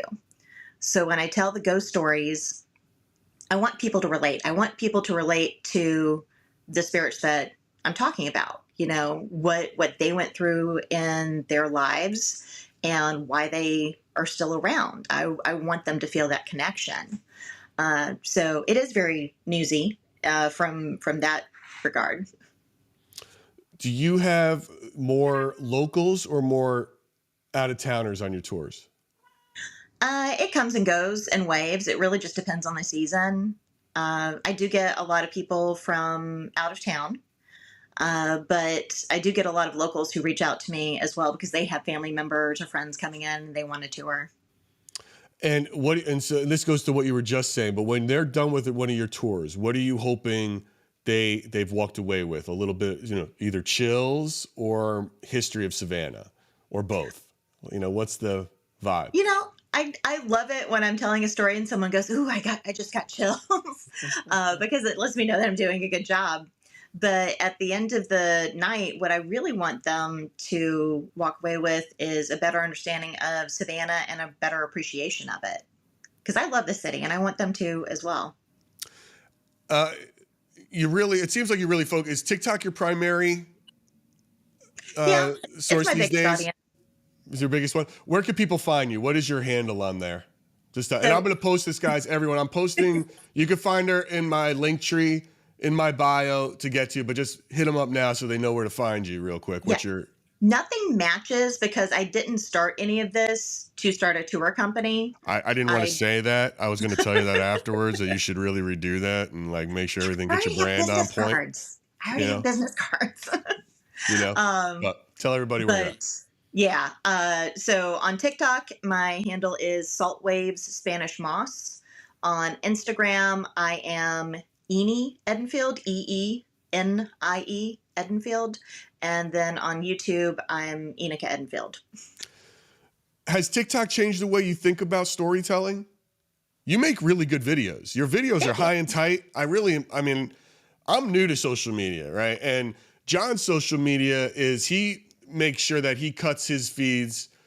He doesn't do any editing because he wants people to really understand that there's no trickery here. It's cut from his live. He's a live influencer primarily, and he literally just cuts that section out and gives it to the people so they can see this is what happened. I try to edit this stuff mainly from the podcast. I'm not really a social media thing. So I really appreciated the short form storytelling you were able to do. Was that something you had to get used to, or no? That's how do you look at it? I used to have a news director who, anytime anybody would ask for extra time on a story, he would look at them and say, "The entire Vietnam War was told in 30 seconds. You can do this." That sounds like by the way, how old was that person? That sounds like a real classic news move, just like a real classic person in the news to give you one of those things. Mm-hmm. So I'm used to telling a story in a short amount of time. So what I did before really did lend itself to TikTok. And I've had a few other people who also used to work in news watch my videos. And before looking into me, they were like, yeah, she worked in news. And I was like, yeah, you can tell, can't you? Have you ever thought about becoming a ghost investigator? Like a classic paranormal investigator, going out with the spirit boxes and all that jazz. I go on paranormal investigations. I also have a Patreon, and one of the tiers is that every month I live stream a paranormal investigation. Oh, you do? I didn't see that. I didn't find that. And sometimes I go out places, and then sometimes I'm just here in Savannah. I'll go to a square if it's the off season and there's really nobody there, and set up some equipment and see what we get. Have you ever got anything that freaked you out? Oh yeah. Not anything that freaked me out. There's a spirit from the American Revolution who hangs out in Madison Square, and he does not like me. Ooh. Anytime that he would come through any of my equipment, all he would ever say was, "Go away." And earlier this year, I went out to that square, and it's a square, so there's 4 corners of it. He hangs out in one section. So I was in another section. Spirits were super chatty that night, and I asked them, "Do you know about the spirit over in that area, the one who's always telling me to go away?" And they said, "Yep, that is Benny." And I said, "Benny. All right, Benny, I got a name." So I go back over there, and I said, "Hey, Benny, my name is Enika. Maybe we got off on the wrong foot. If I did something to upset you, I'm so sorry. But can you let me know what I did so I can not do it again?" And again, all he would say was, "Go away." So that is his line. He has set his boundary. I'm respecting that. So I leave Benny alone. Forever. You don't bother him anymore. Yeah. That's his little corner of the square. Do you ever take your tour guides by there just to see if there's an energy or a vibe? We go close. We do not go into that section anymore because, again, he told me to go away. He's told me that multiple times. So all right. Now, I asked you earlier, where do you avoid? That's the place. It sounds like there's another place without gunshots that you don't go to. Only after dark. Only after dark. Listen, Enika, I appreciate your time. I'm fascinated by history. I love the way you tell it. People should really check out your feed and go to and see and learn something about just a really beautiful city. My wife goes to Savannah for work. Like now this will be her second year in a row. And unfortunately I can't get out there with her because I really want to see that town. Where would you like to go beyond? Okay, here's two things. Where would you like to go in Savannah if there is a place you haven't gone yet and really deep dive? And where would you like to go outside of Savannah if you could? In Savannah, so we have the Savannah College of Art and Design. Yeah, that's a good one. That's a great school. Yeah, and they're all over the place. They don't have a central campus. They came in the 1970s when downtown was still kind of sketchy, and they started purchasing older buildings and turning them into their campus. So they are spread out. They have a couple of buildings that, if ever given the opportunity, I would love to investigate. One is the current Habersham Hall, which is actually an old jail. Oh, so it's not that new. Yeah, they just refurbished it. Yep. And the other is, I think it's Deloitte Foundry now. Most of us just refer to it as the old Candler because it's the old Candler Hospital. And I have heard so many things about that building, and I would love to go in and investigate that now that it's not falling apart. Will they let you? Why not go? Is there anything stopping you from going there? The fact that it's a college campus and I'm not a college student. Oh, they just won't let you. Just can't talk to them. All right. Yeah. Gotcha. Now, where outside of Savannah do you want to go? So there are a lot of places back in my home state of Florida that I would like to go to. Everybody always mentions like these really big places, like penitentiaries and stuff like that. But a lot of people have gone there, and I feel like you've gotten all the answers you're going to get with those places. Probably true. Yeah. So I would like to check out the Bellamy Bridge in Marianna, Florida. It is now part of a park, and I actually tagged along with a paranormal investigation crew way before I got into this because it was for a story I was working on, and they got this really eerie EVP. The legend behind that bridge is that Elizabeth Bellamy, on her wedding night, was dancing with her husband, danced too close to an open flame, her dress caught on fire, and she ran down towards the river to try and put it out. And, at night you can see a woman in a flaming dress running down towards the river. Well, while they were doing their investigation, later on they were going through all their recordings, and they heard this very whispery voice say, "Elizabeth." So I would love to go back there now that I have a little bit more experience and see what I can get. Why are bridges so... What's the bridge in Gettysburg you were at, John? Why are bridges so haunted? Sachs Bridge. Which one? Sachs Bridge. What's it with bridges and ghosts? Is it because people dive off them? Like, what's going on? Well, who knows the actual answer to that? But most people would say because it's above a body of water. What's water have to do with it? Conductor. They say it's a great conductor for spiritual energy. No shit. Well, I mean, water is a dangerous conductor, It's not a great conductor. It's a dangerous conductor with regular electricity, you know. But with spiritual energy, they say it's, a great conductor for ghosts and whatnot. Let me ask you a question. You said on your tours that you don't like to dive into the more depressing because, you're trying to make your tours fun and whatnot, which I understand completely. But, here on Splintered Spirits, I would love to hear about one of these stories that you wouldn't tell on your tours, if you'd be willing to share. Yeah.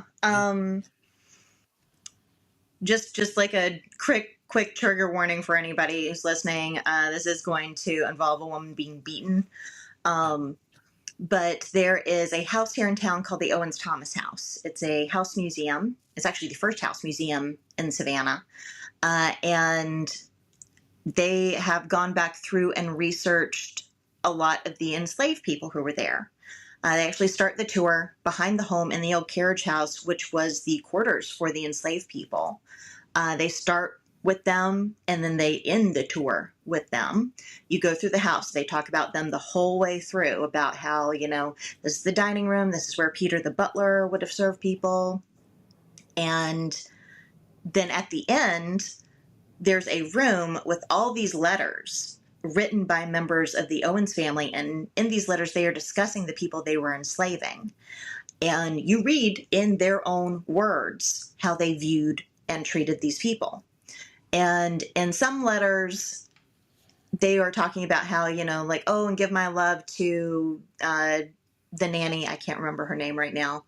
And talking very warmly about her. And it's like, you're so close to recognizing her humanity and you just blow on past it.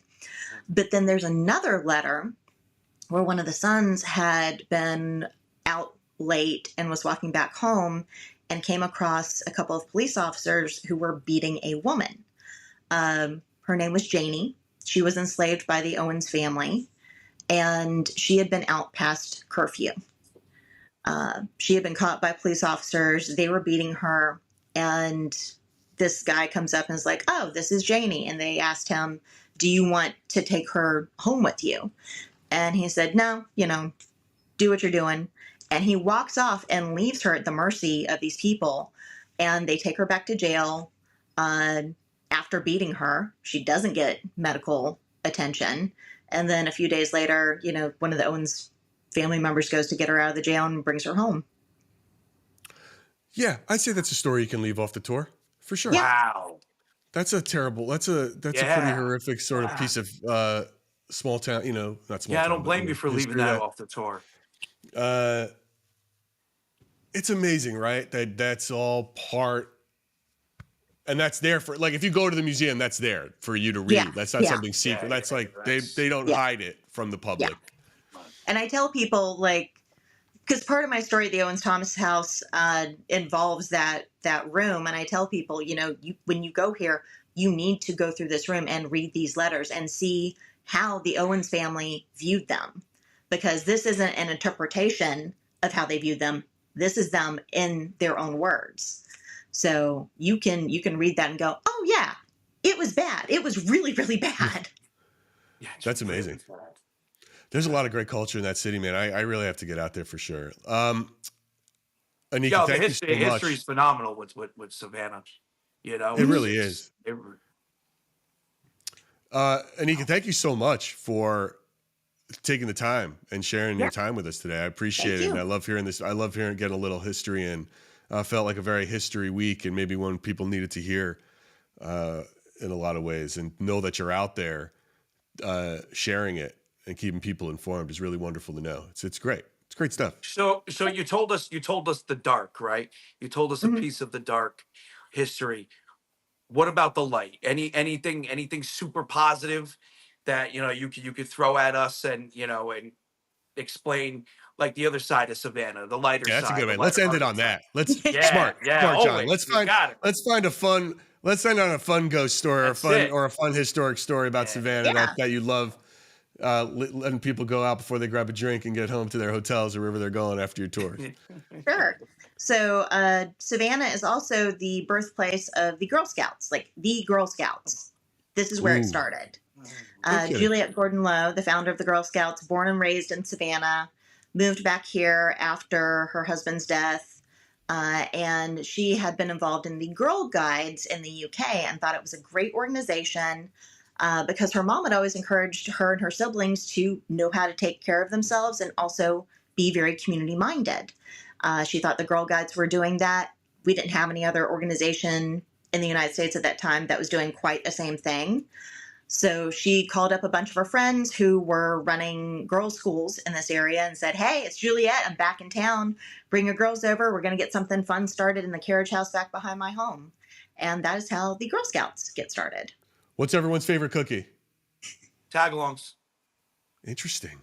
I really like Savannah Smiles, and they discontinued that one. Oh, I'm a samosas person. And I don't even, it's the only thing on earth I'll eat coconut in. I don't like coconut at all. I hate coconut, but I'll eat them in those cookies. What about you? What about the chat? Anybody? What's your favorite Girl Scout cookie? It's funny. I have a Girl Scout house where I'm at that's actually haunted. It's funny you bring that up. Yeah, and we have her childhood home, which is owned by the Girl Scouts. The home that she was living in when she started the Girl Scouts, that's owned by the Colonial Dames. It's also a house museum. And the carriage house back behind that home is also a museum, and it's also owned by the Girl Scout organization, and all three of them are haunted. Wow. Zin with samosas. We got a lot of thin mint Very lovers cool. up in this Well, chat, guys. a lot of people like Thin Mints. A They're lot of never going people anywhere. love Thin Mints. I got to Yeah. tell you, I'm saying straight up, I'm sorry. I don't like chocolate and mint. It's not my thing. Chocolate I and like peanut to keep butter my is my chocolate. thing, you know? Yeah, me too, bro. I don't chocolate with mint isn't for this guy. But I don't judge people for their poor choices. No, not at all. You know, But, they're York peppermint patty taste buds. yeah, right. It's like it's not for me. But I like how everyone's going shortbread. All right, Nikki. All right. Yep, Listen, peanut butter. thank you They're so delicious. much for diving into the history like that with us. I mean, this has been an awesome treat to hear about Savannah's history. You know, I'd love to go Uh, down to Savannah. I'm sure we've got a lot of ghost hunters listening right now who are now like, this is going to be their next thing. All the ones that have Right? hit They're Gettysburg, gonna you're head like, down to ooh, Savannah. here's a city I haven't thought of. And then Yeah, I might hopefully they'll get them down there for you. Yep. To do some invest. You see a lot of guys running around with SB7s and stuff, just Yeah, trying to which get. it always cracks me up when I see people walking around with the EMF detectors and they're like, "Oh my God, it's going crazy." I'm like, "It's a city. Everything here puts off electromagnetic frequency." I watched people go nuts next to a tree one time, and I was like, "I know there are electrical lines that run underneath that tree. I know that's what you're picking up on." Oh, That's yeah. great. Just tell them it's a ghost. Don't break their hearts. Just tell them it's a ghost. Yep. Anika, thank you so much. We're going to say goodbye to you. I appreciate you, and I appreciate your time. Again, Anika Edenfield, you can see all of her links on all those different handles, which she's going to work on getting them all to one handle, I hope, for One her day. branding, maybe. But you One can day. find your TikTok feed in my link tree. Please go follow her. Her videos are great. It's like you'll learn something and you'll actually enjoy it while you watch it. It's not like going to school. It's a good lesson, and it's a great history. Again, thank you so much. It's been an absolute pleasure. Yes, thank you. All right, that was super sweet. I like having a little bit of a different vibe, different I educational. love history, man. I love history. The people that always present the history are usually, very knowledgeable about it and just, awesome. Well, she's a broadcaster, right? She comes from a news background. And so if you watch her videos, they are very well put together. They're smart. It's an excellent high-end production of this quick snippet of a Savannah tale that it's like and there's a little spookiness to it. It's not all just the ghosts and the apparition. It's spooky because it's so old and has all this other weight to it. That was wild, man. So how does that, hearing sort of that history, John, talk a little bit, we got a few minutes here left. We got some time. I know we started earlier, so we have a little more time. Let's talk about Gettysburg in comparison. What did you learn? What did you find? What are some of the things that make you want to go back? Why do you want to go back now that you've been? So I definitely want to go back for the simple fact that every second of the live stream, we were just hearing so much. It almost, it was almost like it was layered and also coming in waves. And there's just so much. It seems like there's more than just, Civil War history there. It seems like maybe some things are attracted to that place. I mean, who knows? I just started skimming the surface of Gettysburg. Okay. The history, I pretty much knew a lot of it already. But what I did learn before I went, and I didn't realize this until recently, is that New York in itself, which makes a lot of sense because I'm constantly coming across civil war veteran headstones here in New York. They had the most casualties and the most injuries of every state.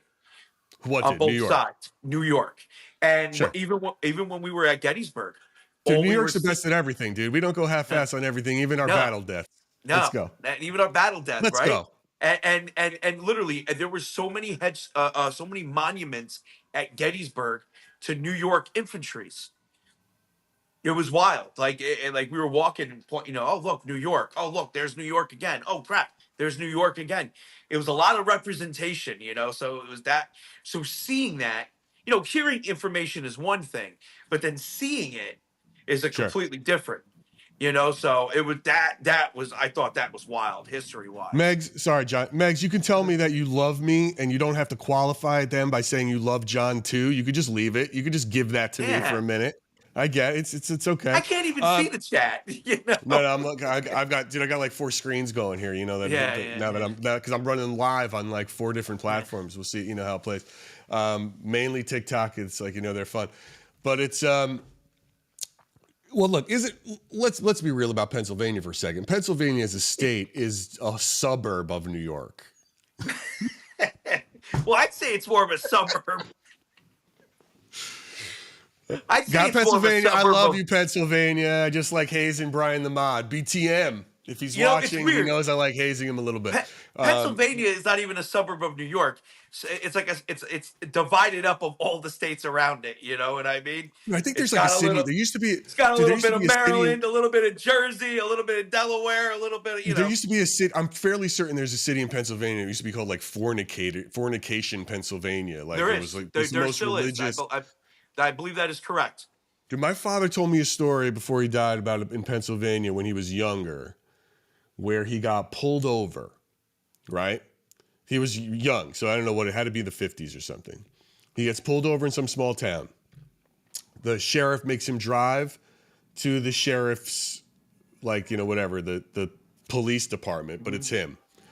And he's sitting there, and the sheriff then sits in one chair and sort of reads the, you know, what he just did, like the violation. And then the sheriff gets up and sits behind a desk because he's also the judge, and then bangs a gavel and says guilty. And it's like, wait, what just happened? And it's like, and then issued him the ticket, like whatever happened. He didn't go to jail, but it was just, what the hell is going on in this state? This is the North. But a lot of places were like that. You know, yeah, Pennsylvania's different. Yeah, Pennsylvania's different. Just you don't even feel like you're in Pennsylvania when you're in Gettysburg. That's the other thing. Like, it's weird. You know, then again, I don't have that much. What do you feel like? What does it feel like? Where does it feel like you're at? Well, it didn't feel like you know, it doesn't feel like Pittsburgh. You know, yins are different over there in Pittsburgh, right? It didn't feel like. I've never been to Pittsburgh. Pittsburgh's very industrial, though, right? The pits, So yeah, definitely industrial. You know, it didn't feel like, you know, like Hershey Park area and all that. You know, because I've been to Hershey Park. Doesn't feel like Philadelphia. You know, I've been to Philadelphia for sure. Yeah, it's just different. It's just it's just a different vibe. How far away is Gettysburg from Philadelphia? 2 hours about 2 hours. Two and a half hours. So, guys, I love Pennsylvania. I like, again, I do this because I tease BTM, who I thank for watching over my boy here all the time. But the way I thank people is by hazing them. So I like to haze. And unfortunately, all you Pennsylvanians have to suffer through it because it's the best way to make fun of it, to tease them. So he had a good time too. Did you freak Brian out at all when you were out there? So we well, first for me, me and Chris had 2 big firsts, right? Okay, let's hear it. Netzel, you know, me and Netzel did a spirit board, which it was Netzel's first time doing a spirit board. And we also did the Esses method. Oh, dude, I got to see the video. I didn't get to see the video of that. I gotta watch but it. I can't get into details about what happened to Brian. But Brian had a very hard experience. A very hard experience. Like it was bad. It was no joke. You recorded the whole thing? Was it live? I got the whole thing. The whole thing is recorded. Is it on YouTube? Yes, I believe it's on YouTube. I think because I was having a lot of trouble with YouTube streaming.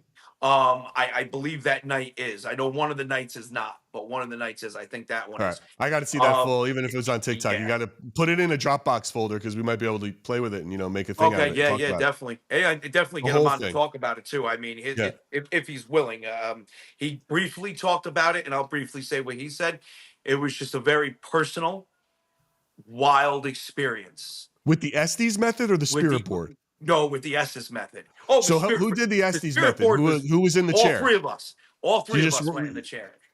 So did this experience happen when he was in the chair? Yes. Yeah. Oh. We all had experiences when we were in the chair, right? But his experience by far was the most powerful, in my opinion. Well, Well, because he's surrounded by you and Netzel, who I believe are witch magnets. yeah. And then you're probably like forcing that witchness onto that his witchy ass, sauce all over him, you that know? witch sauce. And it's Yeah. like he's stuck between these two ADD witch magnets from the north and south. And he's like this stuck in the Stuck in the middle of it. middle. Good thing you didn't do that on the bridge. Yeah. And then it would have been like, forget it. And then the spirit board was equally as crazy because Netzel had a manifestation of a black bug on his hand. And he even straight up was just like, oh, it's just a bug, you know? And then I ended the board as quickly as possible after that. I was like, nope, we're not doing this. And What does that because that's mean? What does that that's mean? usually something dark, a demonic entity coming through the board. And the fact that he thought it was a bug, and I'm looking, my eyes are directly on our hands. There was no bug on him, and it's not like he was BSing because he had a nice little sigh of relief once the bug was off his hand. And I'm like, there ain't no bug, homie. We got to end this board. You know what I mean? We got something bad coming through. So we ended the board, especially because it was That's his always first fun. time, you know? Got to take it easy. You know what I'm saying? That's fun. Did it? Yeah. Was there any moments from an investigatory perspective that stood out? You know what I mean? In terms of like in using the apps or the thing, or he's over here and I'm over here, we found the same thing. Or was there any sort of moments of ghost documentation or investigation Yes. that answered some questions that you were hoping to capture? Well, so what was wild was the entire time, because when Netzel goes live, he normally runs just Spirit Talker and Necrometer. And Mm-hmm. the entire trip, I was switching. Through all the apps, right? I wasn't Okay. just using two. But we would be, even if we were next to each other, all four apps were working together, which they're made by different companies. So technically that shouldn't be happening. So we're getting responses from everything, right? Different Okay. responses for everything correlating. And then when we would split apart from each other, and we were never that far from each other, just far enough where we could talk a little louder and whatnot. If our questions were being answered by both, so he'd ask something over on his end and it would be answering on mine and vice versa. So that was happening too, which I thought was two incredible pieces of evidence for the usage of the apps. That's pretty crazy. Yeah. Well, what about you guys in the chat? Who has some questions for John about Gettysburg? Does anybody have any questions? Any follow-ups? Now they've had some time to digest it. Anything you want to know about Savannah? I'm an expert now. Let's give them a second to see if they respond to that. It's probably got to be a couple seconds because the delay there, delay back. Yep. Any soldiers? I got a couple on the Specifically? thermal. Yeah, I got some crazy stuff on the thermal. So I thought I saw with my own eyes a soldier. I chased after it. Like we had a lot of crazy experiences. Gary, it was just high energy. Like even like just the ride to the supermarket, we were just balls of energy bouncing all around. Like Brian's a dad, and me and Chris are in the car, just high energy. Yeah. Oh yeah, So, Chris is like, yeah, for sure. Was someone's at Joan? There's a handle that makes sense. Joan was asking, was someone bitten? No, we did get our like shoulders tapped, grabbed, stuff like that. But I don't think anybody was bitten. Okay, no one was bitten, Joan. Everyone's safe. Yeah, I don't think anybody was bitten. Name. Now I'm obsessed with looking at everybody's name because it's like everybody's handle. Squirrel Nut Sniffer. That one made me laugh so hard. And you get like an email saying Squirrel Nut Sniffer has left you a message. There's BTM. He's sitting there watching. He's getting it. That's Brian the Mod, for anyone who doesn't know. Brian Tenda. Yeah, why did he change his name? What does that mean? I called him that. I called him Brian Tender. Oh, okay. I'm trying to remember why, but I'm having trouble, but it's stuck. So Brian Tender it is. I said something you can't share. Little secret inside joke. He said something. I don't know. It's just funny moments, It's funny moments. Funny moments. Yeah. It's curious. We'll have to get Brian's take on the whole thing being around the two of you guys, and then we got to get Chris back on because I still believe Netzel may have captured the greatest thing I've ever seen in terms of a ghost, which that walking thing, which is wild. And I wanted to get him on and show that. That thing Yeah, is it was the pretty coolest. wild. That is one of the clearest things, and it's nuts. What else are we talking? Anybody else have anything? Nobody has any other questions? Oh, sorry. Well, then let's talk. We're about to wrap it up, so let's talk about what's coming up. Next week on Splintered Spirits is Past Life Regression Week. Not that that's going to be a standard thing, but just so happens to work out. I interviewed Myra Rath, past life regression therapist. You can find her at Soul Signs Hypnosis, and she gives me a crash course on past life regression. And then on next Thursday's live, we have another psychic medium, Heidi Kemper, who also does a lot of work with what in that field of study are the Akashic records. You know what those are, John? Have you ever heard of this? Yeah.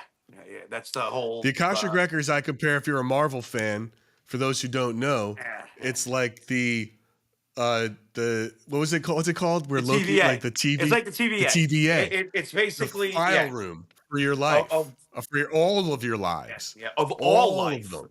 Of all life, essentially. And, that's what it is. Like all life, universe spanning, like everything. It's a big, it must be, it's the Library of Congress for life, but especially like your own life, every reiteration of your life. And I find past life regression really, it's just funny how the progression of this podcast and what we're talking about, all these pieces fit somehow when you start, and guys, things are going to get quantum soon.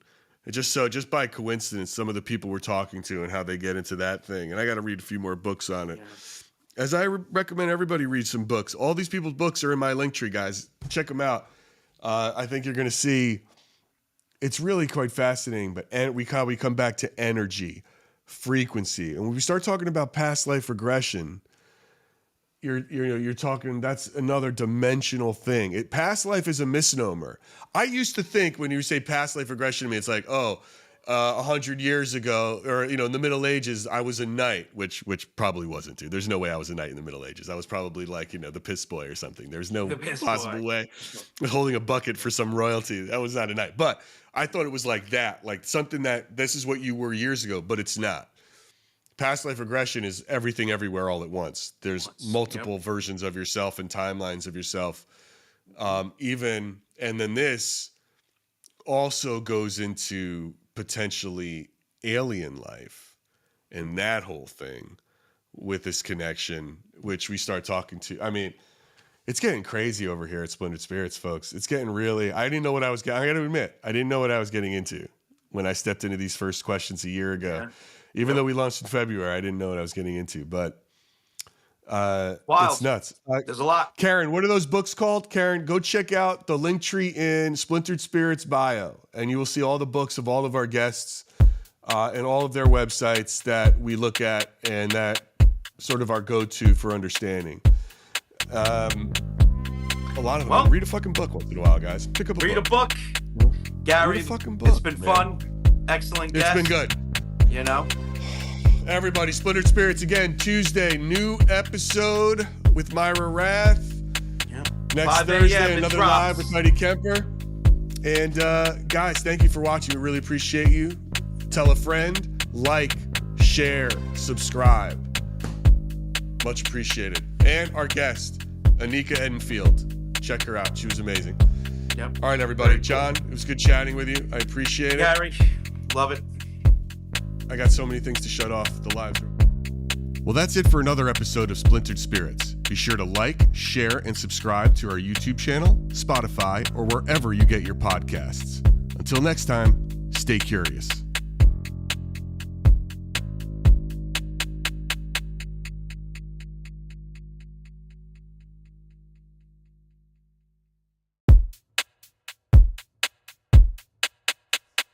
Hello, everyone. Yo. What is happening, everybody, and welcome to another live episode of Splintered Spirits. Splintered Spirits, the podcast where my nephew John Santa Paranormal, and I deep dive into the mysteries of the paranormal as we try to answer the question, what are spirits? Anything? Do we figure it out yet, John? Do we know what spirits are yet? No, we have not yet figured it out, but I do have some ideas. Some theories, and keeping up with quantum physics and quantum mechanics and all that fun stuff. Seeing if any reading some books. Oh, dude, I've been taking some classes. Yeah, no, it's always been one of my hobbies. That and anthropology and a couple other things that I always stay up on the up and up with. And yeah, no, it's wild. It's wild, and we're gonna dive into but it. Let me ask you a serious question. We do have a guest coming today, and as soon as they join us, I will tell you all about them. It's but when you're looking at all of your documentation, what lines can you draw to connect these dots when you start thinking about your quantum theories of these things? You understand that question? Does that make sense? Yeah, it makes perfect sense. And the line, how does it support or go against your It theory? definitely supports. It definitely supports, because it seems the common thread, whether something is asking for help, something is talking about a situation, something is talking to me directly, or something is talking about a situation, or they're dealing with each other. The common thread is always that it is one singular mind from their perspective. What do you mean by that? What does that mean? So think about it like this. If you were to take this is going to get really crazy, but it's the only way for me really to describe it. That's the only way we know how to do it here at Splintered Spirits is to get crazy. I know. I wish I had my whiteboard. I'm about to start busting it out. Let's go, dude. Yeah. So LFG. So imagine you took a man from the 1400s, okay? Yeah. And you granted him the ability to live that entire time up until now. Right. And, you're about to take away this ability from him to live, but you want to hear before he dies, you want to hear everything about him. Okay. Everything he's experienced, everything. You're going to get an account of history, correct, as he lived from one singular perspective, his. And that's it. So it doesn't matter let's say he was from England, okay, or Italy. It doesn't even make a difference, or Africa, or wherever. You're going to get his singular perspective on the 600 plus years that followed, and he's not going to be able to tell you anything outside of his perspective. Okay, so it's the same thing with spirits. It's literally the same thing with spirits. Whether they learn something new or they're speaking about what they're going through, it's always from that singular perspective. And people lose sight of that when dealing with spirits. So, and how does that knowing that it's one perspective, what does that tell you from a longer haul, a bigger picture? So the longer haul, bigger picture, tells me that I'm dealing with these individuals individually, if you will, right? Okay. You get what I mean by that? Yes. Like, it's not, so if I turn on the spirit box, I start talking to a spirit, I'm not going to turn around and get, answers to something that happened, hundreds and hundreds of miles away from this spirit. Okay, now maybe in the next 200 years, when the ghost hunters and investigators and enthusiasts are talking to spirits in 200-300 years, they'll be able to say, "Oh yeah, I remember the World Trade Center," even though they're all the way in France. You get what I'm saying? Because it's a different. Yes, it's a different type of person. It's always that one perspective, and it's really wild, and you really start to see it. And it's almost like they don't exist outside of that perspective unless you bring them into it. And that's when, for example, like the spirits are talking about the ranking on TikTok, or they mention a gift that gets dropped, or even more simple, they bring up somebody in the chat. Speaking of the chat, welcome everyone. Welcome everyone on TikTok and YT and wherever you may be watching or listening to Splintered Spirits. If you are on Santa Paranormal, by all means, hop over to Splintered Spirits and give it a subscribe, give it a like, and give it a share. Can you give me a practical example of everything you're talking about, like a specific thing that you have listened to that said that's why this is what I think it is?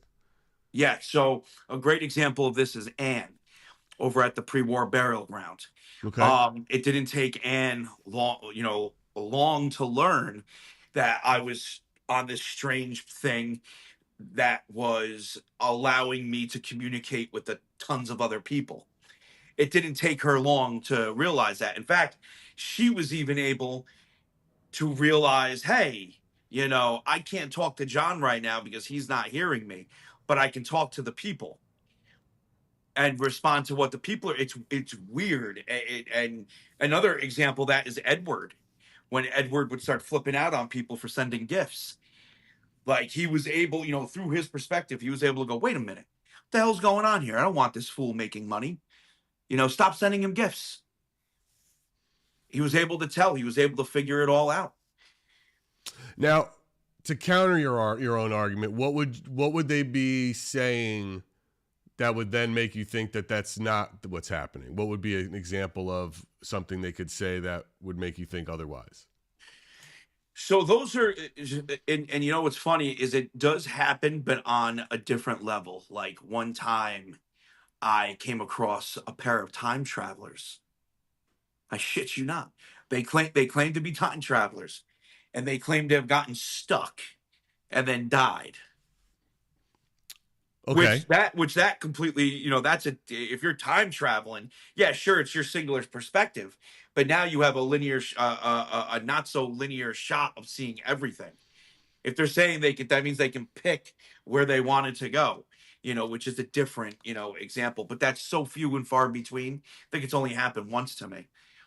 I think maybe there's someone in the chat that's like, no, John, it happened this time too, and I just don't remember. Some of your librarians that have gone through your stuff, I've got them, and without them, my stroke brain ass wouldn't be able to figure out anything. It's amazing. Yeah. That's amazing. All right, well, and then so this is what you've been doing. You've been going through. You're literally now going through a lot of your lives and the old videos. Yes. And you are sort of categorizing them. Yes. And grouping them together to see connections, messaging, progression, regression, just sort of everything. Everything. Themes. Like, think about all the spirits that hit on me and asked for sex, right? Sure. I mean, it's crazy, and sometimes they're crude about it. Sometimes they don't care. They will sound horrible about it, and why not? They're dead. Boredom. Thank you for those gifts, guys. That's kind of you. Boredom is a big part of it. Boredom. Spirits are bored. Yeah, spirits are bored. Why are they bored? Why do they keep saying they're bored? What would lead them to be like, oh, I'm bored? It's wild, and what's crazy about that too is like you can hear them talking about being bored, whether it's a static stream, like if I were to fire up the spirit boxes and walk away from here and we just left and we left them running, we'll hear the spirits talk about how they're bored. You'll hear them all the time, even at Seventh, any location. It's like, wait a minute, why are you bored? What's your reality like that you're so damn bored? That's interesting. Yeah, man, and it also I don't know. I kind of would find it a little offensive because it's like, what? You guys got to be bored to talk to me? Why can't you just? I don't have the personality. That's one of my to things. Bring you in on this. Yeah, when a spirit says they're bored, I'm like, all right, spirit, if you're bored, then talk to me. Let's have a conversation. Try to talk to me. That's what I try to tell them. Someone's asking, have you ever used other things other than apps? Yes. They love your show. Lady Calamare. Yes. Wants to know. Yes.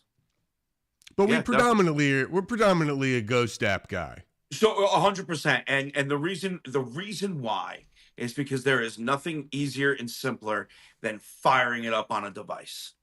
Okay. Right. Especially when you're walking and moving and exactly. It's just so much easier to do. I've done it all, especially back in the day with EVPs and using different things. A lot of people want me to bring EVPs into it and also run EVPs, but that's when I got to remind them, hey, listen, I'm documenting.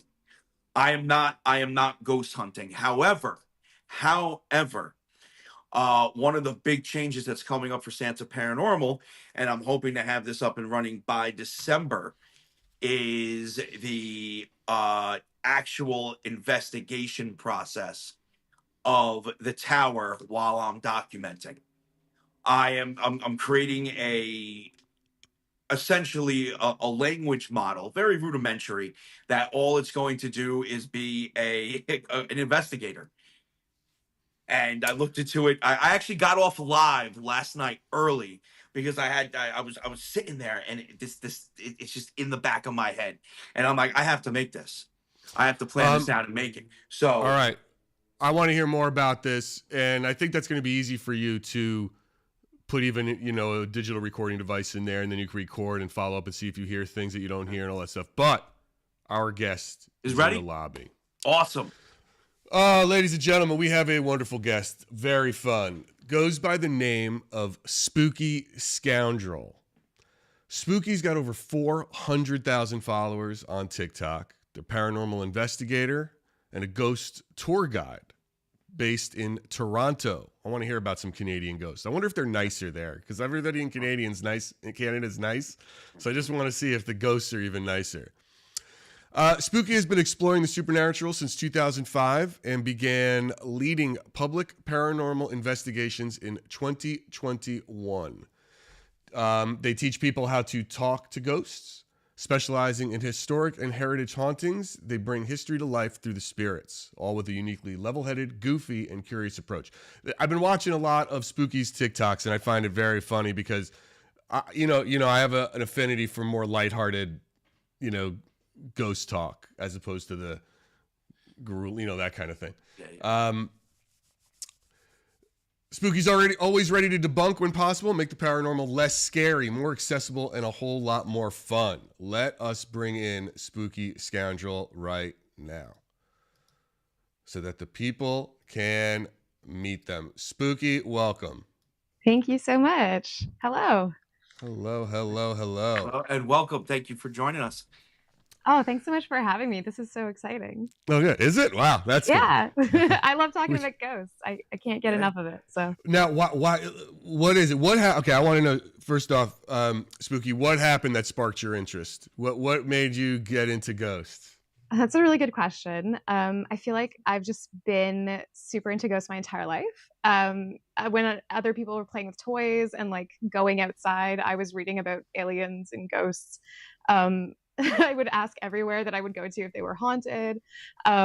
Just a fascination ever since I could remember. But I also went to a haunted high school, and that's kind of when I really started actively investigating because I had a place to go to. But does that mean that you saw something there? Like that you had an experience that was okay? Everything I loved is now it's happening. I'm seeing it. Yeah, pretty much. I worked in the auditorium a lot. I was on stage crew for a lot of our shows that we've put on. And that meant that I was always one of the first ones in and last ones out. So we were there alone a lot, and a lot of really strange things happened. It was a very well-known spirit. His name was Jamie. He was a former custodian. And he would mess with the lights all the time. We would hear the piano play by itself when no one was even near it. The fire curtain would come down by itself, even though the only way it could even be triggered would be if someone like broke that little box and pulled down the actual alarm. So yeah, a lot of different things happened. That sounds like a terrible place to go to high school. It's just like, I don't know. It was the best years of my life. You love it. Now, Spooky, you don't consider yourself like a medium or anything. No. This is just a love of yours, and you investigate and you got into. So did you start reading up? How did you learn how to become an investigator? The first year was just figuring it out, really trying things. I had always kind of gotten in my head that I was going to be a paranormal investigator one day. So I had studied parapsychology just like on my own time. By that point, I was already a member of the Toronto Ghosts and Hauntings Research Society here in my city as well. Say that again. What is that? Oh, sorry. The Toronto Ghosts and Hauntings Research Society. Okay. Very fun online database, I guess, of all of the different hauntings in Toronto and Ontario. And then Ghost Hunters in 2004 was kind of the big one, the TV show. I was like, oh man, there's actual people out there doing this. Sure. I could do Jason that Hollis too. has a lot of babies, I think. Yeah, He's I got think a lot of he babies. taught an entire generation. Yeah, Yeah. for sure. That's okay. Yeah, it made it very okay. Like the everyman kind of guy, the plumber, and then it's like they're out there doing it and Yeah, they passionate. weren't like weird by day. I mean, they probably are weird by day. We all are, right? But yeah, they were just average people. And then, they had jobs. And so it kind of showed you like, oh, okay, so this is, a hobby that people really enjoy. Even when I if worked they at Discovery are at the time, I know there was a sci-fi show. When I worked at Discovery, the name we would have for those types of people that weren't, that had these incredible hobbies, we called them passionate obsessives, right? We always look for like, who's the passionate obsessive? They didn't have to be learned or have a 17 degrees behind them on their wall. They just had to know an incredible amount of knowledge of that stuff, Like Absolutely. there's a guy, this is neither here nor there, but it's the example I used to use. It was one of these actors, he was on Lost and he was one of the hobbits, and I forget his name and I'm blanking on his name. But his parents were what are people who study bugs? Is it entomologists? Entomologists. This guy could tell you everything about a bug down to like, how there's like 12, 8 classes or something, could go down all the way, like any bug. He's obsessed. He loves it because but he didn't study it. He's a good actor, right? He's a working actor. That's not his study, but he is a passionate obsessive about this. And that's what I find so now, is this what you do full time? No. What's your day? What's your day job? My day job is doing online customer service support for government login services. Oh my God. So really super the opposite of ghost hunting. Right. That is. So when do you but you give tours? Yes. So I consider that kind of a part-time gig. I do that in the evenings, ghost tour guide. At this point, I've been doing it for over 10 years. So it's honestly just fun. I sometimes forget it's a job for me. I just really enjoy telling stories and talking to people. Is this for our company or is this something you started? Because you sort of investigated. Yeah, I wish I'd started it because it's such a fun place to work for. But it's called The Haunted Walk. We operate in 3 different cities in Canada, Toronto, Kingston, and Ottawa. They've been around for, I think, 30 years this year. So pretty well established, like tourism, but showing the darker side. Got it. Have you ever been absolutely freaked out yourself? I've seen some of your videos where you sort of see something that wigs you out, but what happens? How do you do that? And if you have a bunch of people with you, what do you do? That's actually one of the hardest things, I think, is when you have like 20 people with you who are expecting you to be this really calm storyteller, who's leading them through this place that you're very familiar with, and then something happens and you have to not only keep yourself calm but also keep them calm. And that's one of the harder things to do. I think at this point in my career, I've just been doing it for so long and I'm so excited by the prospect of activity that I look forward to it every time I go to work. So I get like giggly more than anything. I get really excitable and I try to bring my groups in with me into that feeling, to try to scary is fun and it's okay to be afraid a little bit, but I think it's more exciting when you're really curious and really passionate really about it. Where's your favorite places to go? Definitely the Pioneer Village that I often do all my tours at. It's just so contained in such a big city. It feels very quiet. It feels very calm. And then you've got all these wild hauntings. Like every building is haunted by a different ghost with different stories. Why? Give us some history here. Oh man. Okay. Give us your Toronto tour. Give us the quick version of what is happening in this place that these ghosts like hanging out in this village. So I think it's a museum by day. And then we do like our darker stuff at night. I say darker, but it's ghosts. And it's a collection of buildings from around Ontario, our province, that were all from about the 1940s to 1840s to about 1890s. And they all showcase different things. So like there's a general store, there's a tinsmith, there's people's houses, there's a hotel. So the buildings had a history before they came to the village in the 1960s. And I think that's maybe why they're so haunted, is they're places that were likely haunted before they arrived. And then their new location has just allowed the haunting to thrive, especially with us going in and trying to talk to them all the time. So when you say that it's allowed them to thrive, what does that mean? It's a reenacting village. So they actively pretend like it's 1867. So they're in like the costumes, they churn butter, they do farming, and all of that stuff. And I think that has this way of just staying like lightly in tune with the history of the building and the ghost stories that might have happened there. And you think that keeps them? I do. All right. Well, then that leads to the question I like to ask all our guests, because it's perfect. If you think that staying in the time period somehow energizes them or keeps them there or more active, what is it, Spooky? What do you think spirits are? That is like the hardest question ever. Well, that's what we're all doing here. What are we doing here? That's what we're trying to figure out. We're trying to figure it out. But what do you think they are that keeps you going? What is it? It doesn't matter if you have to have some idea of what you think it is that you're doing. Yeah, I absolutely do. And I think, we could get into the really weird parts of it. Let's do it. But first, tell me what it is. Like, what is that thing? All right. So I think it's a combination of really long lasting emotion or like emotional energy. In a sense. So that's, you see a lot of places where there was certain kinds of specific attachments, whether it was a home that somebody cared about deeply or somewhere there was a traumatic incident that let out that kind of energy. I think that places kind of contain that. They hold on to that.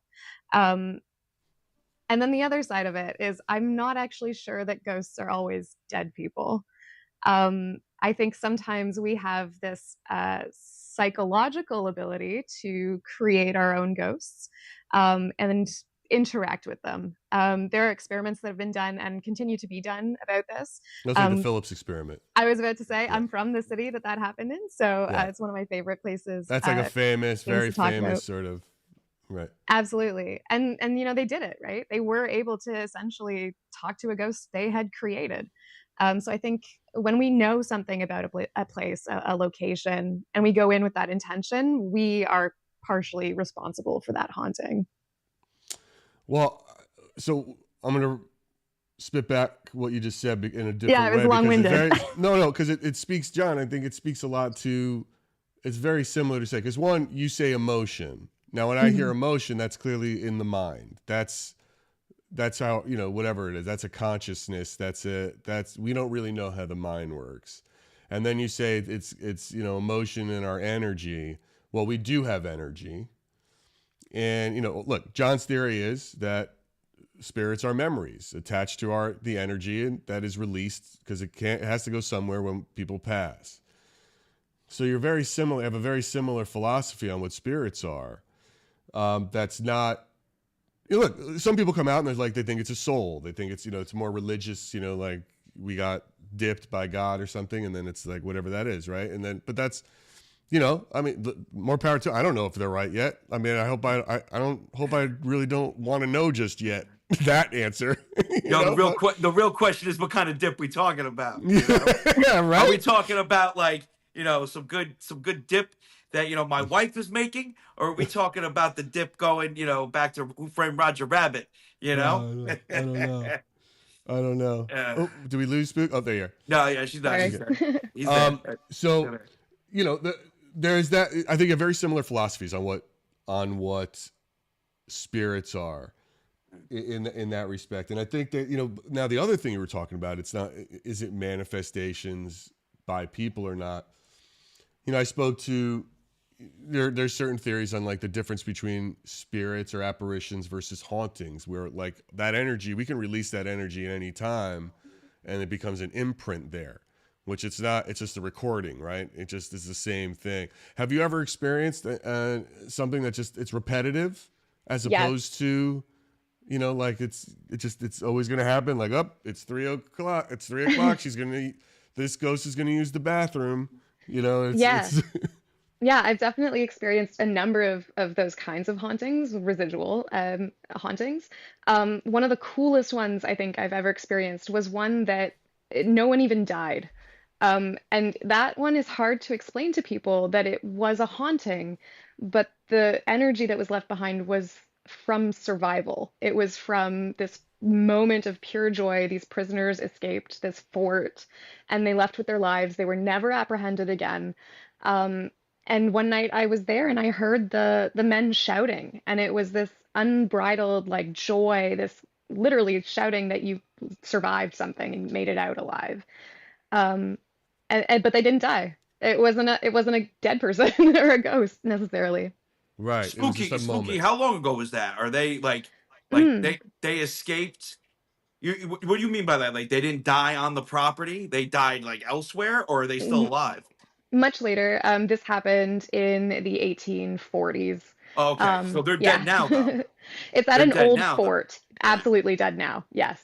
So that begs the question, the haunting that I experienced, was it truly that imprint of that joyous moment, or did after they passed come back to the moment of the most joy they ever had? Who knows? Well, it's like the episode. It's like when I talked to Professor Auerbach, like Lord Auerbach, and he was telling me about the the imprint of a couple having sex in this person's house, but they were still alive. He went and found the previous owners and said they're experiencing something at this time every night, and it was like the couple freaked out because they had a little thing that they like to do every night at that time, and they left a spectral sex tape in their old apartment. So it's That's like, wild. that sort of thing, that happens. Um, but anyway, right. That could have been such a big moment, big joyous moment, that the energy of the group even could have, maybe that is something to that there. I lean towards this theory more than most. I mean, I know I'm biased because of him, but it's still starting to feel from others. Energy is always a thing. That memory and consciousness is always a thing, and we don't know what those answers are, right? I mean, it just seems to fall a lot into that space. How long have you been on TikTok, Spooky? How long have you been? 2021, I think, is when I started. So, like a lot of people, like Like a right lot of around, people, the pandemic, we right, were bored. right. Yeah, and it was by accident. I never expected to do anything like what I do now.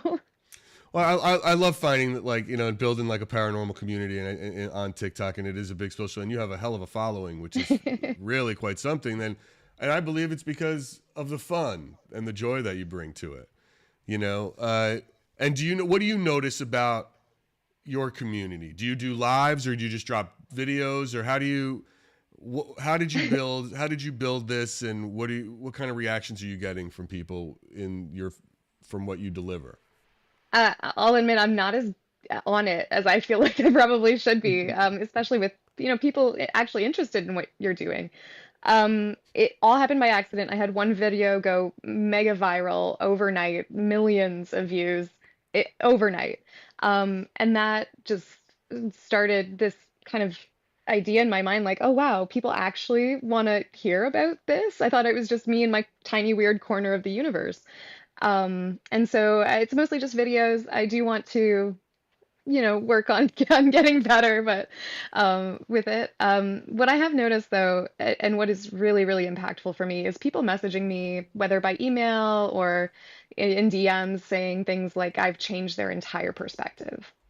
Um, just the idea that I can shift someone from being absolutely terrified of something they're experiencing even, or have experienced, and make it something more gentle for them or empowering in some way, that will never get old, I don't think.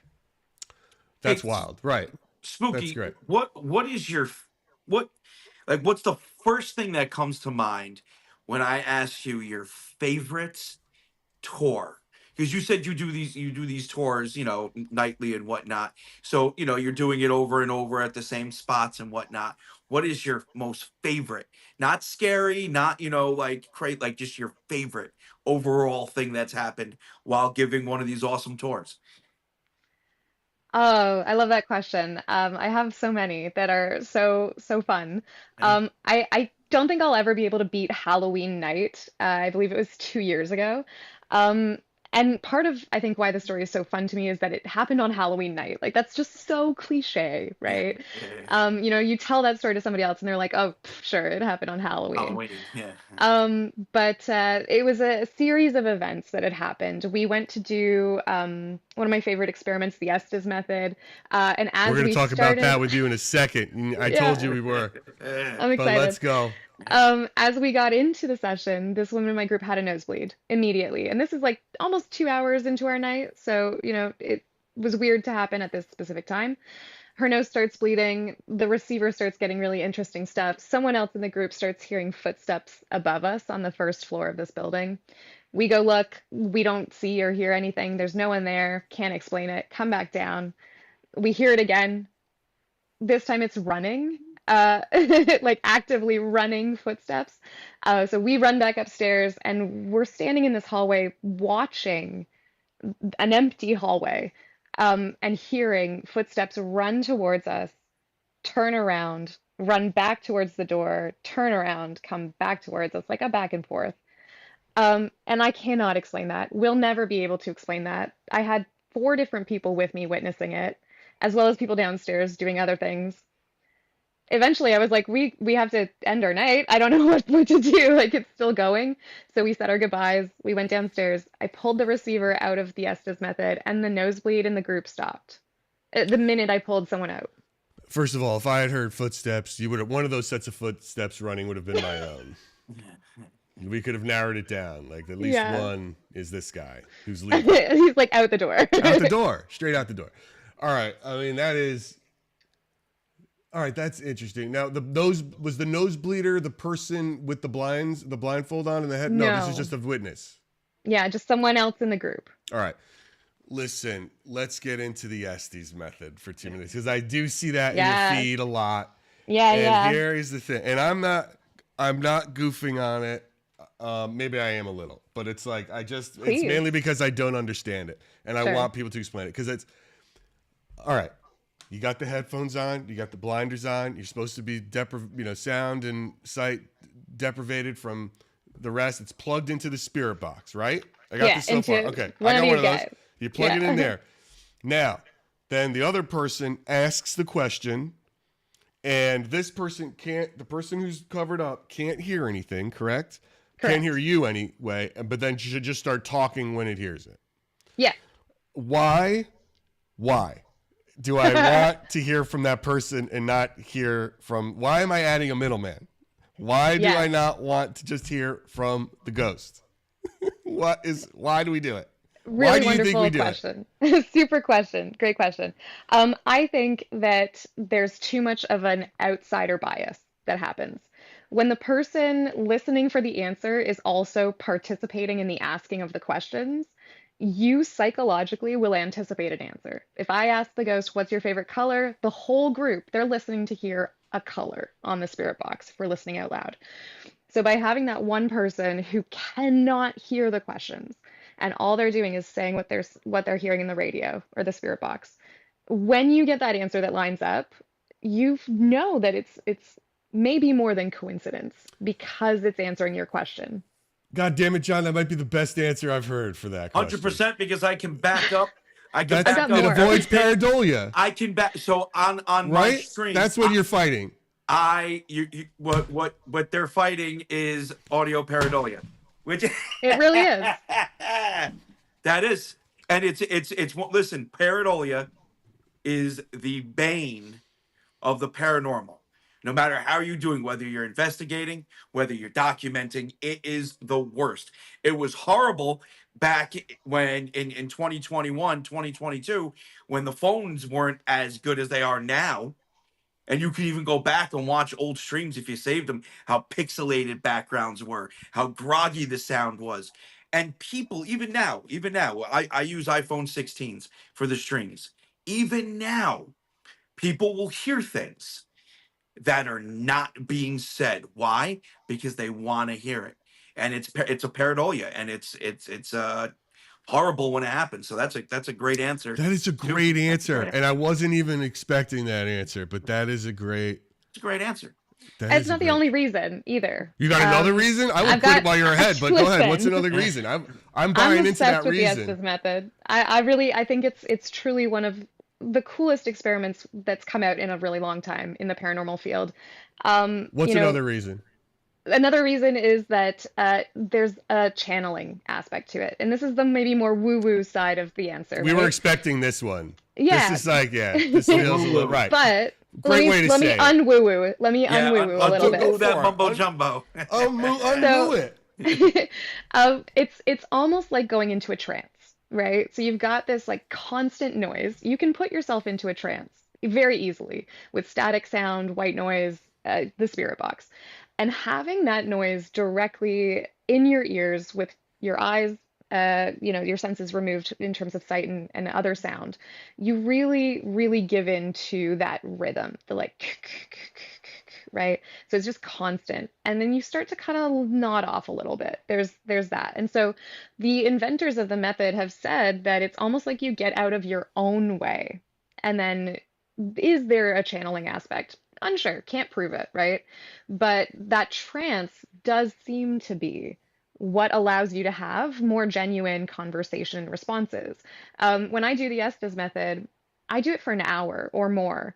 And that's not something that's easy to show on video because it gets boring at a lot of moments, right? For sure.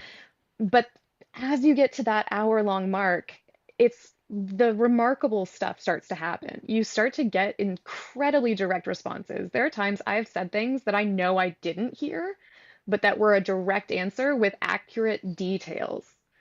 Where did I get it from? How did I get it from the spirit box if I didn't even hear it, right? So, you kind of have to look at that side of it as well. I guess for me, first of all, I like your first answer better. I just do because it makes it that makes very clear sense because it's okay. I could see it. I think what I would also like, and it's not because I wouldn't say look, this whole podcast, this whole thing that we're doing, we come from a place of believing first. I'm actually not interested in debunking. I think it's unfun. I'd rather believe it. And then, there's 110 reasons why it might not be the thing because what we're talking about ghosts, you know what I mean? So yeah, who knows what's happening? So let's come from a place of curiosity, right? I want to just stay curious about it. So what I would like to see though in an Estes method is why not do a splitter so that you're recording the sound, the sound box, the spirit box, and so you can play it back later and compare. I would like to hear the comparison. So of both of those things. On that note, I have figured out how to hook up my digital recorder to the spirit box so that you can record the direct output from the spirit box and not have it be like a microphone or, grainy. So it's like the actual pure channel from the spirit box. Yeah. And then you could sync it up with the actual answers. Have I done that experiment yet? I need to find someone to do it with me. All right, get on it because I want to watch it. I want to see it. Absolutely. Get on that. That is something I will watch for 100%. sure. Because I think that puts it. Look, when I first saw it, my belief of it was that the reason those cats did it in the hotel was for a visual because they were making a documentary and it looks fun, right? Like it's visually interesting. You got somebody in the thing, they're wrapped up and it's just like, and then someone's what are they doing? Yeah, it's spooky stuff and it's like, the whole thing. But then I just didn't get it. But goddamn, if that pareidolia answer isn't a really great reason to try it. To cut out. It blows your mind. When it works, it blows your mind. But to rule out the idea that you're putting the thought into their head to hear it ahead of time. Mm-hmm. All right. Which happens all the time. No, which absolutely literally happens all the time. That's what is. It's one of the biggest things that I battle with when live streaming my documentation is people hearing things that aren't being said. And then they have a hard time understanding, hey, listen, you're getting this secondhand. Regardless, you're getting this secondhand. I'm getting it firsthand. I'm hearing it. And another way that translates too is like any low voices will translate to the people watching as burps. They're like, oh, why? And for about a year, I kept getting hit with the same question. John, why is that spirit burping? Why is that spirit burping? And then all of a sudden it dawned on me, wait a minute. Everyone's asking why the spirit's burping right after I just heard a low voice. Oh, that's translating to you guys as a burp instead of, leave here now, John, like something like that. And it's wild. Well, yeah, we're getting, we get some weird, so I don't know how often you watch John. John is predominantly live. All of his stuff is live. I do watch John. Yeah. So he's all live. And we did an episode we just dropped about Buckout Road where he goes all the time. And there was a part of the interview where he turns because he's like, I just heard a child's voice. And then we listened back and I isolated his audio, and all, what I heard on there was like as if you were wearing a mic and you rub it. It was like a and then he turns, like it's like a and he turns. That he's telling me I just heard a child say my name. But what we recorded was a sound. And that's real. We make a bit out of it in the episode. I'm not going to spoil it for anybody who hasn't watched it yet, so it's kind of fun. But the sound is 100% real and strange. And he doesn't wear a mic. I mean, he's barely wearing a shirt. So it's like there's definitely no mic on there. It's a ripped t-shirt he's got on. So it just becomes, it's weird, right? How people, I don't know what's going on in his head to die. I think he's a witch of some kind, the way he gets what he gets. A medium of I think he does have superpowers in this ghost space to get what he gets, but I do find that interesting that people hear things a different way, and that leads to a whole other art talk about frequency that we've heard, and vibration that we get into with a lot of people too, that as I'm learning about this stuff. Spooky, how do you keep it, because you do have a very fun, lighthearted tone to your feed and to how you tell these stories, which I love. I like it. I'm a big fan of that. I like, let's take the piss out of this a little bit, let's just have some fun. How do you keep it that way? Have you ever been scared and been like, I can't use this, it's too scary, or I have to figure out how to turn it so it's not scary? Luckily that hasn't happened to me. I guess I find the more silly you are with the spirits, the more silly they're right back. And so, when you approach it with this silliness and this lighthearted, fun, playful energy, it's hard to get something really terrifying, I find. I've had moments where I wasn't actively looking for something and something unsettling or spooky happened.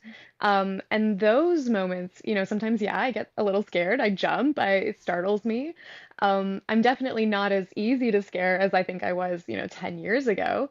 John, you probably feel the same way. Like, things happen to you all the time. It just gets fun. You're just like, awesome. Hey, you're here. I get scared constantly. Do you like horror movies? Or you're like a horror movie buff? I do. I love horror movies. Maybe that's what it is. No, I mean, I find them, after I watch a horror movie, I'm exhausted from being like tense. It's like edge. I just did a workout like the whole time. It's awful. And my wife will film me secretly because I grab my dog and I'm like, just holding my dog, terrified of the whole thing. And it's the absolute worst. The greatest jump scare in history is a total side point, by the way. There was a Netflix, that Netflix series, I think it was The Haunting at Hill House or something with the bent neck lady, right? Yeah. Is that the one about the house in Connecticut? No, I don't know where it was. Second one, I think. That might have been the second one. The first one is wonderful. And there's like the bent neck lady ghost, right? Dude, it is. There is an episode in the middle, I don't even remember which one, and I wouldn't want to tell anybody to spoil it, that has the absolute greatest jump scare that I might have jumped across the room. It was so bad. If you think about it, I don't know, I don't want to spoil it for people, but fuck the people. It's in a car. It happens in a car, and it's like, it is unbelievable. And it is so unexpected. Anyway. But don't you love it? Like, you get scared of it, and then you're like, I'm just, I can't. Then I'm tired. You know what I mean? I just don't want to deal with it. Fair. What else can I ask you here? have you found a difference in? Well, here's the question: do you ever get out of Canada? Do you go other places? And like it seems like you like historical spots. Where have you ever gotten a chance that's really different from your, your regular haunts? I haven't, and I think Okay. that's really what I'm looking for. I think Okay. I'm starting to get to this point where I'm like I'm too accustomed to my own hauntings. They're too predictable in a way. Sometimes I want to go somewhere I don't know anything about, that's just totally out of my comfort zone. Um, that's kind of my next goal, I guess, for investigating, is finding somewhere that'll get me. I want to be gotten again. I want to go back to the early Don't be days. careful what you wish for, Yeah. Spooky. I don't know if you want to be. Oh, I'm putting it out there. We're talking about ghosts, man.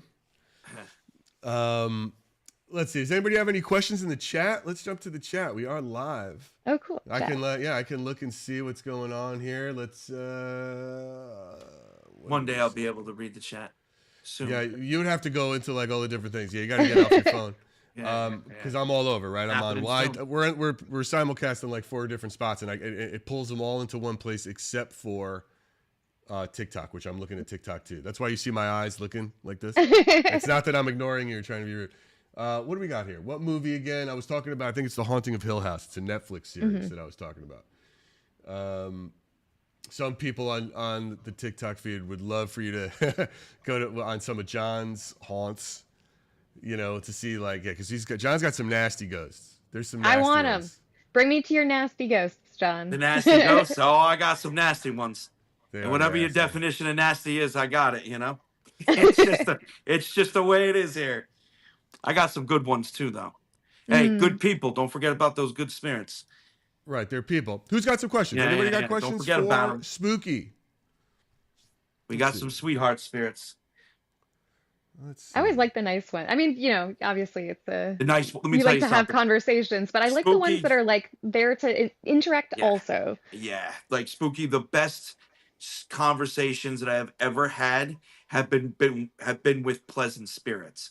Now, Yeah. content wise, people want more dark. They remember the dark more. They want the darker stuff. But listen, I've been doing this for a while, and I've seen people in the paranormal rise and fall. People get into it and then drop off, and the reason is they submerge themselves in that darkness, in that negative headspace, and it affects people. So I like best of both worlds. Give me the sweet spirit that's gonna say that they don't mind me hanging out there and gonna talk to me, and then give me the spirit that's gonna tell me to go fuck myself. I'm cool with it all. So Spooky, here's some questions. What devices do you use when you investigate? Like, what is your go-to? I mean, Spirit Box, obviously. I really like the REM pod. I know it's very easily debunkable, but I do my best to keep all of the potential triggers out of the environment. A good old digital recorder. I think a lot of the time, because I deal with historic heritage sites, I like the old school methods. I try not to go too much on the gear and the equipment, because I kind of worry sometimes it scares them a little bit. Like if they're not Scares as who? Ghosts? the spirits, yeah. Like if which they're are easily scared, by the way. from the Don't ask me 1800s, how, but they are. lights and beeps and stuff like that, it might confuse them. So I'm actually working on developing a couple of my own tools as well, to try to limit strange things like beeping and lights. Spooky, do you? These are all questions from the chat. Spooky, Yeah. do you always go alone, or do you usually go with someone? I try to go with someone, and it's not for the reason you probably imagine. It's not because I'm scared. It's actually because I don't trust myself enough to have an experience and like be able to fully say that was 100% an experience I had. So having a witness is always what I want. But I do go alone sometimes. Sometimes you don't have somebody to go with you. Have you ever had here's another one from Mama Lisa. Have you ever had a physical experience? Like, have you ever been touched or physical? Tell us about that. Yeah, I've been touched. I've been touched just like a casual, like tap on the shoulder or, tugging on a jacket or pants or something like that. But one of the most amazing ones that I will never forget is I was about to fall backwards down a staircase, and literally two hands on my shoulders, like full 10 fingers, all hand, pushed me upright, and definitely saved me from cracking my head open. That's the difference between Canadian ghosts and U.S. ghosts. Very kind. Right? I mean, 100%. 100%. That's a Canadian 100%. ghost. And he was like, And New York don't ghosts fall. over here would be I like, was just "What's up, missing the Stark? story. I see you, Stark." Yeah, it's that's definitely a Canadian ghost, right? I think for us, we would want the pratfall and the laugh. Yeah. Because if you don't get hurt, it's funny. If you got hurt, it's tragic. I was on tour, so I'm glad it didn't come to that because I could have traumatized like 15 people. Sure. Sure. That's interesting. So wait, can you tell us a little about what you think you're trying to make to catch ghosts? Yeah. I'm essentially building a REM pod, I guess, that is going to function as a slight proximity sensor, but more so capacitive touch sensor. So if something comes in contact with an object, specifically, I want to be able to hook it up to different objects and use those objects as a trigger for the spirit. So an object that might be kind of mundane in their lives, a cookware or a plate, something that can be connected to the device in another room so that it's not interfering immediately in the room that the activity is happening in.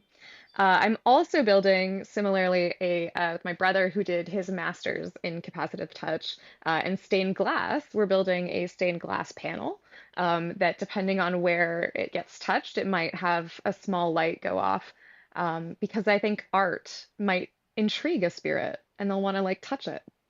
All right. So I'm sorry. It's called what kind of touch? It's capacitive touch. Capacitive touch. So basically you're doing something where it's like, I'm just explaining it I'm explaining it for myself slowly so I can understand what's happening. It's got whatever sort of wires or sensors on it so that if it feels a physical touch or heat or what defines a touch from a spirit to set it off that you're trying to do? So that's like, could a person touch it and would it go off? Yeah, 100%. Because what it is it's like the I'm not a sciencey person, so it's like the electrodes or whatever coming out of your fingertips. Like when you touch that, it completes the circuit. And so by completing the circuit, then the light goes off, the alarm goes off, right? Okay. The question is, does it work the same with a ghost? And so that's, you'd have to go through all of the testing and stuff. It seems like maybe because the REM pod works similarly, but have to be in the testing phase to say anything more about that part. That's So is it going to be like two alligator clips coming out? Yeah. One on the object, and then where's the other alligator clip is going to be on something for the spirits to touch? Or so it'll all kind of, so it's going to be Don't a get box. kinky, dude. Don't get kinky. It's like a box with toggle switches, because why not? And then what if the spirits get kinky? Let's keep it clean. It's not after hours yet. So yeah, there's going to be an alligator clip going to the object itself, and then to potentially a copper plate as well, but then to the electronics on the inside. Okay, cool. Here's a good question that came in, and a good standard one for people who do what you both do. Spooky, how do you keep entities from attaching to you, or do you believe in attachment? Do you believe that can happen? I don't believe in it the way that I think is like publicly understood or thought of. I think that anything can want to attach to you if you especially are emitting like a really nice energy or whatever. But I also am a firm believer that, at least in my interactions, spirits are a lot more aware than we realize, and I don't think they want to go with you anywhere. Like a lot of the time, I think that they're okay with where they are at, and if they didn't want to be there, they would just leave. The actual documenting cases of attachments, there's not many. There's very, very few. It's a bit of a tricky thing to discuss because some people really believe it, and some people have had experiences where they're like, I had one. And I'm not gonna ever deny somebody those experiences, but I think they're a lot more rare than people make them out to be. Well, that and when you think about it, it's like, what relative to what, right? Like, think about Yeah, relative to what? Attachment. Okay. Are you talking about something actually sinking its teeth into you and not letting go, or something that might have followed you from the grocery store into, a bookstore, and like you exactly. said, spirits could, I agree with that. Spirits want to go where they're going to go. They stay where they want to stay. Sometimes they get a little confused. Sometimes they unconfuse themselves. But regardless, it's literally that they do what they want, right? Essentially. So yeah, like the whole attachment thing, people are so stuck on attachments. They And really I are. think Like there's, to yeah, yeah. No, I what are was you just saying? going to say, sorry. I Yeah. think there's with attachments, it's a lot more psychological than paranormal. I think that if you go in, especially to a location where maybe there's a more aggressive spirit, and you know that, you're gonna expect to have a bad time. You're gonna think about, oh, I don't want this attached to me. You're gonna get scared. You're gonna get in your head. Things are gonna happen. You're gonna go, oh my gosh, it's the attachment. But at what point did you actually prove that it was, like Right. are you looking into that at all? Are you trying to figure out what is happening? Or are you just jumping to that conclusion because you know you were in a scary spot? And that goes back to what we, kind of what we started about, or we mentioned when we started, like, are you manifesting? Are you the architect of your own nightmare in a weird way? Right. I mean, is it that, 100%. are you hearing yourself? Fucking pareidolia for the goddamn Estes method. I'm so glad to have been part of this moment. This like mind Now, opening. what's really interesting about like the whole like middleman thing, and Gary, like, why would somebody do that? And pareidolia being a great answer for that. Um, in my documentation, I never do it. I stay away from the method because I try to do documentation that everybody can see and hear, regardless if they're seeing and hearing wrong. It's still part of the data coming in, right? And let's be real. In 2025, in this social media age that we are in, because we are in peak social media age now. There are many people out there that, oh, Esses, blah blah blah. They do they get everything going, and what they are saying is just complete horseshit. And a lot of people don't like to say it, but it's the truth. You know. Now, where you're coming from, you're a shining example of, if you're gonna do the method, do it right. So, that's awesome. Yeah, I I want mean, it. one I of the expect to see that recording. I want to see you do that. I want absolutely that. 100%. I want to see that split because that's Oh, fun. I'm so intrigued. I'm so intrigued because I want to see at what point is it something that actually was heard? Or like, was it your brain filling in a gap? Was it you completing a word that came through only half a word? From a investigation perspective, I want to see that difference. So do I. I'm fast. Now it's like, now I'm into it. Now I got Yeah. to try it. God damn it. That's the other thing about the method. I think that it's hard to watch someone do it and fully believe, especially on social media. Like it could totally be scripted. You have no idea. Trying it yourself changes everything. When you have that session where you're like, I don't even remember what I was saying, and it was half accurate, or more than half accurate, Right. those are the incredible sessions that make you wonder what's happening. Spooky, this has been incredibly fun.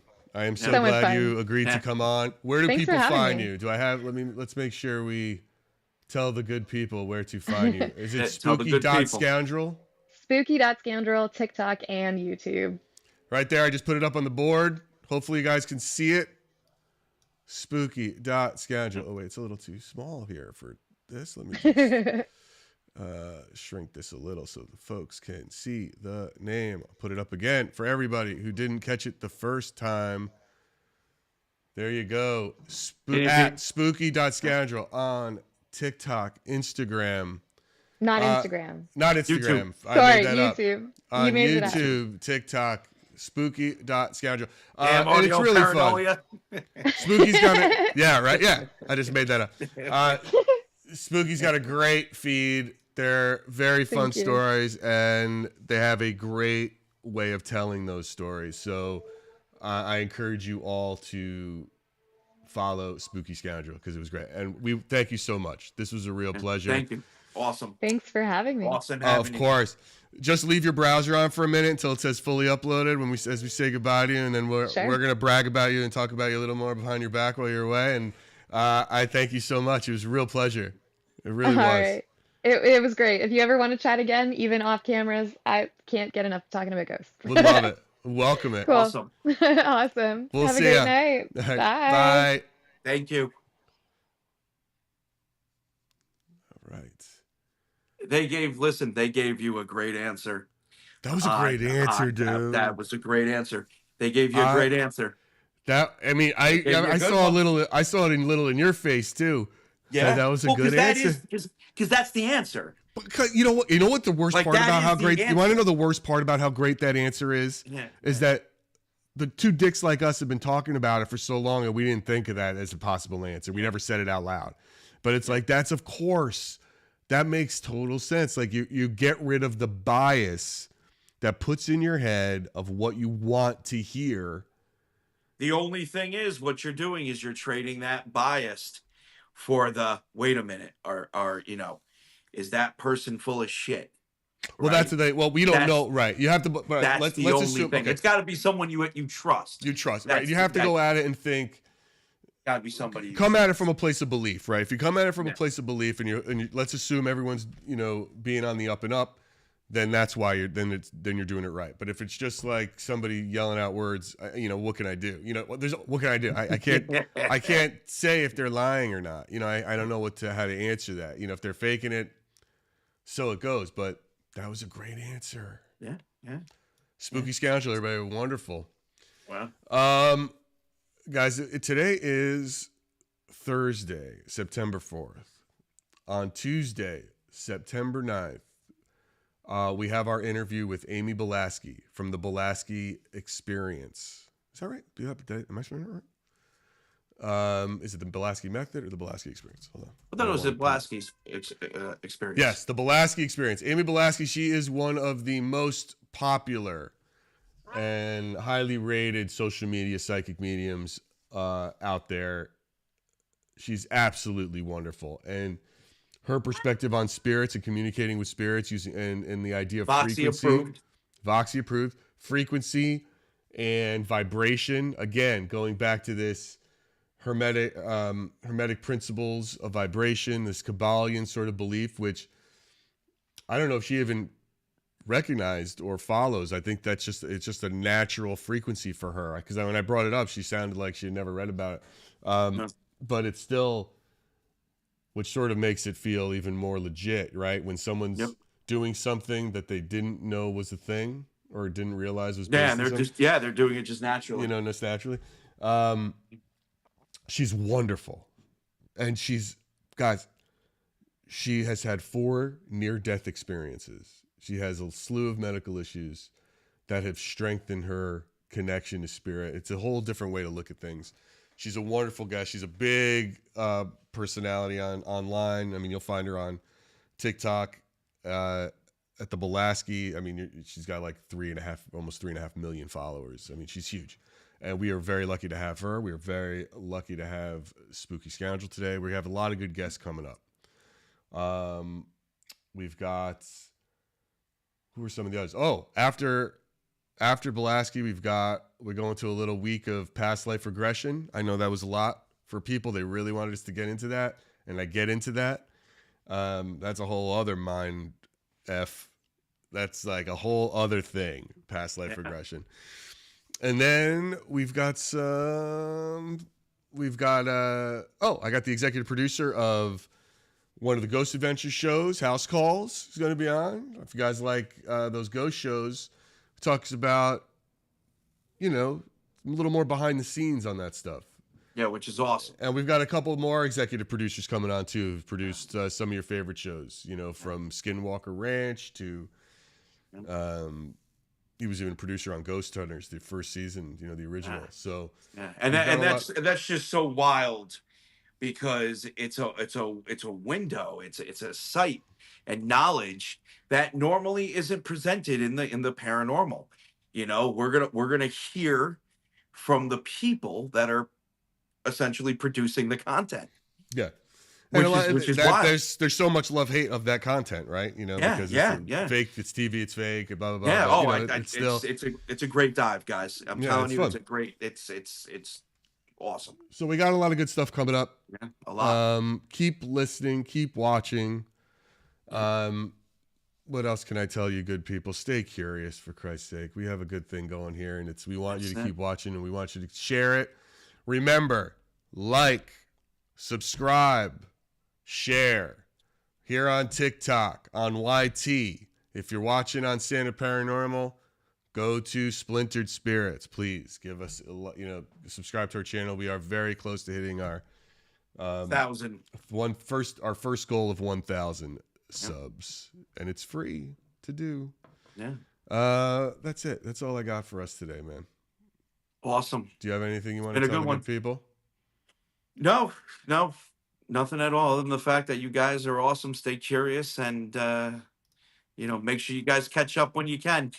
A lot of episodes, a lot to catch up on. Yeah, man, we're having a lot of fun, and we're gonna try to close out the year. Oh, and if you haven't noticed, on the weeks that we don't drop a brand new episode, we've been going back and dropping those episodes that never had video with video. With video. Bigger, longer, less cut. There's still some edits in it. There's still some edits in it, but they are I dropped the full interview with Lloyd. We're about to drop episode 1, which is twice as long. My initial interview with John. I'm going to drop the full reading that Kathy gave me from episode 6. So there's a lot of fun, some backstory and some things now that we're hitting. So cool. Check it out, keep following. But if you're not subscribed, you're not gonna see these announcements and these drops. So that's it, John. This was a good one. Gary, awesome, man. Everybody, thank you. Thanks so much, folks.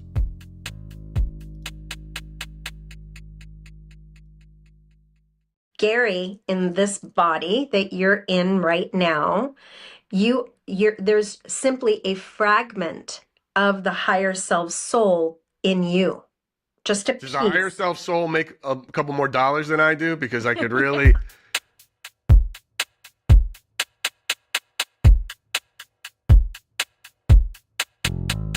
Welcome to Splintered Spirits, the podcast hosted by me, Gary, and my nephew, John Santa from Santa Paranormal, where we try to answer the question, what are spirits? Today's guest is going to give me a crash course in past life regression therapy. Myra Rath runs Soul Science Hypnosis in Los Angeles. Myra is a leader in the past life regression therapy modality, having regressed thousands of global clients over the last 26 years, both in person and online. In her practice, she offers past life regression therapy, QHHT hypnosis, and life between lives hypnosis. Now, I have no idea what any of those words mean when you're put together like this, but I'm about to find out. Past life regression therapy has gained a reputation for its incredible healing abilities. It can offer insights and benefits such as resolving emotional or physical issues, clearing fears, releasing trauma, resolving karmic relationships, and understanding recurring patterns or behaviors that are limiting you today. It's also a very interesting take on spirit communication and spirit origin in a milieu similar to those we talk about all the time on this podcast. Things like energy, frequency, vibrations. Now, we've all heard stories of reincarnation. Maybe someone you know claims to have been a Revolutionary War soldier or a wench in the past life. But as we're about to find out, the word past is a misnomer. Everything, everywhere is happening all at once. And I mean everywhere. Intergalactically, interdimensionally, mythologically. You tripping out yet? Don't take it from me. Hear it from Myra Rath. She's the expert. Let's dive into the conversation. All right, Myra, thank you so much for joining us. I appreciate it. On Splintered Spirits, I say us, it's just me, unless there's somebody else around that you can tell me about afterwards. But Myra, I started off these interviews the same way with all of our guests on Splintered Spirits, so just to get a baseline. And the question is this, and it's a heavy one, but we'll see, and it's however you look at it. But Myra, what do you think spirits are? Well, to me, spirit is an energy, right? It's not a physical body. It's a non-physical energy that can take shape, that can be communicated with. Spirit to me resides on many levels and frequencies. Yeah, I think, So that's yeah, it's just a non-physical. I believe it's very, very real. I believe that, so it's not so much a religious standpoint. no, It's a very, and you said frequency, which is sort of a very Kabbalion, sort of the Hermetic principles of, vibration or something. Is that a sure. philosophy you Well, I follow believe, or? yeah, no, I mean, it's not something I follow, but I believe that spirit resides on different frequencies. There are lower, there are middle, there are many, many, and higher. Amazing. So, No, it's, I like where that sits. That fits into a lot of things. So one of, John, who can't be with us today, his sort of belief that what spirits are memories attached to energy. So in the sense that based on the idea of we all have electrical synapses going off in our brains, right? Like this is a scientific fact. And energy is something that cannot be created or destroyed. So what happens to this energy when we pass? It has to dissipate. It has to go somewhere. It doesn't disappear. And then it's the question of what is consciousness? And that's the piece we don't really know what it is. So he believes that maybe that consciousness, that memory is attached to that energy. And that's what he's talking to. And that's what's connecting in this. And when he goes to certain places, it's where, in the same way that a haunting, some consider a haunting to be an imprint on a location that's just going in a loop like a tape, these memories go to where that person may have felt the strongest or whatever it is, and that's why they're there. So that's where he's coming from. So it's good. Okay, so I like that sort of basic setup. How did you discover and get into past life regression? How did you find this path? Yeah. Well, I read a book. I read a book, and it was in the late 90s. I read Dr. Brian Weiss's Many Lives, Many Masters. That's like the book, apparently. Everything that I've looked It's the up. book. Yeah. Right. It's like, that's it. Absolutely, and I'm honored to call him one of my teachers. Later, I trained with him. I've had many teachers along the way, but it was that book. And I grew up in a very, very spiritual home. My father was a medium, a channel. So reading that book, it wasn't weird for me, but I loved hearing about channeling higher masters, which the book really, really entails. We'll get into that in a second because you said a lot of words. I don't know what it means, but I don't want to jump ahead. But keep going. Yeah. So, I kind of had a woo-woo house, even growing up in the 70s and the 80s. My house was woo-woo. Okay. Did you grow up out here in LA? Yes, in the Valley. Okay. Yeah. All right. So for LA 70s for sure. I get it. Yes. Yeah. Okay. Yeah. So I read that book, and then a couple years later, I think it was like 1998, my brother reached out and invited me to a weekend of it was a like an expo on not just past life regression, it was hypnosis, but past life regression was going to be in one of the halls. And of course, that's where we went. And we spent 2 days being regressed by Dick Setfen, who had written many books on past life regression. And it was put out by the American Board of Hypnotherapy. They were there. And I just, after the 2 days, I'm like, I want to do this. It was just like, I know I can do this. And I signed up for their program. And in 1999, they were like, here you go, here's your certificate. So try to find people to work on in 1999, right? Everybody was in the closet. No one believed in this. It was really, really hard to find people to even practice. It's like, wow, I have this really cool tool in my arsenal. Like, don't you want to know who you've been, where you've been? And it was like, no, no. So it was really hard in those early years. It was, and there were times where it was just like I didn't even do anything because it was so hard to find people. And on occasion, I would meet someone, and if the conversation ever went to a spiritual place, I would say, well, I do past life regression. And I was like, oh my God. So there we go. I was able to practice. So it was a slow beginning. What is the difference between reincarnation and past life regression? Or are these things hand in hand? They are hand in hand. Reincarnation is like the word, the original word that was used to describe that we have been here before.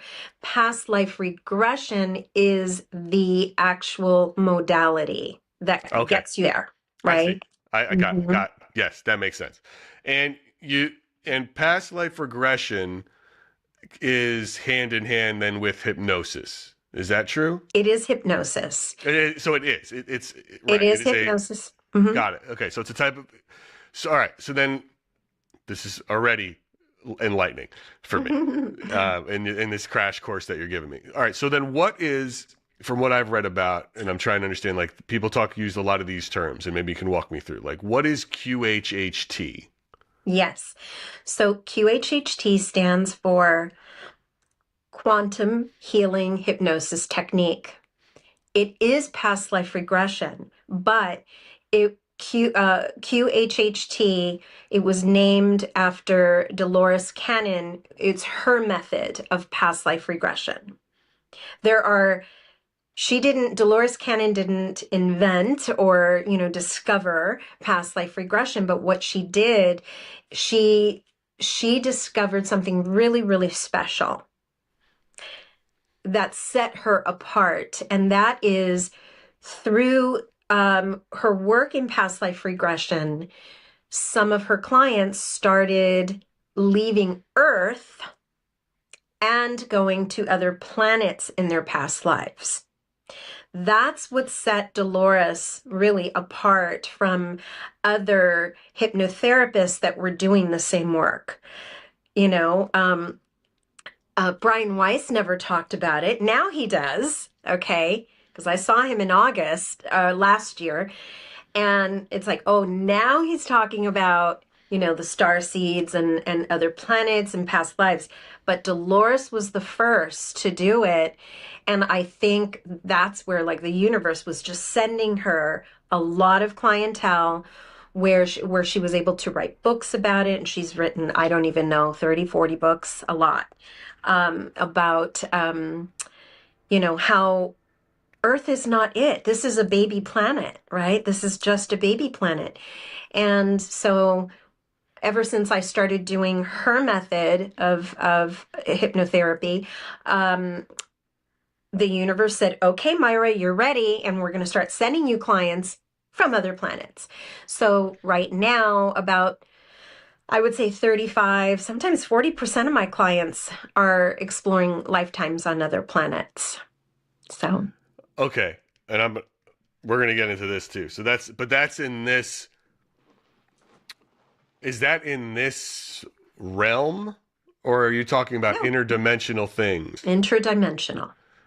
It's not just like they're from another planet, like in a galaxy a long time ago and far, far away, like a Star Wars opening, which is in here, or is it like you're in another, like, is this Marvel universe another spot? Yes. I don't mean to be making a joke. I'm just trying to explain it in a way that helps me understand it. Yes. I'm the dumb one here, so I want to explain. Like, that's what helps me say it. But you know what I mean, right? Mm-hmm. It's like is it because you say past life? I think it's a long time ago. So are these from aliens in our galaxy space from a long time ago, or are you talking they're from another dimension, like they've gone through the Twilight Zone? It's kind of both, because I know right now when people want to explore this modality, we are calling it a past life regression. But to be honest, there is no past, right? Everything is parallel. Everything, past, present, parallel present, and future, right? So today I took a client through multiple lives, and one of them, she was on a ship and being promoted to come to Earth on a mission. And it was just so interesting. When is that? So that was really interesting. One of the things I asked her, we can't tell what year it is. They don't have years, clocks, and calendars the way Earth does, right? Right. So Okay, one of her missions was to come to Earth on their ship. There were 4 of them on the ship. And when they landed, they didn't land. They hovered and sort of like transmuted themselves to the ground where the cows were. They got beamed down. They got beamed down. Yes, yes. Okay. They have that technology. And she says, we're on the ground, we're looking, we're touching the cows. We're very curious. We've never seen them. And it's like, well, what are you going to do with the cows? And she says, we have syringes. We're actually extracting. We don't want to hurt them. We're giving them a lot of love, but we want to bring samples back with us because we're very, very curious about why humanity is killing this animal. What is it? Why are you eating it? Why is there dairy? All of that, right? How is it creating food for the people on Earth? During that mission, they moved across and they saw some children playing. And when she saw the children playing from their ship, I said, do you have an idea of the timeline when you came down, when you see these children, how they're dressed, what they're wearing, what does it feel like? And what she said is, it feels like the 50s. Oh, it feels as if when we came in on that particular mission, but remember, they travel through portals, so they can go to the 50s, they can go to the 20s, they can go to the 1800s. They can travel through any timeline. It's incredible. And research. So that was my day today. That's wild. Yeah. All right. And again, I'm trying not to jump around, but I'm going to get back to that too. I'm taking notes because there's some questions I have. So, all right. So that's QHHT. That's I guess what the quantum part is, right? The idea Correct. of okay. And the H, the healing, is the whole point of this to then try to overcome something? What is the healing part of that the H? That's a great question. So this is, again, Dolores Cannon's technique. The healing part is once we see in a QHHT session, it's a long session. It could range between 4 and 5 hours. You're seeing in one time? Yes. Okay. Yes. That's in one setting. You're taken to multiple lifetimes, not just one. Okay, so typically I take my clients to 3 different lifetimes, and in each one, it's a completely different timeline. Okay, then after we see that, we connect with the client's higher self. Are you familiar with what is the higher self or the oversoul? No, I have no idea what that means. Okay. What is that? So, Is this getting into like when you or in this world, like when they talk about a spirit guide or a master spirit, or is this something different? Something different. Okay. So this is higher self. Yes. Okay. So, what's that? So Gary, you actually have a higher self. It's your higher soul. Gary, in this body that you're in right now, there's simply a fragment of the higher self soul in you. Just a piece. Does the higher self soul make a couple more dollars than I do? Because I could really, like, hopefully That's pass the it big down. guy. The higher self is the big guy for sure. And okay, so this is going to get much more broad. I want you to think that there's no time at all. So the higher self, there's no clocks and calendars. So the higher self, think of it like an octopus. Okay? Sure. Intelligent, right? Yes. Wise. I believe octopuses are aliens anyway, but that's a Me whole too. other story. Yes. So imagine that the head of the octopus is the higher self. And then the tentacles, let's say there's 30 tentacles. I know they don't have that many, but Sure. just for this. Right. Yeah. This Yeah. creature, right. Got it. Each tentacle is a lifetime that the higher self is projecting itself out to have an experience. You, Gary, are one tentacle Right.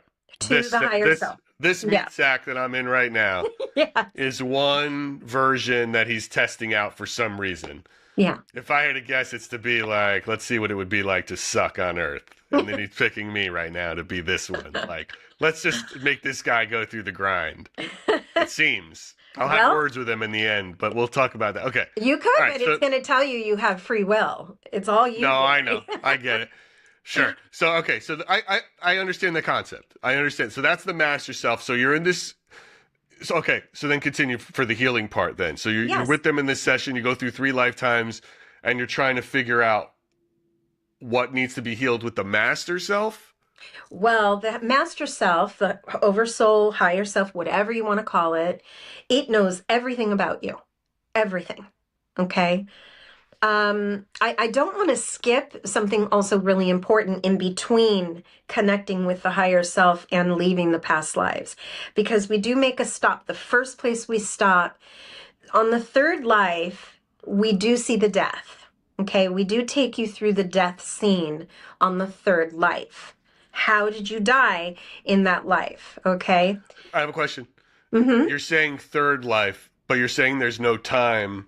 Is this a chronological order of some kind, or there's you're no just picking order. So you're just picking a random 3rd one of the. Well, I don't pick it. The higher self chooses what to show you. Okay, but it is a random 3rd thing from the multiple that you probably have. Right. Is that what you're saying? I just want to understand what we're saying. It's not like this was the 3rd time you lived and now this is no. This is all not in order. It's not linear. I just wanted to clarify. Yeah. Okay. So then you go through that death of that whatever. Okay. Right. You go through the death and then we move you up.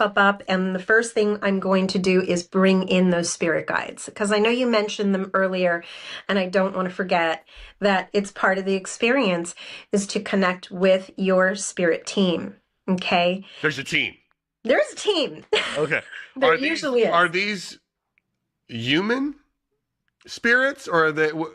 No, don't call them spirits. Don't call them spirits. They are guides. These are they could be angels. They're your guides. They're not spirits, but they're spirit guides, right? They reside in the spirit realm.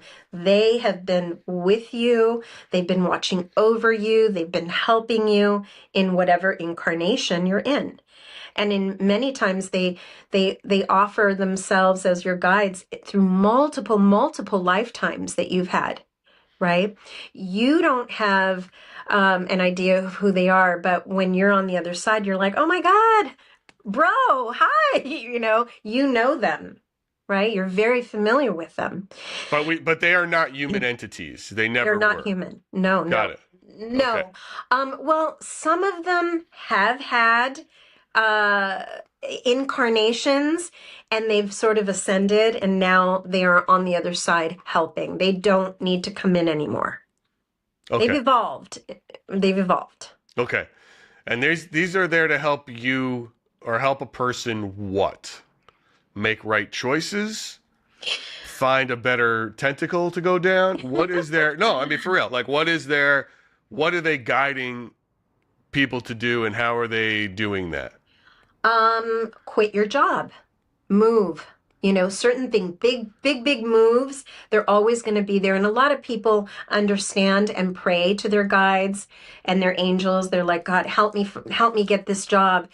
They're going to move things and make things happen to help you. But there is a thing that is known that they don't get in the way. You have to ask them for help. Otherwise, they're just there. What I have heard is let's say there's a death in the family and you're in just major grief. You're laying in bed and you're just crying and bawling, and they are there. They are sitting on that bed and their hands are on you. You may not feel it, but these guides love you. They love you unconditionally. So they act as, just these helpful, non-physical beings throughout your entire incarnation. Okay. So then does that mean that, are you saying then that the help part, or, the healing part of this process is to get to them so that, or to better help you connect with them in order to get over what you need to get over, to solve whatever problem you need to solve? No. Oh. That part, when I bring your guides in, is because people are curious. They want to know who their guides are, what their names are, what they look like. And often they do appear in a physical form for you. Some of them have wings. Some of them are angels. Some are light beings where they're just luminescent. Mm-hmm. Yeah, so a lot of them just are pure light, but there's like a shape to them. Okay. Sometimes they come forward in multiples. Sometimes it's 2, sometimes it's 4. But I always ask one to come in even closer to moderate to ask questions. So we're with the guides for just a little bit. Okay. Why are they, who puts them there? Where are they? Like, who's paying them? Who's paying them? Yeah, like, why are they paid. Is this, like, what is that from? Like, why are they helping? Well, before you came into this body, it was an agreement. They are the ones that helped you, that sat with you, with that pre-soul, like, I'm jumping in, right? You are planning your life. You're planning your challenges. Who's your family? Who's going to be this? Who wants to volunteer to be the narcissist father, right? No, I guess what I'm asking you, Myra, is if we looked at it through a religious lens, right? I can see that, okay, there is a God, and God has angels, and these angels are helping humans get through it with their souls and this and that. But if we're not saying it's like a Roman Catholic God, and these angels, what are we saying these beings are that want to help people get through these various different timelines? I call them my spirit guides. I don't, and there's a lot of people that are going to listen to this and say it's bullshit, right? It's no, I get. I don't believe in it. Yeah, no, we're not in the bullshit. We're not in the bullshit. But like, please, and we get caught. That's not where we're here. I just want to understand the, like this, like the hierarchy of it. You know what I mean? Like, I'm just trying to get a handle on to how that, like, what is it? Do they report to a god or a even higher spirit? Like, or is it, were they always there and always were? Is it that sort of idea? Okay.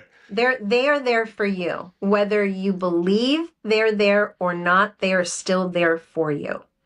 You'll learn the truth once you're on the other side of it, right? You will learn the truth. So after we connect with the guides, that's when we make contact with the higher self that we had talked about. Okay. Yeah. Now we're getting into the healing, okay? Okay. Yeah. Yeah, we're getting into the healing. So in QHHT, a client arrives with a list of questions. What do they want to know? They can ask anything about their life, their past, their future, and what's going on with their body. But do you know what they're doing there beforehand? Like, hey, I'm coming to see you because I'm either grieving over a family member, or I want to quit smoking, or I want to, like, do you have like a baseline with a client? Okay, so that's like your starting place of something like a tangible problem that they have. Well, that 4.5 hours. First, I do a consultation the week prior to their session on Zoom, so I'm able to see them, and that's the first thing I ask. What do you want out of this? Why are you doing this, right?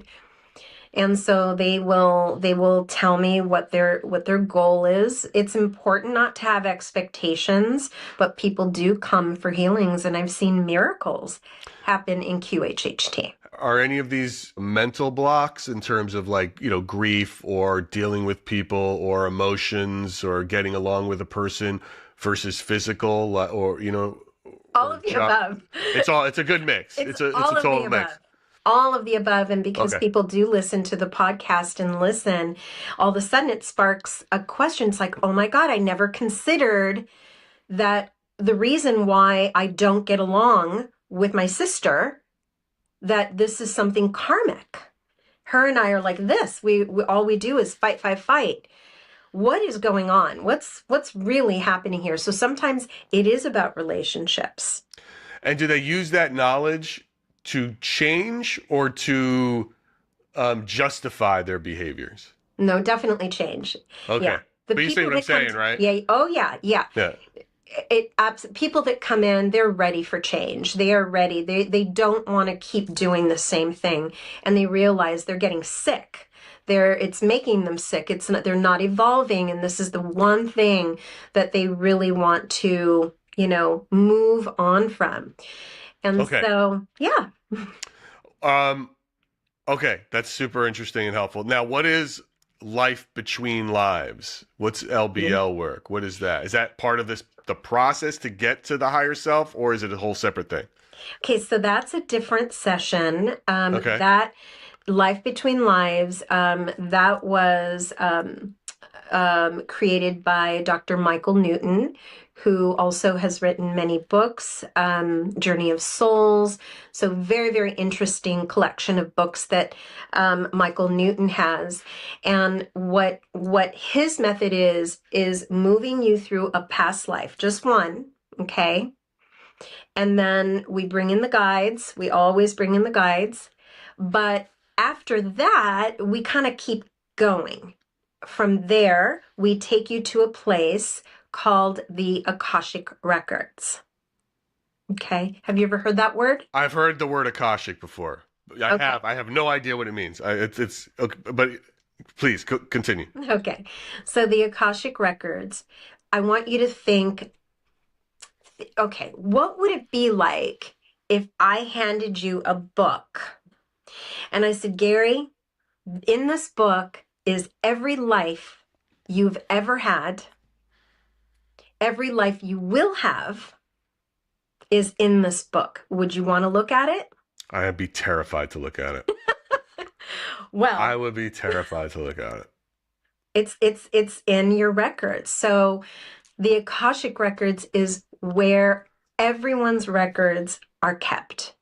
A hall of records. It's etheric. It's not like a physical place, but it is etheric. And the cool thing is that when you're in sessions, because you're working in the quantum field, it's a place that we can visit. And my clients can get their books, open them up. Today, my client, without even me asking, her guides took her there. After the third life, the fourth one, she was in the records. And I knew she was there. And she says, I see people like studying. I see them in little corners, like people are looking down and they're sort of reviewing their own records. So we pulled her records. And when she opened it up, everyone is going to everyone perceives different in the records. For her, it was like a movie that was playing, right? For others, it may be impressions and pictures that come based on some of your past lives, right? In this case today, she was shown where her, because she did give me permission to share, so I'm able to talk about this, where her insecurity with men comes from today. And it was really interesting through this, movie that was playing out.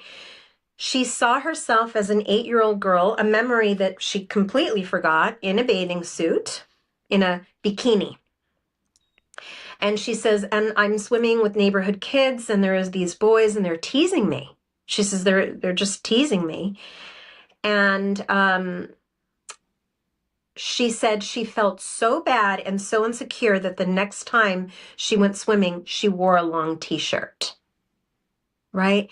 So Did Do you this see how actually happen to her, or was this something it did? she's from a different timeline or No, from a it different? happened in this life, and they were Okay, showing her where her incident. That was one of her got it, questions. got it. And it's like we were going to ask the higher self that question anyway, but the guide said, we're going to show it to you now, where it came from. And so where you can recall anything in the Akashic records, it holds every possible, even future possibilities exist in the records based on decisions that you might make. So, Myra, So, are your role? What exactly is the role of that? What exactly is your role? Are you like a cipher to help them get there, or are you the one channeling the spirit guide, or how does that? What yeah. is that? No, I'm not channeling. Okay, All the healing, all the information comes from within them. I'm simply the guide. I take them to the deepest level of hypnosis, not okay. sleep, but deepest level of hypnosis. And my job is to ask lots of questions and to unveil and reveal what is happening in each scene, in each memory throughout the lifetimes. We're taking them to important days, your proudest day, your saddest day, an important event. What are those days, so that we can learn and reveal everything about that life. And then we do it again on the second life or the third. So, but with life between lives, you are just seeing that one life. Then we take you to the Akashic records. Then, because it's we're going from place to place. From there, have you heard of soul families? No. Okay, so it is the concept of, like, To be Gary. clear, I've rarely heard of anything. So, Okay. oh no, this is my crash course in this. And you Oh, called it it is. soul families? Yeah. So, do you have a mom and dad? Correct. I would think so. Do you have siblings? I do. Do you have a partner or Yes, I'm had a married. partner? Okay. Yes. All right. So typically, and you have children? Yes. So typically, your parents, sometimes your spouse or your partners, your children are in that soul family, okay? And you've all agreed to come into this life as your family. I'm going to be the mom, I'm going to be the dad. But what happens in the next life? Well, maybe you and your dad, you may trade. Maybe you'll say, I'm going to be the dad in this time because X, Y, and Z, right? There's a reason for it. Maybe you need to trade these roles for a certain reason. I work with a lot of clients that come in, and it's almost as if they already know. They'll say, my daughter, my little girl, I know my daughter was my mother in a past life, because all she does is boss me around. Bossy, bossy, bossy, telling me what to do. And generally, they're correct. I have a question because I'm just trying to get my head around it. We're talking about a higher self and tentacles with different sort of tracks, right? These different lives. But then it's like, but in the next life, we're going to do this, we're going to switch, which then says to me there is a timeline, there is a linear place. First we're doing this, then we're doing this.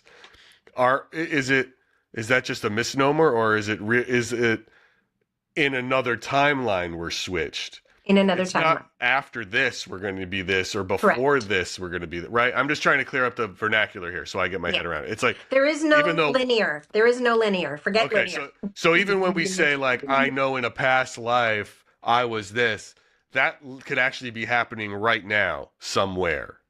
Is that the Everything idea? is how everything is happening. Everything everywhere right all now. at once kind of thing, Yes, right? Is that what yes. we're talking about? Right. So that, but I just want to be clear about that. And I think that kind of clarity, trust me, I know our audience, Yeah. they're going to be tripping out, trying to figure this out, like they're going to need a degree or something, but they don't. And so we're just saying past life. We're saying Yes. in another, but it's really in another life. I am this. All right. Right. Like, Right. as opposed to I was or I will be. Yeah, It's people don't talk like that. Yeah. right. And I think we'll continue to call it past lives because it's just easy to, Easier.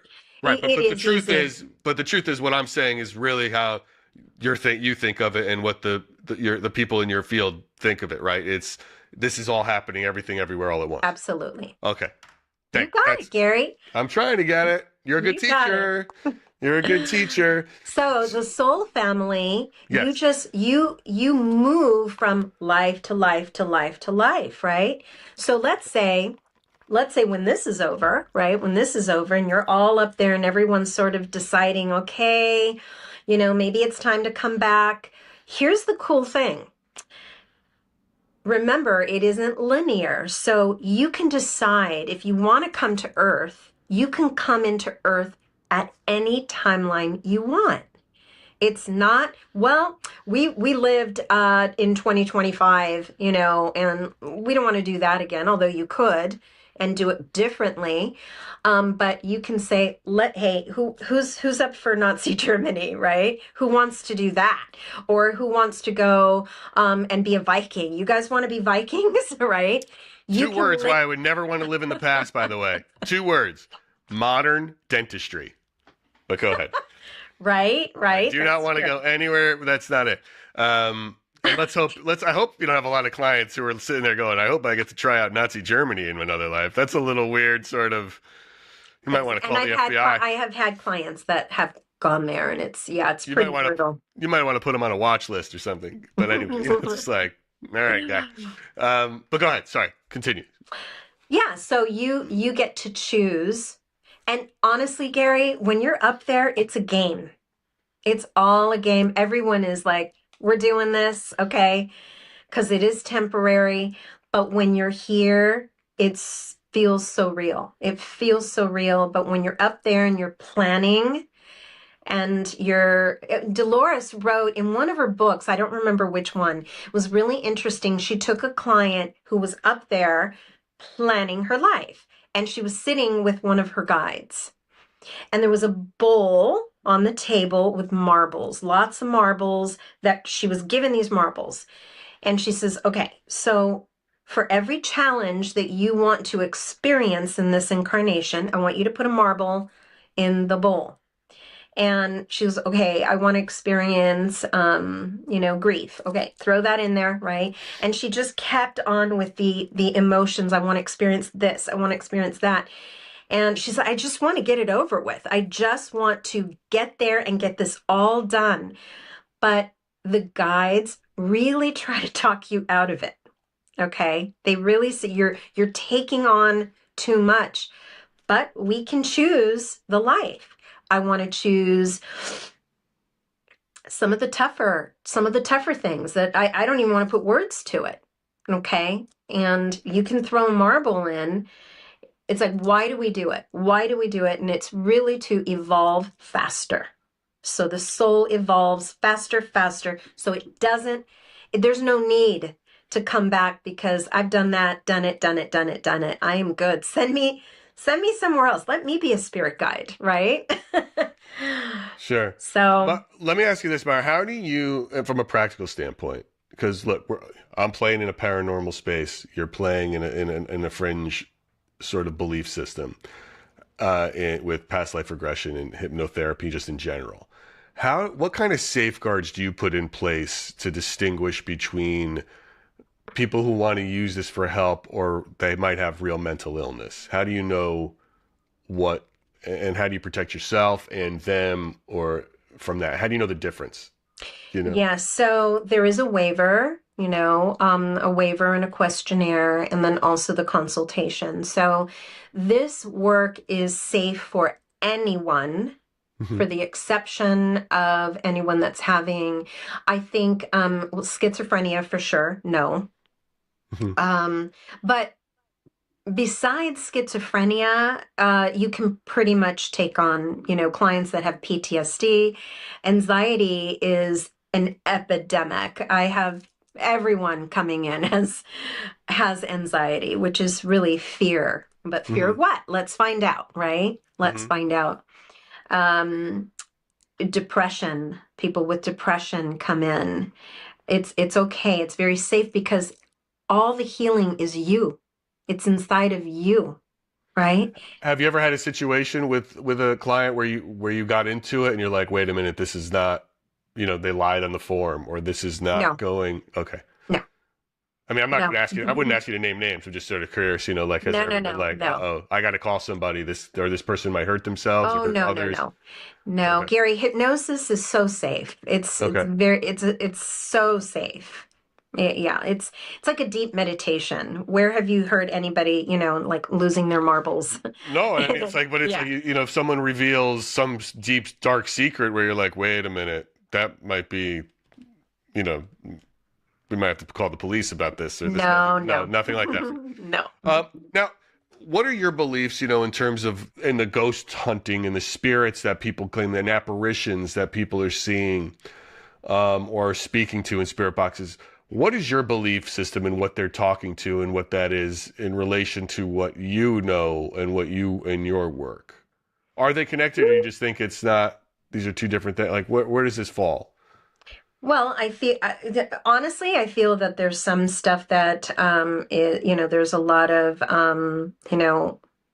mm, not real, people that Sure. are just, yeah, that there's some phonies out there, but, Let's assume it's real, though. But like yes, yes, for sake yes. of this argument, I want to assume that we're dealing Yeah. with someone who admits that they have seen an apparition, or Oh, they are for sure. talking to spirit, like mediums who are talking to spirits that can somehow, or clairvoyancy or things like that. Where does that fall into what you do, and how do these things connect? It doesn't fall into what I do, but I absolutely believe in it. And I believe that I mean, I've seen things in my house here No, no, where okay. I live. Right. No, so it's not, I don't mean like what you do as a work, but what are they then in comparison to what your clients are finding? What's Yeah. the spirit there? What is that? I Or think how would you, or just say, what do you think? I think that these are spirits that don't go back to source, don't go back to the light. I feel that they are lost, they're sort of wandering, and they've made themselves very, very comfortable. They're like, I don't know anything else, right? And it's not that. I think that if you really focus, that you can see that there is this tiny little light that you can focus on. But again, they've made themselves very, very comfortable on this plane in a non-physical way. And I think that that's why people do see apparitions and, spirits. But they may very well have a body in another place, correct? That's just one version. Yes, think of the right? octopus. Yes. Right. I'm just trying to put, right? That's what that's, Mhm. my nephew believes the same thing. He believes that there's different dimensions. Because one of the, people always ask him, because they'll always say he's messing with demons. It's all hell. And he's like, I don't believe in hell. I believe there might be hell-like dimensions, horrible places, and some of If these you people believe might in be them. experience. If if that might be a thing, who's to say? If there's an Mhm. endless amount of tentacles, who knows what we're dealing with and when it comes through. He believes he has had issues with various entities that he believes were never human that have come through. Yeah. That it's like he doesn't know what those are. So he just calls them interdimensional non-human entities. And I like your explanation for it. Like, what could we be talking to, and how that relates to past life regression. If after a session and we make a breakthrough of some kind, and I go off on my own, but I want to keep that going, do I need to always be hypnotized to do it, or is there a way to make a connection with my spirit guide without it? What do people need to do that? I think you should have a daily practice. Before you get out of bed in the morning, take a moment, lay down, connect with your guides. You can ask them, what do I need to know today? Right? Or just sort of, just ask them to bless your day, right? You can ask them for anything. Can I share a story? I'll share a cute story. I love it. that happened with a spirit guide. I had read a book about how you can ask your guides for favors, all right? Like a favor. And I had lost this locket. It just disappeared. This locket disappeared. And it was missing for like 3 years. And I thought of that, and it's like, maybe I should ask my guide to put that locket, if it's in this house, it will put that locket right in front of my eyes. So I did this little ceremony, a little candle. I said a prayer. I called them in, and it's like, all right, I'm going to test you. And I'm looking for the locket, the little locket that you open with the little pictures. It's been gone. I don't know where it is, but I made sure to say if it's in this house, but you also have to give them a time, right? So I remember saying, you have a week. You have 1 week to put that locket in front of me if it's in this house. All right, thank you. And I blew out the candle, and that was it. So then as the days go by, I am just, you forget your little ceremony. You go about your day, you're just bipping along. And then I woke up one morning, this was on the 4th day. The 4th morning, I woke up, and I remember I brushed my teeth, and all of a sudden I had this urge to braid my hair. Just like Okay. braid your hair, 2 braids, right? And I'm opening the drawer. I'm like, okay, I need a hair tie. And I'm looking, I'm like, okay, maybe they're in the other bathroom. So I go to the other bathroom, I open the drawer, and this is my makeup drawer. Okay, where I have just lots of stuff. My wife has one in my bathroom. Yep, I don't ever want to lots go of in there. Don't. You're right. And so I'm looking for hair ties, and then I realize this drawer is a mess. So I pull it out. I feel like just this longing now to pull it out, drop it on the ground, and clean it out. So I went to the kitchen, grabbed a bag to throw stuff away, and I'm moving so meticulously, just boom, boom, boom, boom, boom. Wasn't even thinking. And as I'm going through old shadows and lipsticks and whatever, just going through it, I saw, my hands were moving so fast. I saw this little box, and I shook it, and I heard something was in it. And when I opened it, it was the locket. Mara, Swear. it's amazing to me. But you know what's more amazing to me actually is like your realization or your connection that was based on your asking your spirit guides for help. Of course it was. But can you pinpoint when in your life, because you've been doing this a while, when in your life you realize like this is what this is, and you start recognizing it for what it is as opposed to coincidence or anything else? Like what was that moment where you said you grew up in a woo-woo house. I did. Maybe it always was this way. It always was. For me, it was. Yeah. For me, my dad taught me a lot. And, I saw a lot of things, and through him, learned a lot of things. He's the one who told me about past lives when I was like 11 or 12. He talked to me about it, and it was like, when he said it, I was just like, yeah, why wouldn't we come back over and over and over again? It seems like, why just once? So, yeah, it's just always been there. Got it. It's a really, I'm really liking the perspective on what the spirit is. It's just amazing how energy and frequency fits into these theories in a really interesting way.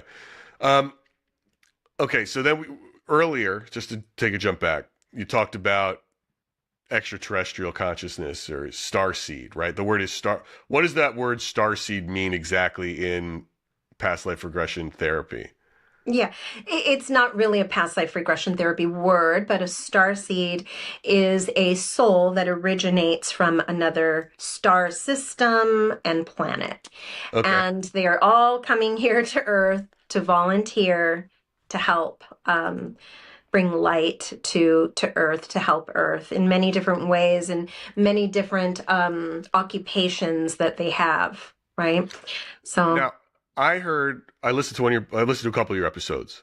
One of them, the client was like an elf. It was like he went to Middle Earth. Now, I certainly believe in extraterrestrial life. If we have an infinite galaxy, I can't believe there's not life somewhere. I firmly believe that. But now we're talking about mythical life. Mm-hmm. How is that? How do you approach that? When was the first time you ever came across that? And were you like, was that like a dog whistle at all? Did you tilt your head a little bit? Like, you know what I mean? You know, how do you hear something? Curious. Okay. So but how do you guide them now? Now they're dealing with a world that we can't, how do you guide somebody to say, oh, there's a troll there and the king of the elves? Like, how do you even, what do you do? Like, I'm serious. Questions, lots of questions. Just keep asking. And I want to say my first elf was maybe 7 years ago. I had an elf. I've had mermaids. I've had giants. There are unlimited realms, and we are completely oblivious. That was a really fun one, the one that you just listened to.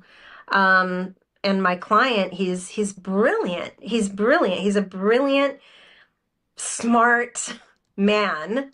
And that was just one of his lives. In a second life I took him to, which I will be sharing, he is actually Pleiadian, from the Pleiades galaxy. They are very human. They can pass as humans, many of them.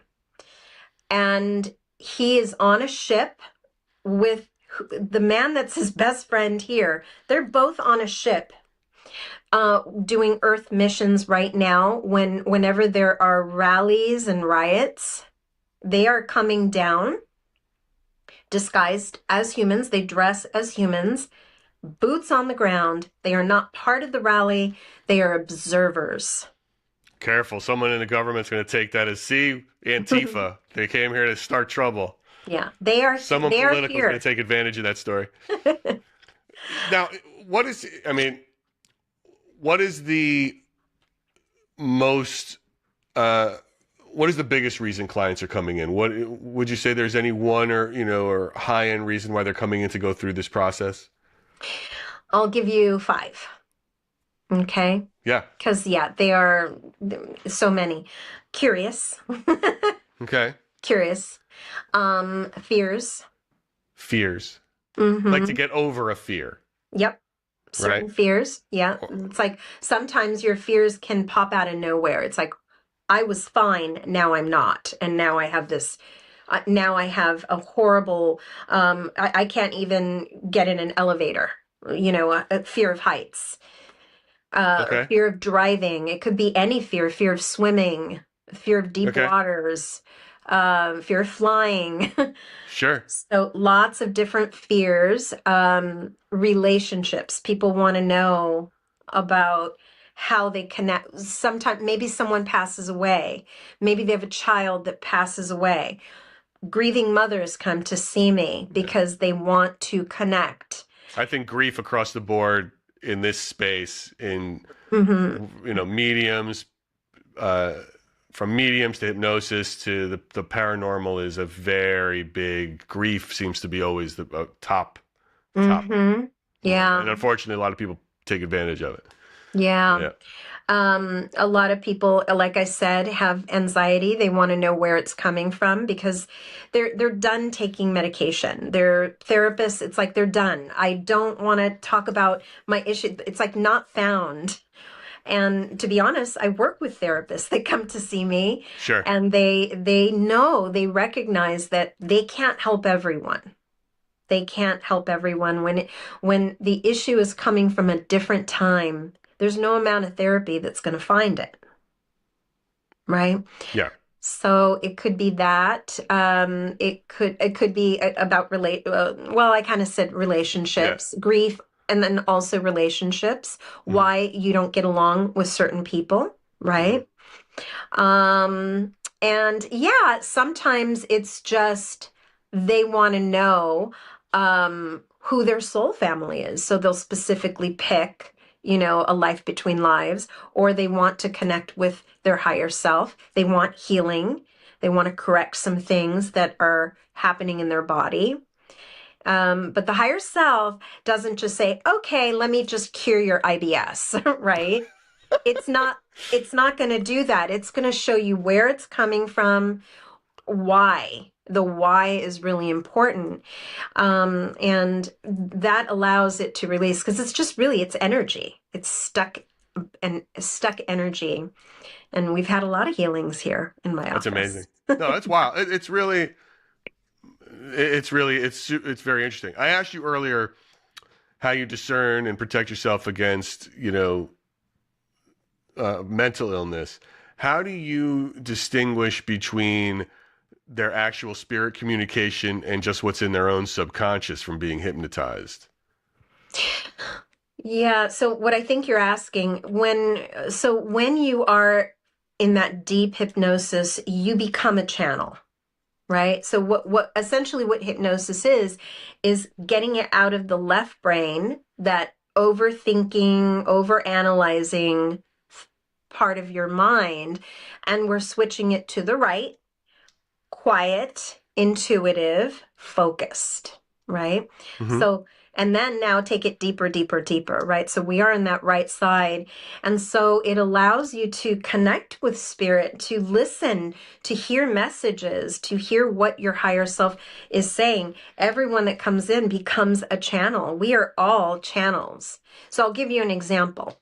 Yes. So you said you had kids, right? Mm-hmm. All right. So has your child ever come to you with a problem, like an issue, like, Dad, blah, blah, blah. Like, what do I do? They're just pouring their heart out, and you're just listening like a good dad would, right? You're Mm-hmm. listening, and you're already in your mind. You're already like, oh, I'm so ready. I know what I want to say. And out of your mouth comes out this very wise, intelligent piece of advice. Has that happened to you? I wish I could say it has. I hope some of my advice is wise and intelligent. But yeah, of course, I have done my best to try to give my kids some sage wisdom at times, And sometimes what comes out, you're actually, wow, that was pretty good, right? You're actually proud of yourself when something comes out. You're literally channeling, Gary. You don't even realize it, but when you are in that listening mode, you just went from left brain overthinking to right brain receiving, right? And so you're simply going to let flow whatever information is coming through, and this is what is called awake and aware channeling. So you could be totally awake having a conversation and channeling information, or maybe you're on the opposite side where you have the issue and you tell someone your problem, and they give you that advice, and it's like, wow, that's actually really good advice. They're actually channeling they're reaching somewhere up there in the ethers for the correct answer for you, right? Yes. So No, it's super interesting. Look, Myra, you're giving us a great hour here. I got just a couple more questions to wrap up if you've got a minute. Sure. How do you look at psychedelic drugs in your space in past life regression, from mushrooms to LSD and things like that, which is, you can see why this could play a big role, but how do you look at those things personally? Yeah. Or for clients? No, my clients don't need it. Okay. Because hypnosis works all on its own. Okay. So there was a woman that came in, and she wanted to take some mushrooms to travel, and it was a distraction. It became a distraction. You don't need anything to experience hypnosis. All I tell people is no stimulants, no coffee, no caffeine, on the day of your session. And I do ask them to stop eating meat for 5 days, drink lots of water, because you're going to be channeling information, and you want to be that clear channel. So avoiding meats actually helps for you to hear and get those downloads of information when you're in a session. Personally, I've gone on many, many mushroom journeys. And personally, I am leaving for my first ayahuasca trip on Friday morning. So, well, I gotta say, I've heard a lot about ayahuasca, and I don't understand it. It seems so unfun to be throwing up and shitting yourself to get some idea of some open-mindedness. I feel like that's a very strange way to go about it, but I wish you the absolute best Thank for it. you. I hope you have an incredible experience. It's just I find it like that does not seem like a good time to me. I'm the worst. I'm the worst vomiter on earth. If I start throwing up, people hear me from miles around. It's like it's just unfun. There's nothing fun about it. And then I feel like someone beat the shit out of me for days. My back hurts. It's just like, oh my gosh. It's not something I enjoy. But okay, so and this, I guess, can anybody be hypnotized? Have you ever met someone like I just can't hypnotize this guy or this girl? Like they're just not. And yes, sorry, of course. I mean, the session's not.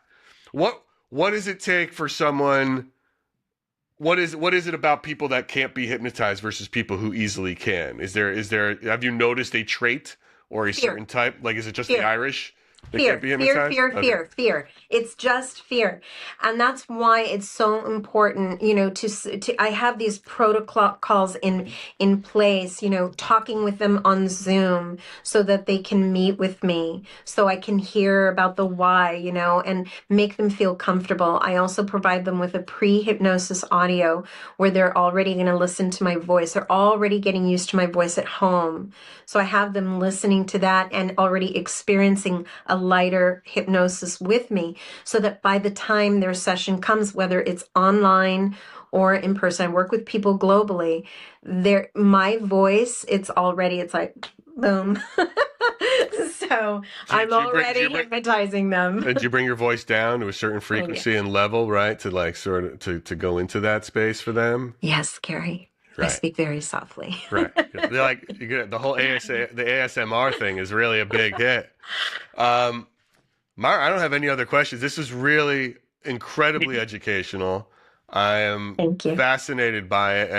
I think our audience is going to love it. And it's, if they didn't understand it before, where can people go to find you? Is it all online? Could you do these things all online, but eventually they have to meet you in person? Or if someone from another state? Okay. Where do people find you? I work with people all over the world. I'm flexible on time zones and... Tell everybody where to find you. I'm going to put the links up too when we're done, but let them hear it out of your mouth. How can they get a hold of you?